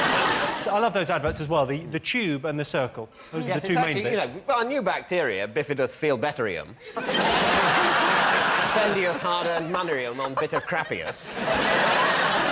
OK, Sean seemed to guess. What do you like the look of? I like the picture of the two guys helping each other with their ties. You've chosen the fight. Let's have a look at a clip to illustrate the statistic. All the techniques that I'm going to show you today, they actually work. I use them, so you can use them too. Now, I was standing like this and talking to the guy, and suddenly, boom, a headbutt. Bang, follow up with a headbutt. Boom, knee to the head.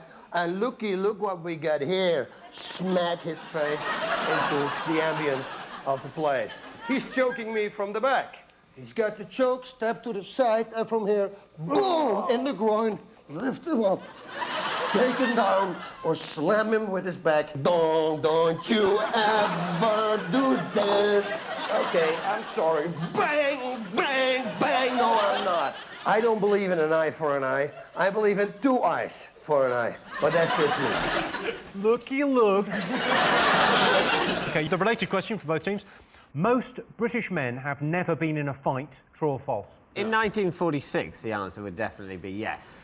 No, the biggest fight in history. Were you in a fight recently? Yeah, massive. Yeah. Fucking really kicked off, actually. After about 6 years, there was this load of Germans. They come at us. Have you boys been in fights?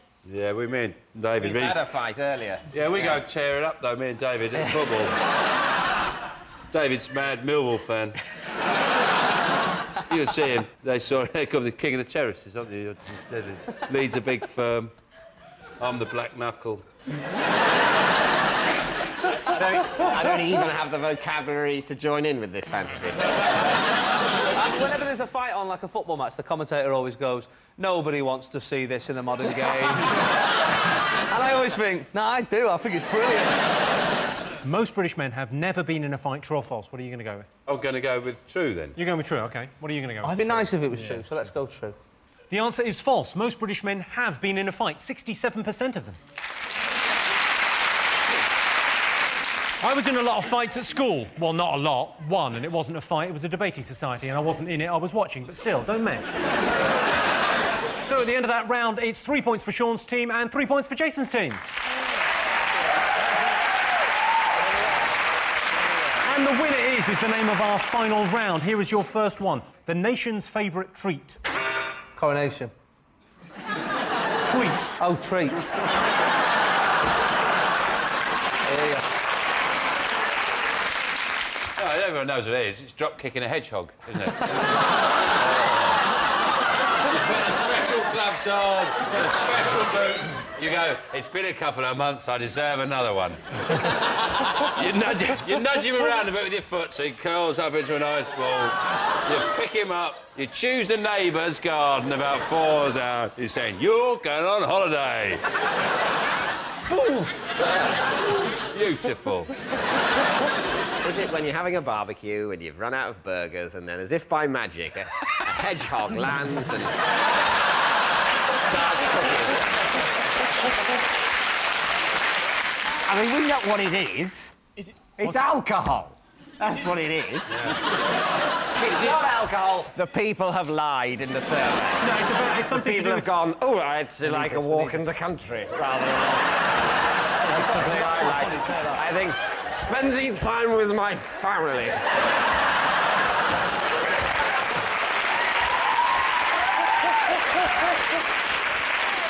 There's got to be cake. It's everybody's It's not favourite. cake. It's something you do with your partner. Cuddles? Cuddles is the right answer. OK, worst thing about London? Crime. Crime? Dirt. Dirt. Squalor on the streets. All part of your pledges. I can't believe you didn't get in. Buskers, those buskers, and you're like, oh, I don't need this iPod now. Now you're playing all my favourite songs in the wrong key on a penny whistle. Is it people who you're walking behind them and they suddenly stop? Is it the people you're walking along and you suddenly have an idea and stop and some arsehole walks into the back of you? Is it buses? You wait around for ages and then you get stabbed. It does happen on public transport. That's a clever. Is it that they're too overcrowded? That's the right answer. Very good. Well done, Tony. London is at its worst in summer, on crowded tube trains, girls in tiny dresses, the sweat pouring down their shoulder blades. It's too hot for bras. Bras are right out of the question. What are we talking about? Well, that sound tells me it's the end of the round and the end of the show, which means the final scores are Sean, David and Claudia have 4 points, Jason, Ken and Jack have 4 points. It's a dead heat. Everyone's a winner. Thanks to all our panellists, our wonderful studio audience, and to all of you for watching at home. That's it from us. Good night.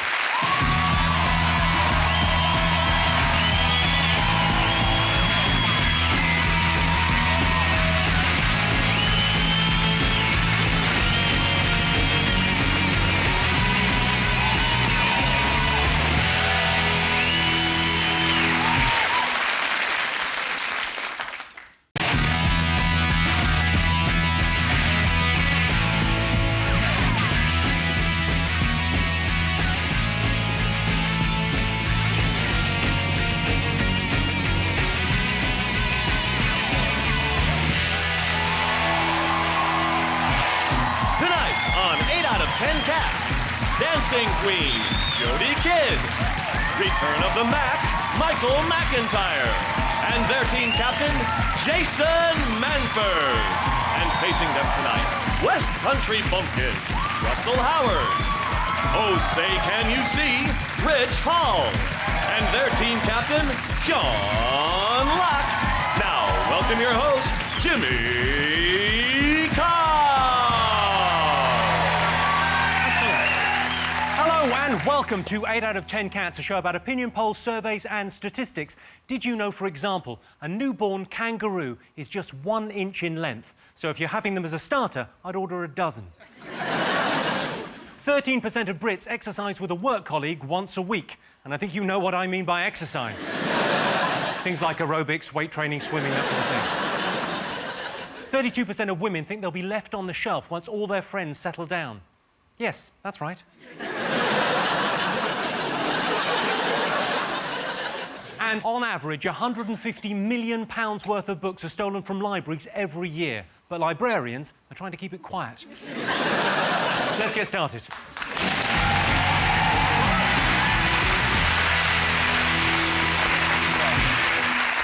What are you talking about? That's the name of our first round. We've teamed up with a leading polling organisation, and they've asked the British nation what stories they've been discussing this week. Sean's team, what do you think people have been talking about this week? It's probably the momentous and historic victory by Oh, don't tell me. I've taped it. No, Obama has won a historic victory, and he's the president-elect of America. I think it was such a historic victory that I actually start to feel a little sorry for Bush because he is what they call a lame duck now, which means that Dick Cheney gets to shoot him in the face. I'm very happy about Obama's victory. Change we need was their slogan. It's quite vague. I can't help but think they stole that from the homeless. Don't you agree? There are homeless people thinking, I wrote that, the thieving bastard. I knew John McCain wouldn't win when he kept doing that. Who does the halfway thumbs? No. Even he doesn't believe in himself. We can do it. Well, it was... I don't believe we can do it. If I thought he'd lost the election was when he got Arnold Schwarzenegger up to sort of support him. And the only criticism that Schwarzenegger could come up with for Obama was he said, he's got spindly legs and he's really scrawny. Do you think, hold on a sec, Arnie, you know, take a look in the mirror. Obama's not scrawny, you're a freak. We need to keep Obama thin so it gives snipers less to aim at, surely. You know what I mean? Just keep him like that. But he also said that McCain was ripped and that he looked like a rock. And you're like, no, he doesn't. He looks like someone sprinkled icing sugar over a ball bag. That's what he looks like. That's exactly what he looks like. Russell, can I stop you there? Can I ask how you know that? Jimmy. That's how he lost his job at Greg's. Absolutely. There's one last barrier, though. I mean, the first African-American president, right, the next barrier to go through is obviously the first Native American president, isn't it? Like a proper, you know, Cherokee or something, have a president who becomes the president and then says, right, a lot of you out. I want my country back. Jodie, did you stay up and watch it? I didn't, no, unfortunately. I need every hour that I was great, actually. I'm just catching up on the news because all I'm surrounded with is sequins and glitter. So when we were talking about elections and voting, you were thinking it's Strictly Come Dancing. Do you think Sarah Palin was responsible for his failure, McCain's failure? No, I think she probably helped him. She couldn't be any more right-wing unless she had a gun in one hand, a baby in another, and was stood on a mound of dead gays. Do you know what I mean? Do you think anything's going to change in America? I hope so. That seems to be the big message. That's what everybody's clinging to, this symbolism. But in fact, the man has inherited a shit situation. And in the sense of where America is, it's a shit sandwich. But it's our choice of brown or white bread this time, and we chose brown.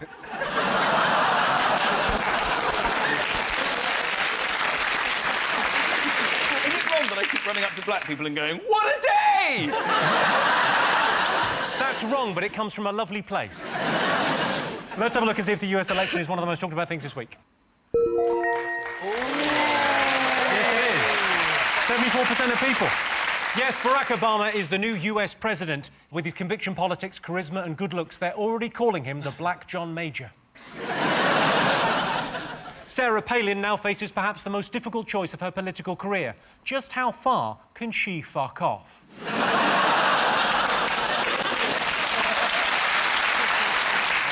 OK, Jason's team, what else have the nation been talking about? What do you fancy? Oh, I know! Lewis Hamilton won the Formula One World Championships. It was a thrilling last lap. There was weather, there was rain, there was someone called Glock, and then... it was amazing, and Ferrari thought they won, and then Lewis won, and it's a momentous day. He's the first black winner of Formula One. Is it wrong that I keep rushing up to black people in cars going, what a week! It is a very good week for slightly black people. Do you think that... It is, isn't it? Go on, so tell me more about Lewis Hamilton. I felt a bit cheated. You felt cheated? You weren't in the race? No, yeah. What, because there was no dancing? How were you cheated? No, I just thought that he was in sixth and he wasn't fast enough. But suddenly Glock, who is actually a buddy of his... Because he slowed down and then he overtook him to get in the fifth place. I think F1 is piss boring. The last 30 seconds is brilliant. The first 30 seconds is brilliant. It's like sex. Well, and then it's an hour and a half. The last 30 seconds, first 30 seconds, absolutely marvellous. The bit in the middle, Yeah. oh. Although with me, that's only 10 seconds. But does one of your mates slow down so you can catch up?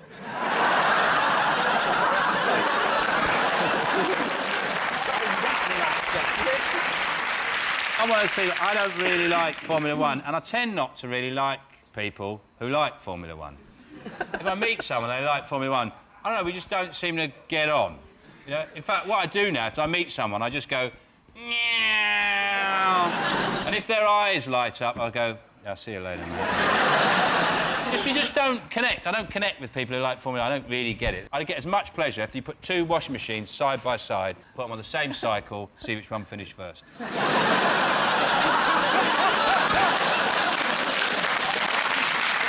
Let's have a look and see if Lewis Hamilton is one of the most talked about things this week. Yes, Lewis Hamilton has become the youngest ever winner of the Formula One Championship. He won the title in true British style by coming 5th. With his good looks and sporting success, Lewis Hamilton is just like David Beckham, except Lewis Hamilton has got a sexy pop star girlfriend.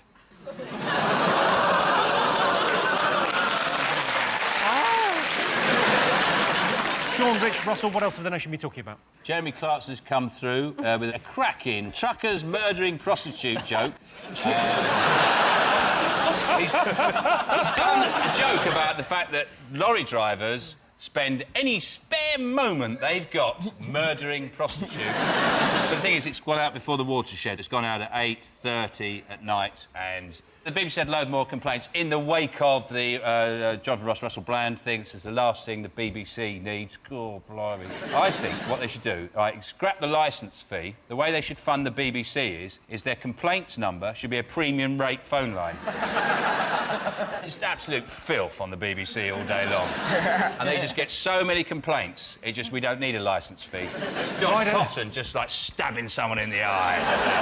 It's not just truck drivers that have been offended by it. There's, I mean, I didn't see the original recording. I still put a complaint in. But... tradition now, yeah. Jodie, you know Clarkson. Yeah, I do. It's kind of I think it's a bit, you know, people are jumping on the bandwagon after... Jumping on the bandwagon? What, and all trying to kill a prostitute? Well, no.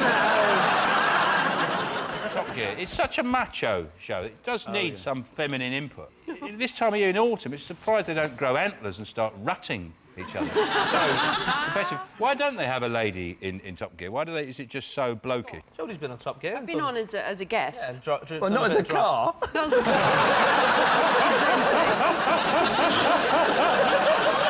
How did you do on the old circuit? I was top, and I think you beat me, didn't you? Oh. Yeah. I have the record for doing the whole thing in third gear. Just put it in third and rip the shit out of it. I did it in a shopping trolley with loads of cans. It was quite late at night. They'd all gone home. OK, let's see if Jeremy Clarkson's one of the most talked about things this week. Yes, this is the story. Jeremy Clarkson got into trouble for suggesting all lorry drivers murder prostitutes. I tell you what, 99% of lorry drivers give the other 1% a bad name. OK, Jason, Michael and Jodie, what else have the nation been talking about? Is it Donald Trump and his £1 billion golf resort up in swanky Scotland? Yeah. He's decided right over an area of... Why would you say swanky Scotland? just swanky Scotland. It's like you're in a game show. You and a friend can go to swanky Scotland. I don't think you should try to ruin the uniform greyness of Aberdeen with a green fairway. It is. It's a granite city. Grey. It is grey, yeah. I met a colourblind man once, Aberdeen. Took him out of town and cured him. I don't think that he should build this golf course, and he should go away. Yeah. Rich, what do you think? I don't like him. I don't like him. I don't like the cut of his jib. I don't like anything about him. I don't like the way he walks. I don't like the way he talks. I particularly don't like whatever the hell he's got on top of his head. It looks like someone's dropped a jumper on it. But that's what's It looks like someone's just dropped a jumper's just gone plop on his head, and he's gone, I'll take anything I can get. Mark Twain said, golf is a good walk spoiled, right, which I think shows how far we've come, doesn't it? Because now a good walk spoiled is being stabbed by a hoodie, isn't it? Oh. Right, let's have a look and see whether this is one of the most talked about things this week. Yes, Donald Trump's Scottish golf resort has been approved. Trump has had a hand in designing the golf course. It's quite unusual. The long grass at the side is combed over the fairway. Fingers on buzzers, one more thing to get. What else are we talking about? Jason. Is it this old fella, this 84-year-old pensioner, who attacked these armed robbers? It's an amazing picture of him just attacking. They were trying to get into an Ernest Jones. Yeah, I've got the picture. There he is. You can see the guy there on the left. What, the Jedi? I think you'll find that's a Sith Lord. I think he's just telling that bloke, if you strike me down, I'll become more powerful than you can possibly imagine. I think what he did is he took the balaclava off, didn't he? So that, you know, they could see his faces, and I think they were so shocked that this old dude came running up to him and ripped off their balaclavas that they kind of just went and just legged I would it. imagine the only reason he's ripped the balaclava off is because he can't afford to pay his heating bill. Thinking I'll have that. Can I just ask a question? Yes. Why are they breaking the window when the door is open?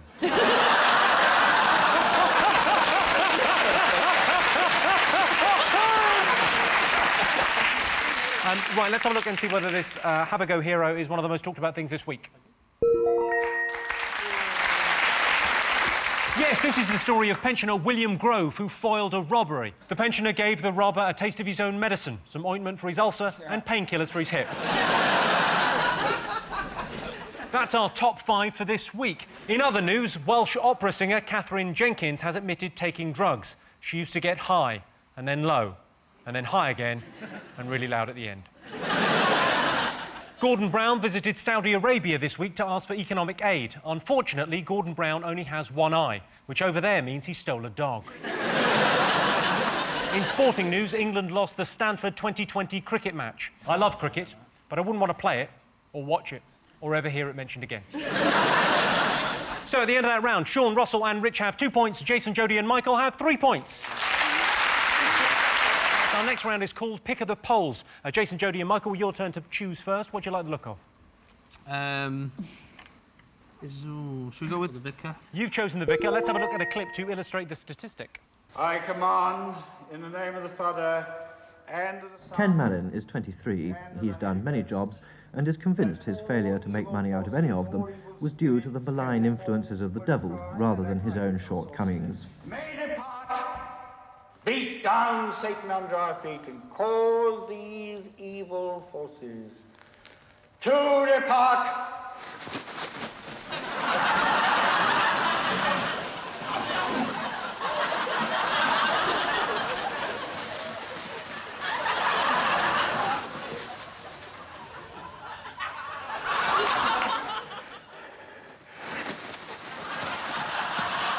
Ken Malin has been exorcised twice now.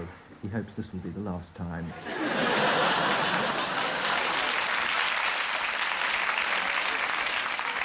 The weird thing is, they said they weren't going to make any more Vicar of Dibley. It's amazing what you have to do to get your kids into a Catholic school these days.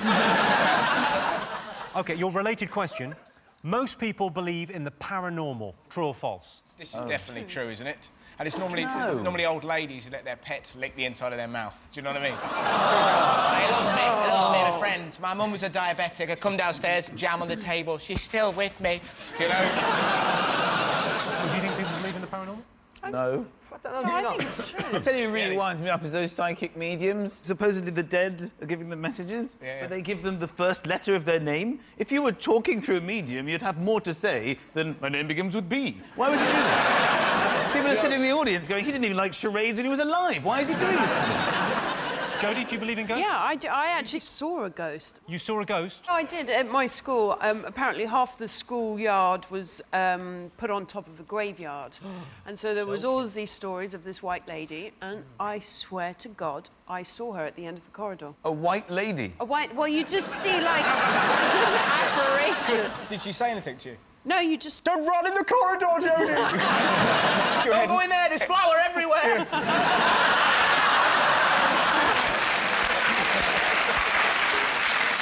I had any kind of belief in the paranormal beaten out of me by years of Scooby-Doo. I suddenly realised one day, I think it was about the 400th episode, when I'd been led to believe that there was a ghost involved in the mischief that was afoot. It wasn't a ghost at all. After all, it was a very selfish and greedy man. I think he might be rich.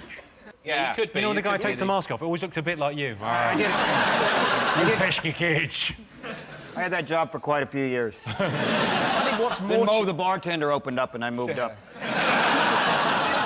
For a while in between, I had an out-of-money experience. Do you think most people believe in the paranormal? True or false? Most people don't, no. What about Derek Acora? Because the one thing, every time I see that show, Most Haunted, I always think, how come every ghost, no matter where it's from in history or location around the world, has got a Scouse accent? He'd be like a 17th century monk. Hello, everybody. Mary loves dick. And all that. He loves that. That's his favourite phrase. OK, so what do you think? Are you going to go true or false? No, they don't.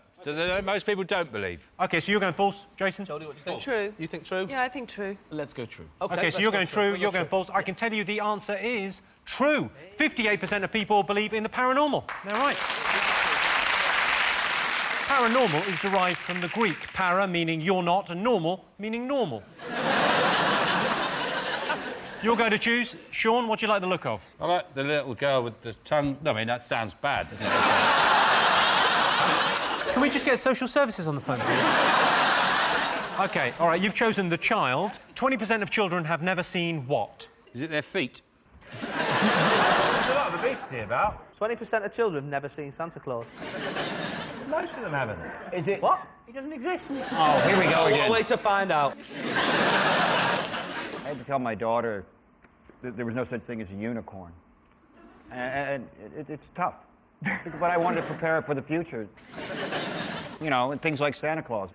And then I hit a unicorn with my car. It was lying in my arms. And it looked up at me and it said, you know, Rich, I've never got to do the things with my life that I wanted to. And then it died. So I'd say unicorn. Never seen the country. That is the right answer.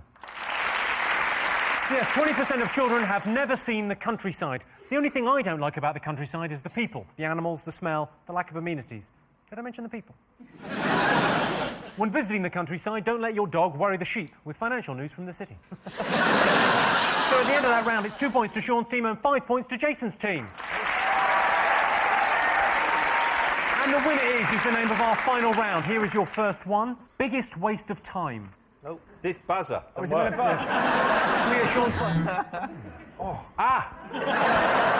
Biggest waste of time would have to be debobbling jumpers. It's a waste of time because once a jumper's bobbled, that's it. It's always going to bobble. So the most you're going to get an hour without any bobbles on it. You get all the bobbles off, you think you've got a nice jumper again, and it just starts to bobble within, I'd say, less than an hour. Probably pretty much starts straight away. You can't see it. You can't see it. But it's happening all the time. They're just bubbling up. So that is the biggest waste of time. Just accept the fact, once it's bobbled, it's over. Correct answer. Yeah. Thank you. Is it phoning up to complain about something you've not seen or heard just because other people are doing it? Oh, yes.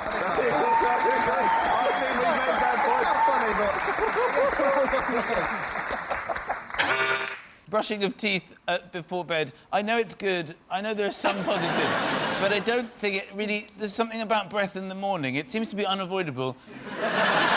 It's just hideous. I mean, my wife brushes her teeth like... She gets like a toothpaste beard. I mean, she really goes for it. But in the morning, it's just unbelievable. I don't know... And it doesn't help that everything begins with H as well. Hello. How did you sleep? I like the fact that you in the morning, you and your wife, hello, hello.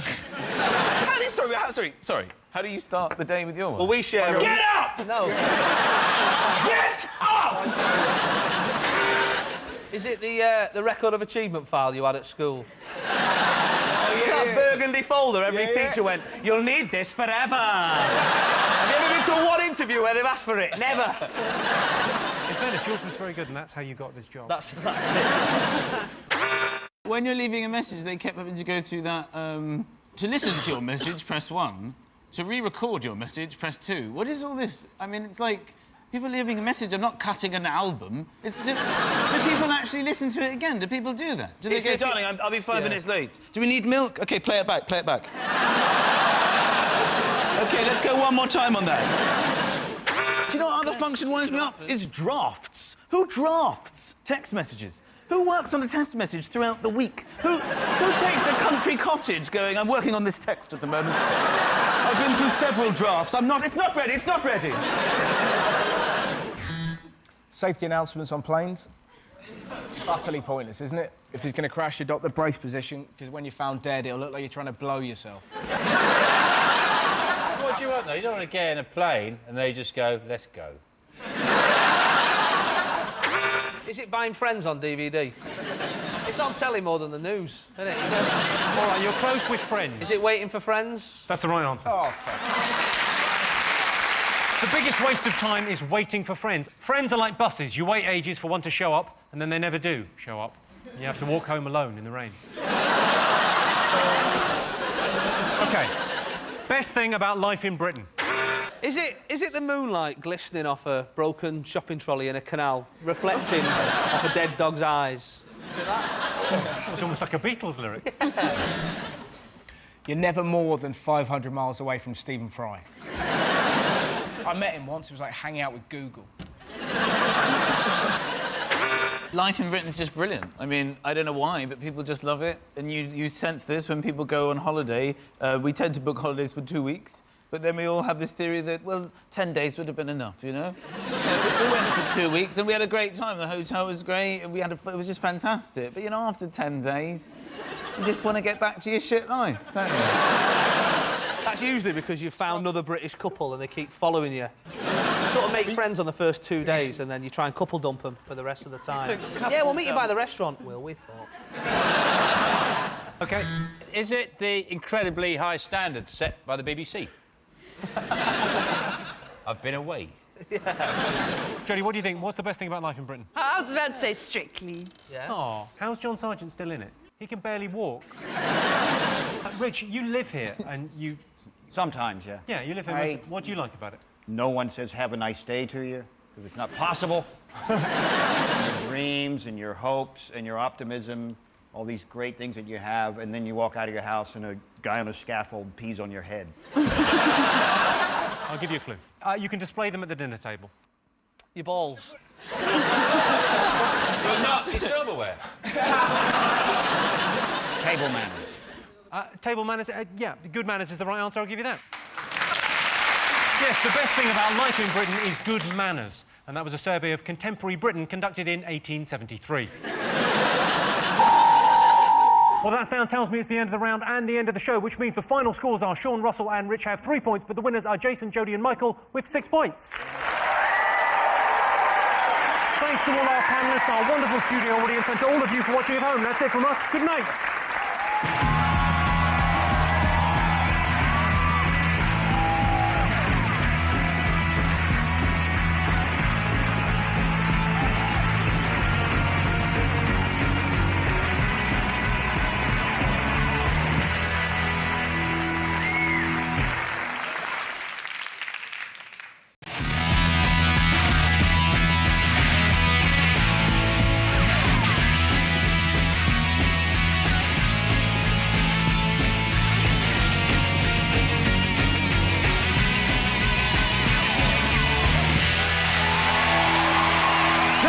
On the very best of 8 out of 10 cats, Sarah Silverman, Chris Hoy, and Livingston, Peter Andre, Michael McIntyre, Ulrika Johnson, Kelly Osborne, Charlie Brooker, Johnny Vegas, Krishnan Guru Murthy, Lee Mack, Jack Whitehall, Carol Vorderman, Steve Jones, and their team captain, Jason Manford.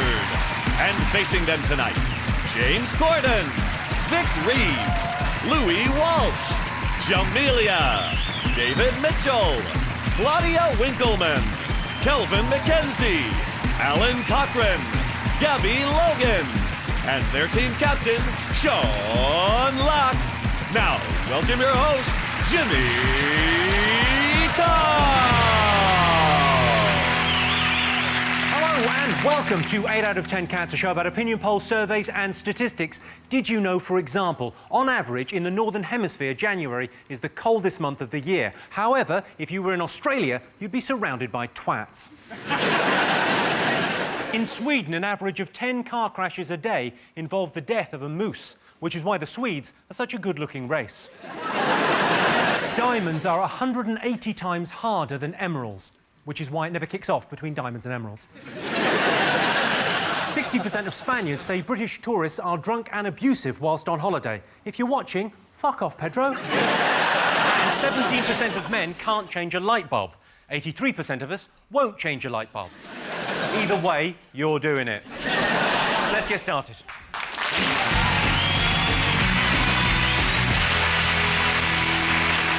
What are you talking about? That's the name of our first round. Jason, your team to go first. What have the nation been talking about? Is it three-time Olympic gold medalist Chris Hoy being on 8 hours?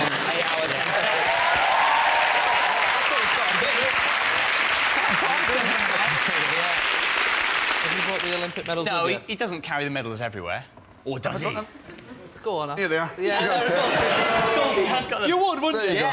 Everywhere I go. Everywhere I go.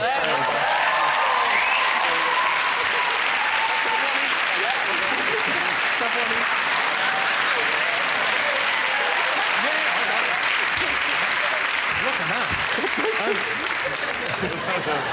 Well, Jim fixed it for me. Is there any chocolate in this? I would imagine it's got to be the rampant fear-mongering about the economy, isn't it? There's just been so much... You know, every time you open a paper or turn on the news, it's like they're going, shit yourselves! Credit crunch! We're all going to be dead by next Friday! And I keep thinking, nah, I'm not. I've got tins in. I'll be all right. It's serious. Have you It is noticed serious, but there's good things to it. There's good and bad sides to the What? credit What's crunch. good? Well, I'll be honest, I don't think 125% mortgages were ever a really good idea. I think they were ridiculous. To start the life of the ownership of your home owning 25% less than something of it, that blows my mind. My maths isn't good. That means you can be standing in the house you've just bought, someone can walk past outside and they own more of it than you do. That's fucking mental, isn't it? It's a brilliant point. There's an even better side to the credit crunch. The best side of it is a lot more people are enjoying the experience of shopping at Lidl. Which, as everyone knows, is really like being on holiday. In Moldova. That's exactly it. That's I'm in exactly what it is. Moldova. And you go, what is this? I don't know. I'm just going to open it and see. Well, you do Puffin hearts. I thought it was fuses. Puffin hearts? Oh, darling, we've run out of schnazzle scrodge.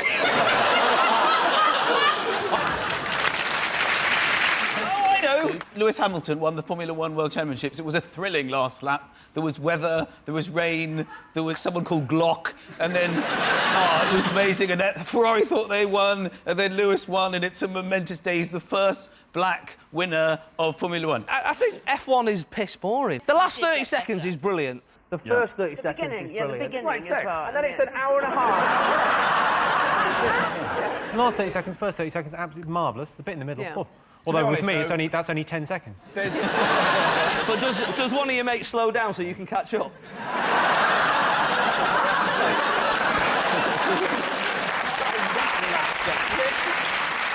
I'm one of those people, I don't really like Formula One, and I tend not to really like people who like Formula One.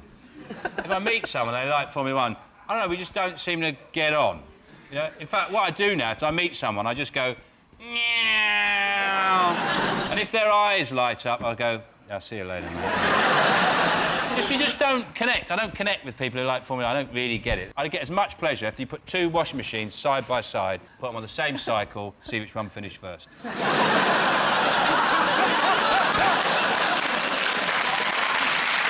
What else have the nation been talking about?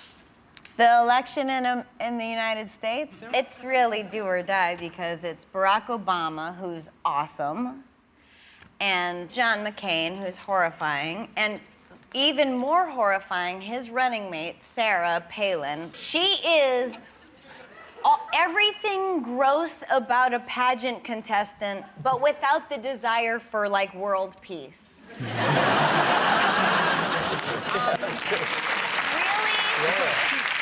Let's be honest, she's a MILF, right? Let's be honest, right? She's not central again, I forget. Mothers I'd like to fondle. You're such a good boy. I'm just that sort of guy. I like the fact she's pro-life and pro-guns, which to me sounds like someone who's a butcher and they're also a vet. I'm sorry. We've lost this one. Get the other bag. This week, Colin Powell came out in support of Barack Obama, didn't he? Which was quite unusual because Barack's a Democrat and Colin's a Republican. So... Sarah Palin, isn't it? That's her Yeah, name, yeah, the woman. yeah. The more right-wing she gets, the more attractive I'm starting to find her. Is that wrong? Like a sexy Hitler. Isn't a sexy Hitler you, Jimmy? I do not really get the joke. Do you really find her attractive, though? No, truly. People say they find her attractive, but I think it would be like sticking your dick into a swirling vortex of hate. That's what I want in a wife. I am so into the election, I'm Sky Plus in the debates. Yeah. I think a lot of the politics, James, is going over your head, though. I'm very happy about Obama's victory. Change we need was their slogan. It's quite vague. I can't help but think they stole that from the homeless. Don't you agree?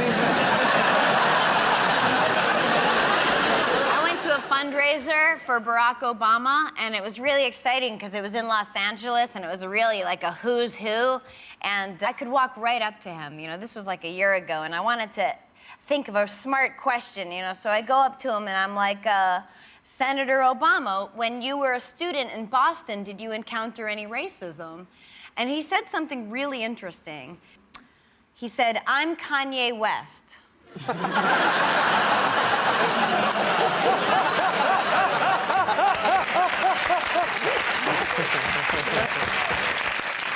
You did that amazing YouTube thing for Barack Obama in Florida. Monkey's Point. Oh, I'm just sort I'm of... sorry, what? Sorry, you're complimenting me. That's all right.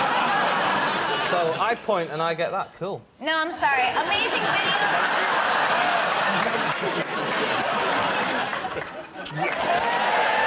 Steve! Steve!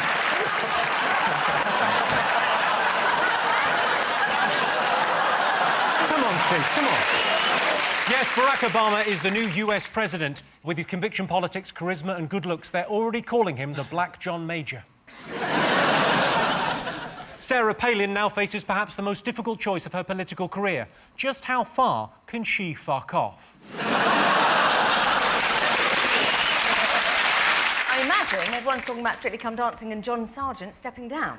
I think that's what they're talking I about. haven't talked about anything else. No, he's resigned because he felt bad. He said that there was just going to be too much angst and too much anger, and so I think he did the gentlemanly thing, and he was like, you know what, I'll take myself out and let the best dancer win.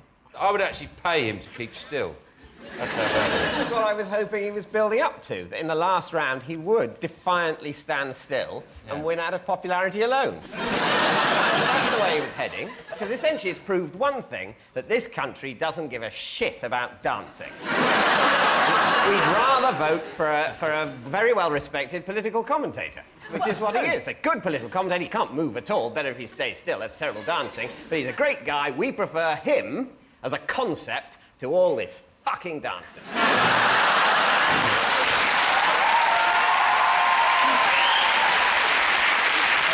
You might come back, though, because there's a Facebook group. There's about 400 of them already saying, bring John Sargent back. And they brought Whispers back. You know, that is how strong... That is how strong the medium of Facebook is. They've been so rude, all those dance judges, to John. They asked him on the thing. They know he's in his 60s and a bit portly. And how surprised are they? Every week, your dancing wasn't brilliant, you political commentator in your 60s. I was on Len Goodman. He was one of the judges. He's been rude to him. I've been on a comedy panel show with him. I didn't say, you're not very fucking funny, are you?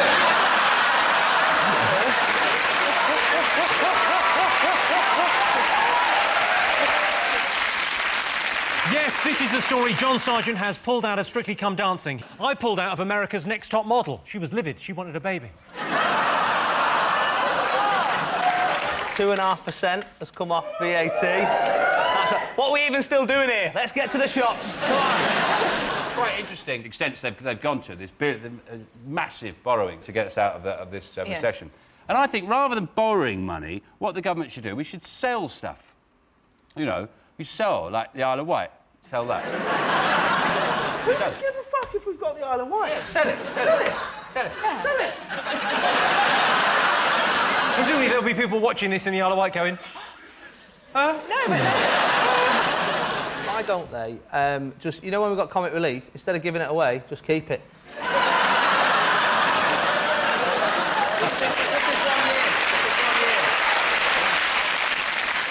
It reminds me of, like, about a month ago, I was in McDonald's, right? And I was buying a... Right. Are you saying it because I'm fat or because it's so bad? Because it's so bad. Right, OK. The world I live in at the moment is so... I'm not joking. It is more acceptable for me to talk to my friends about smoking crack and taking coke than it is... Because you go to people on cards, you hear my mates going... I did, like, so much MDMA and cocaine last night. Some people go, oh, yeah. Someone goes, I had a cheeseburger. So they go, no, you didn't. How can you put that crap in your system? yes, the world is in financial meltdown. Let me explain in simple terms what's going on. Think of the economy as a giant fan. Now, think of that fan covered in shit. Jason's team, what do you think the top 5 most talked about things in Britain are this week?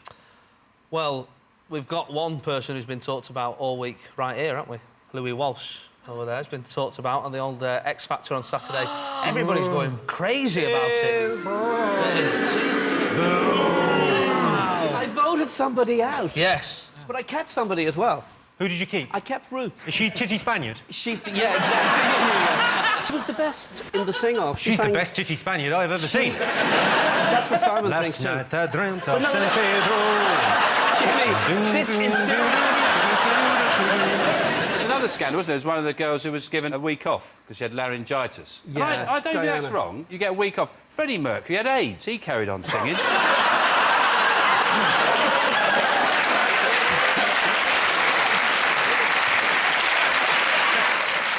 Let's have a look and see whether the X Factor is one of the most talked about things this week. Yes, it is the 3rd most talked about thing this week. This is the story Laura White was voted off X Factor on Saturday, or as the world will remember it, 8/11.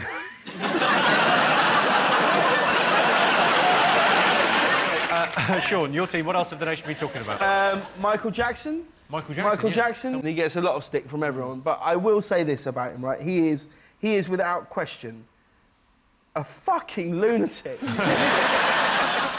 He's mental. Like, just when it couldn't get any weirder. Yes, yeah. The moving to Devon. Like, at that point, you thought, well, that's it. That's the end of now the Jackson thing. The whole thing is to make a great film one day and they end in Devon. It'd be great if they opened a tea shop. The Jacksons opened a coffee tea. He goes, you go in, you're driving, oh, I can have a lovely cream tea. And then Michael Jackson comes out and goes, You want clotted cream?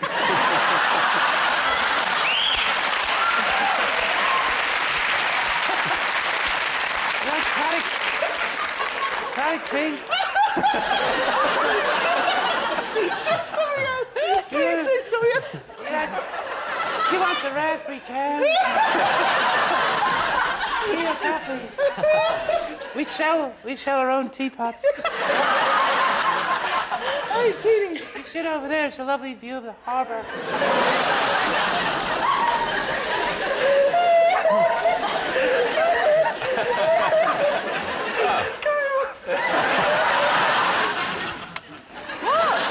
That was a fly.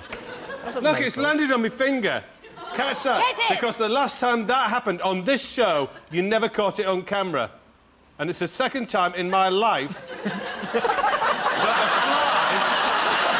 has landed on my finger, and it's always been on this show, Vic. And it's always been the finger that I shoved up Jimmy's arse before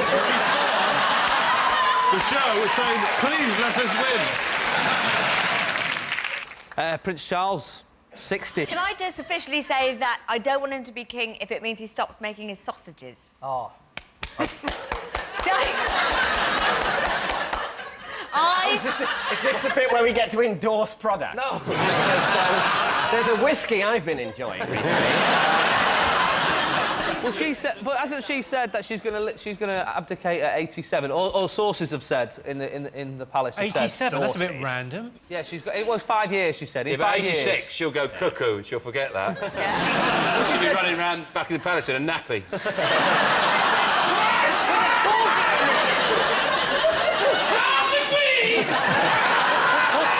Mother, you said I could take over. He's never getting the job. Jason, Christian, Johnny, what else have the nation been talking about this week? Is it these extreme marathon people who suffered extreme weather? You know? What was that, Christian? I can't bear this story. I had to do it on Sunday night. You know. Yeah. Well, it's your job reading the news.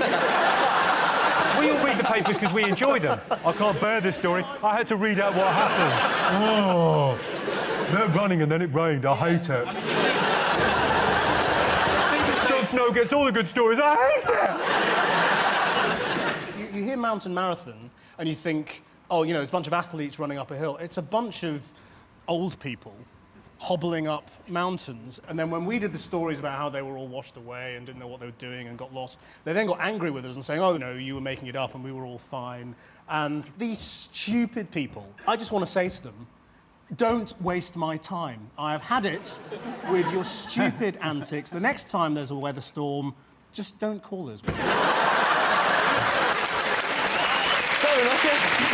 bunch of very healthy people who can have whatever operation they want from the NHS, right, decide to go out and fucking try and kill themselves and cost us thousands of pounds in helicopter rescues and everything. I've had to drop 4 stone to get a new hip. Not by going up a mountain, I do now. Just by cutting out pastry. You managed to drop 4 stone by cutting out pastry. How much pastry were you eating? I slept on a pastry bed. And ate... And I ate it every night. I went to bed in a big pie. I woke up in tears. Yeah, I wept gravy. You know. I know the It doesn't sound that far-fetched. I can see your head poking out of a pie. Like you're in a jacuzzi. OK, let's see whether this extreme marathon is one of the most talked about things this week. Yes, this is the story. Organisers of an extreme marathon face criticism for going ahead despite bad weather. With 100-mile-an-hour winds, horizontal rain and competitors suffering broken bones and hypothermia, it's thought that this year's event was the funniest there's ever been. Our next round is called Pick of the Polls. Sean, James and Gabby, you're to go first. What do you like the look of? Turkey, boys. OK, you've gone turkey. It was announced this week that the price of Christmas turkeys is set to rise. So we polled our studio audience and asked them, if you had to make a choice, what would you give up? Christmas dinner or Christmas presents? Whoever invented Christmas dinner or came up with, I want to shake, I want to kiss his face, right? Yeah. You don't put any weight on, do you, on Christmas Day? No. That's our little. That's our little gift off Jesus. Fact. He said, eat as many matchsticks and miniature heroes as you want. It's in the Bible. I don't like presents. How do you not like presents? First thing I say when I open a present after... Well, the second thing I say... First thing I say is, keep your seat. Second thing I always say, and I get right up close, say you're my dad and you give me a present, I get right up close, holding the present and go, I hope this isn't my main present. So what do you think people would give up? Steve Jones, Christmas dinner or Christmas presents? What? John, could you invent a machine that would give us both? What? So Dinner I could and reverse the presents. polarity of this question? Yes. I need a pair of pliers, a battery and some salmon. Don't ask. It's set to work immediately.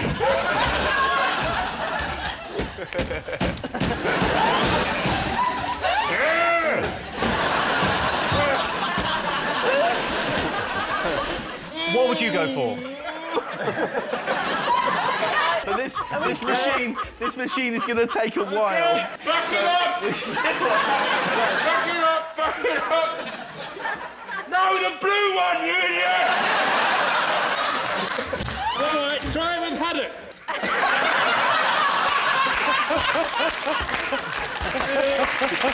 Let's have a look at a clip to illustrate your statistic. This weekend in Sutton Coldfield there is the World Lola Balling Championship. The what? Well, I'll show you because we've got on the Wider Weight Club the current world champion, American Tim Darlingham.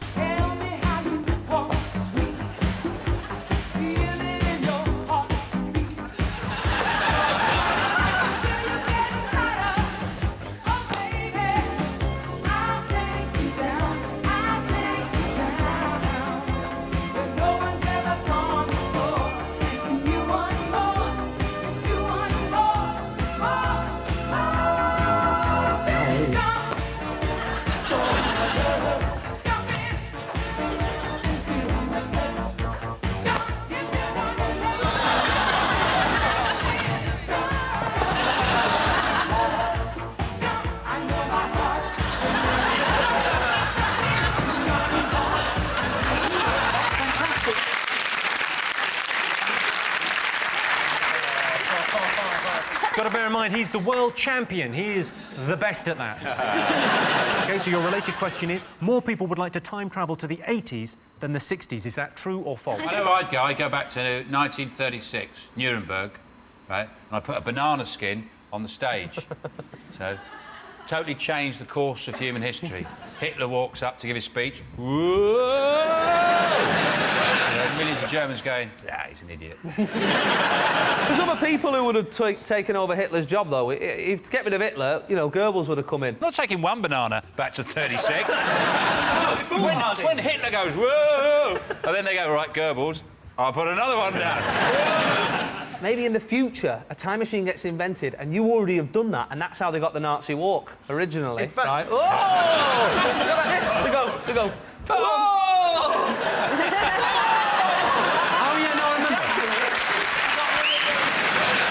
When you go to football now, it's like everyone's got Alzheimer's, the early stages, isn't it? Because all the songs are like, who are you?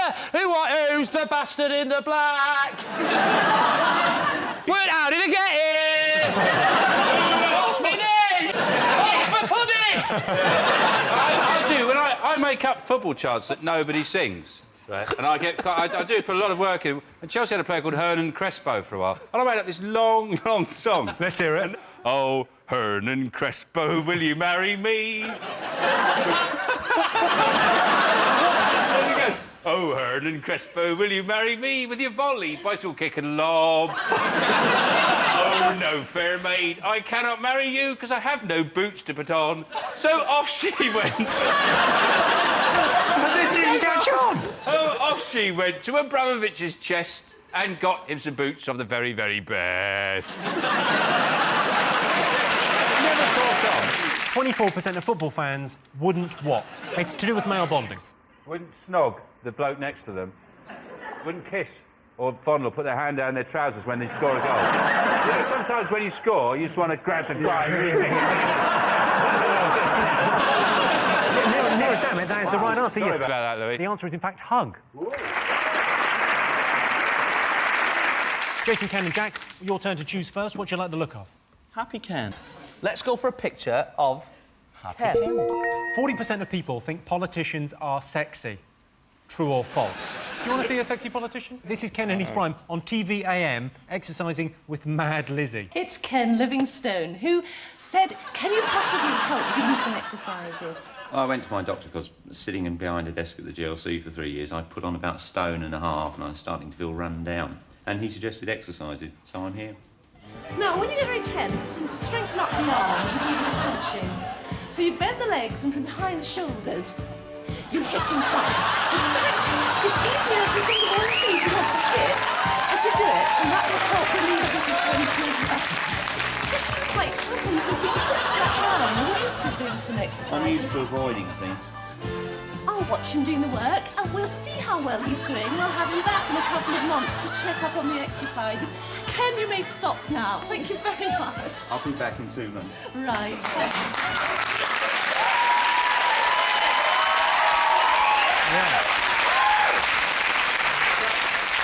Wow. The story behind that was I was fighting a by-election and you couldn't get any TV coverage, so that's the only thing I could get on to do.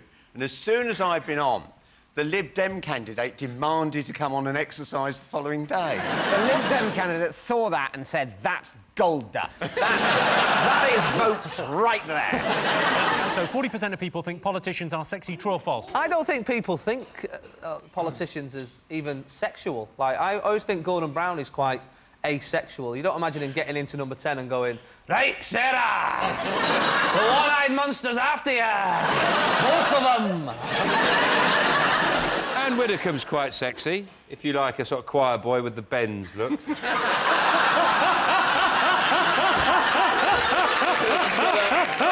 Choir boy, she looks like she's been 30 metres under the sea and just shot right to the top. I don't think you don't get much of an idea that politicians have any power anymore, though. No. All they Well, don't have a go at him. He got voted out. Well, he voted for Ken. And if I'd got my way, Ken would be Mayor of London and Boris Johnson would be here. And, you know, Boris Johnson's fucking funny.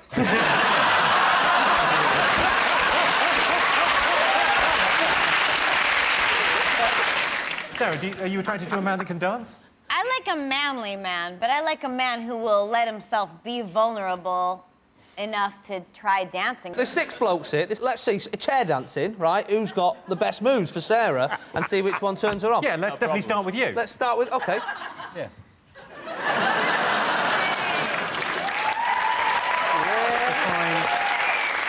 It's a pretty good start. Oh, got a little bit dizzy now. Steve? Oh, God. Come on. I'm going to take a old school... Oh, no. Sarah's plugs. Yeah. Oh, sorry, I thought you were rubbing a cat. Is this... Your turn. There he goes. You're quite high in the air. I've actually been dancing for the whole show, but I've been doing the river dance, so there's no upper body movement whatsoever. The whole show I've been dancing away happily. While you lot have been playing your panel game, I've been throwing fucking shapes under here. There is a version of this show that goes out in Ireland, which is just Alan's feet. Very popular it is too, but if you want some upper body stuff, what about that? You realise whoever wins this, you have to fart. Yeah, here we go. Now, the high point, ladies and gentlemen, what you've all been waiting for. It's just a bit of that. Oh, nice. Not too much, you know. Oh, keep those orderlies away, they're stealing my stuff. Well, I like to take things slowly, so usually what I do is I start off with...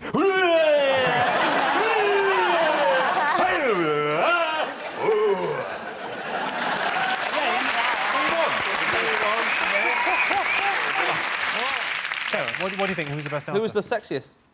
I wish I could say all of you.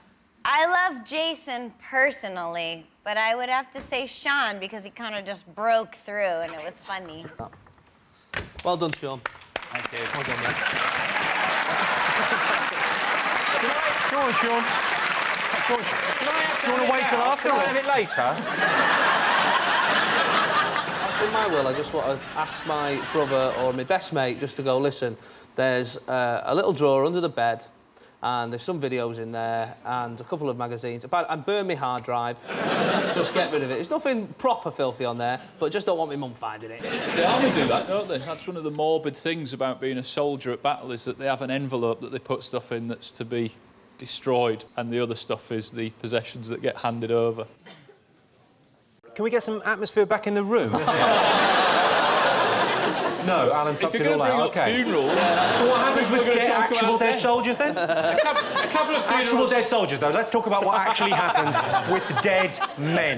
Young men, what gets sent back to their grieving families, and what do they burn? Alan, tell us more. Dead soldier news. Hey, welcome to 8 out of 10 Cats. And the winner is the name of our final round. Here is your first one. Most embarrassing thing about parents. Having them. What's the most embarrassing thing they've done? I think it was like my 5th birthday. My dad locked all of us into a garden shed and then put the werewolf outfit from Bark at the Moon on and ran around the shed and all the kids cried and went home. I was watching the news with my dad, and my dad's quite like old-fashioned and right-wing, and he's a bit mental. And Robert Mugabe came on, and he literally, he was like, oh, he's the most odious, horrible, wretched. And he said the word, and my mum went mental. She was like, you do not use that word in my house. You do not use that word in front of my children. I realised he's a bad person, but do not use that word. He swung around to my mum, no word of a lie, looked her in the eye, and he said, this is typical of you, Hillary. Always defending Mugabe.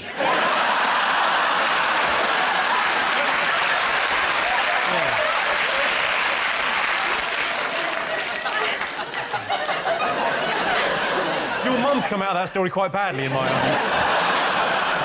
My dad also, when Ken first got voted in, I remember it was the morning, and my dad walked into my room, didn't even say good morning, just stood there in the darkness, and he went, Livingston's back. And walked out. No explanation. Britain's least popular present.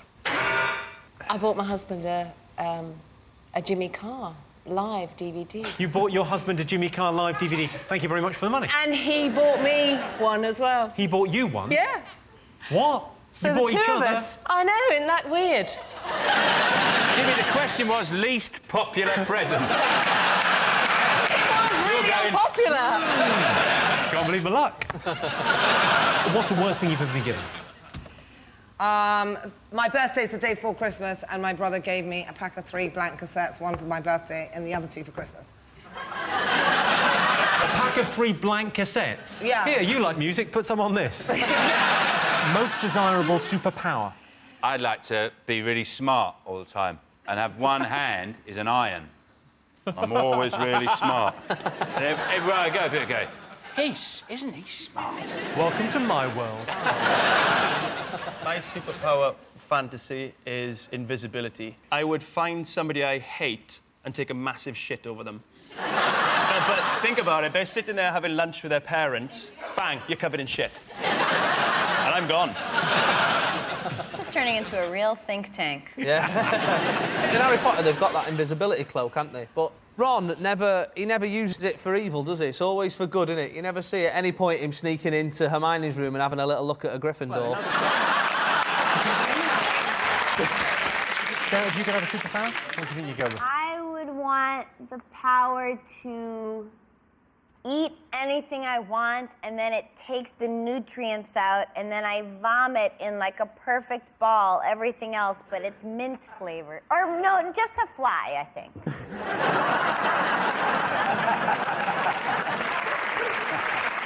Best way to make a woman feel beautiful? Lying.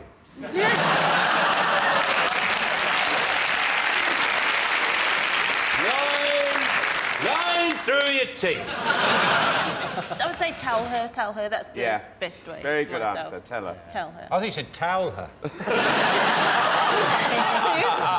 She's just racing around in the box and just towel her. Go on, go out there, you're beautiful, go out there. Go out there. The nation's favourite treat? Coronation. Treat? Oh, treats.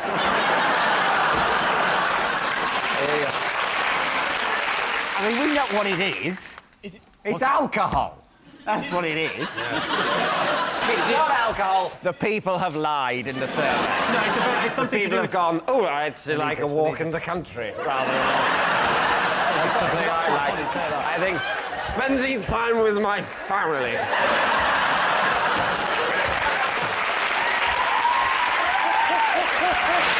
It's something you do with your partner. Cuddles. Cuddles is the right answer.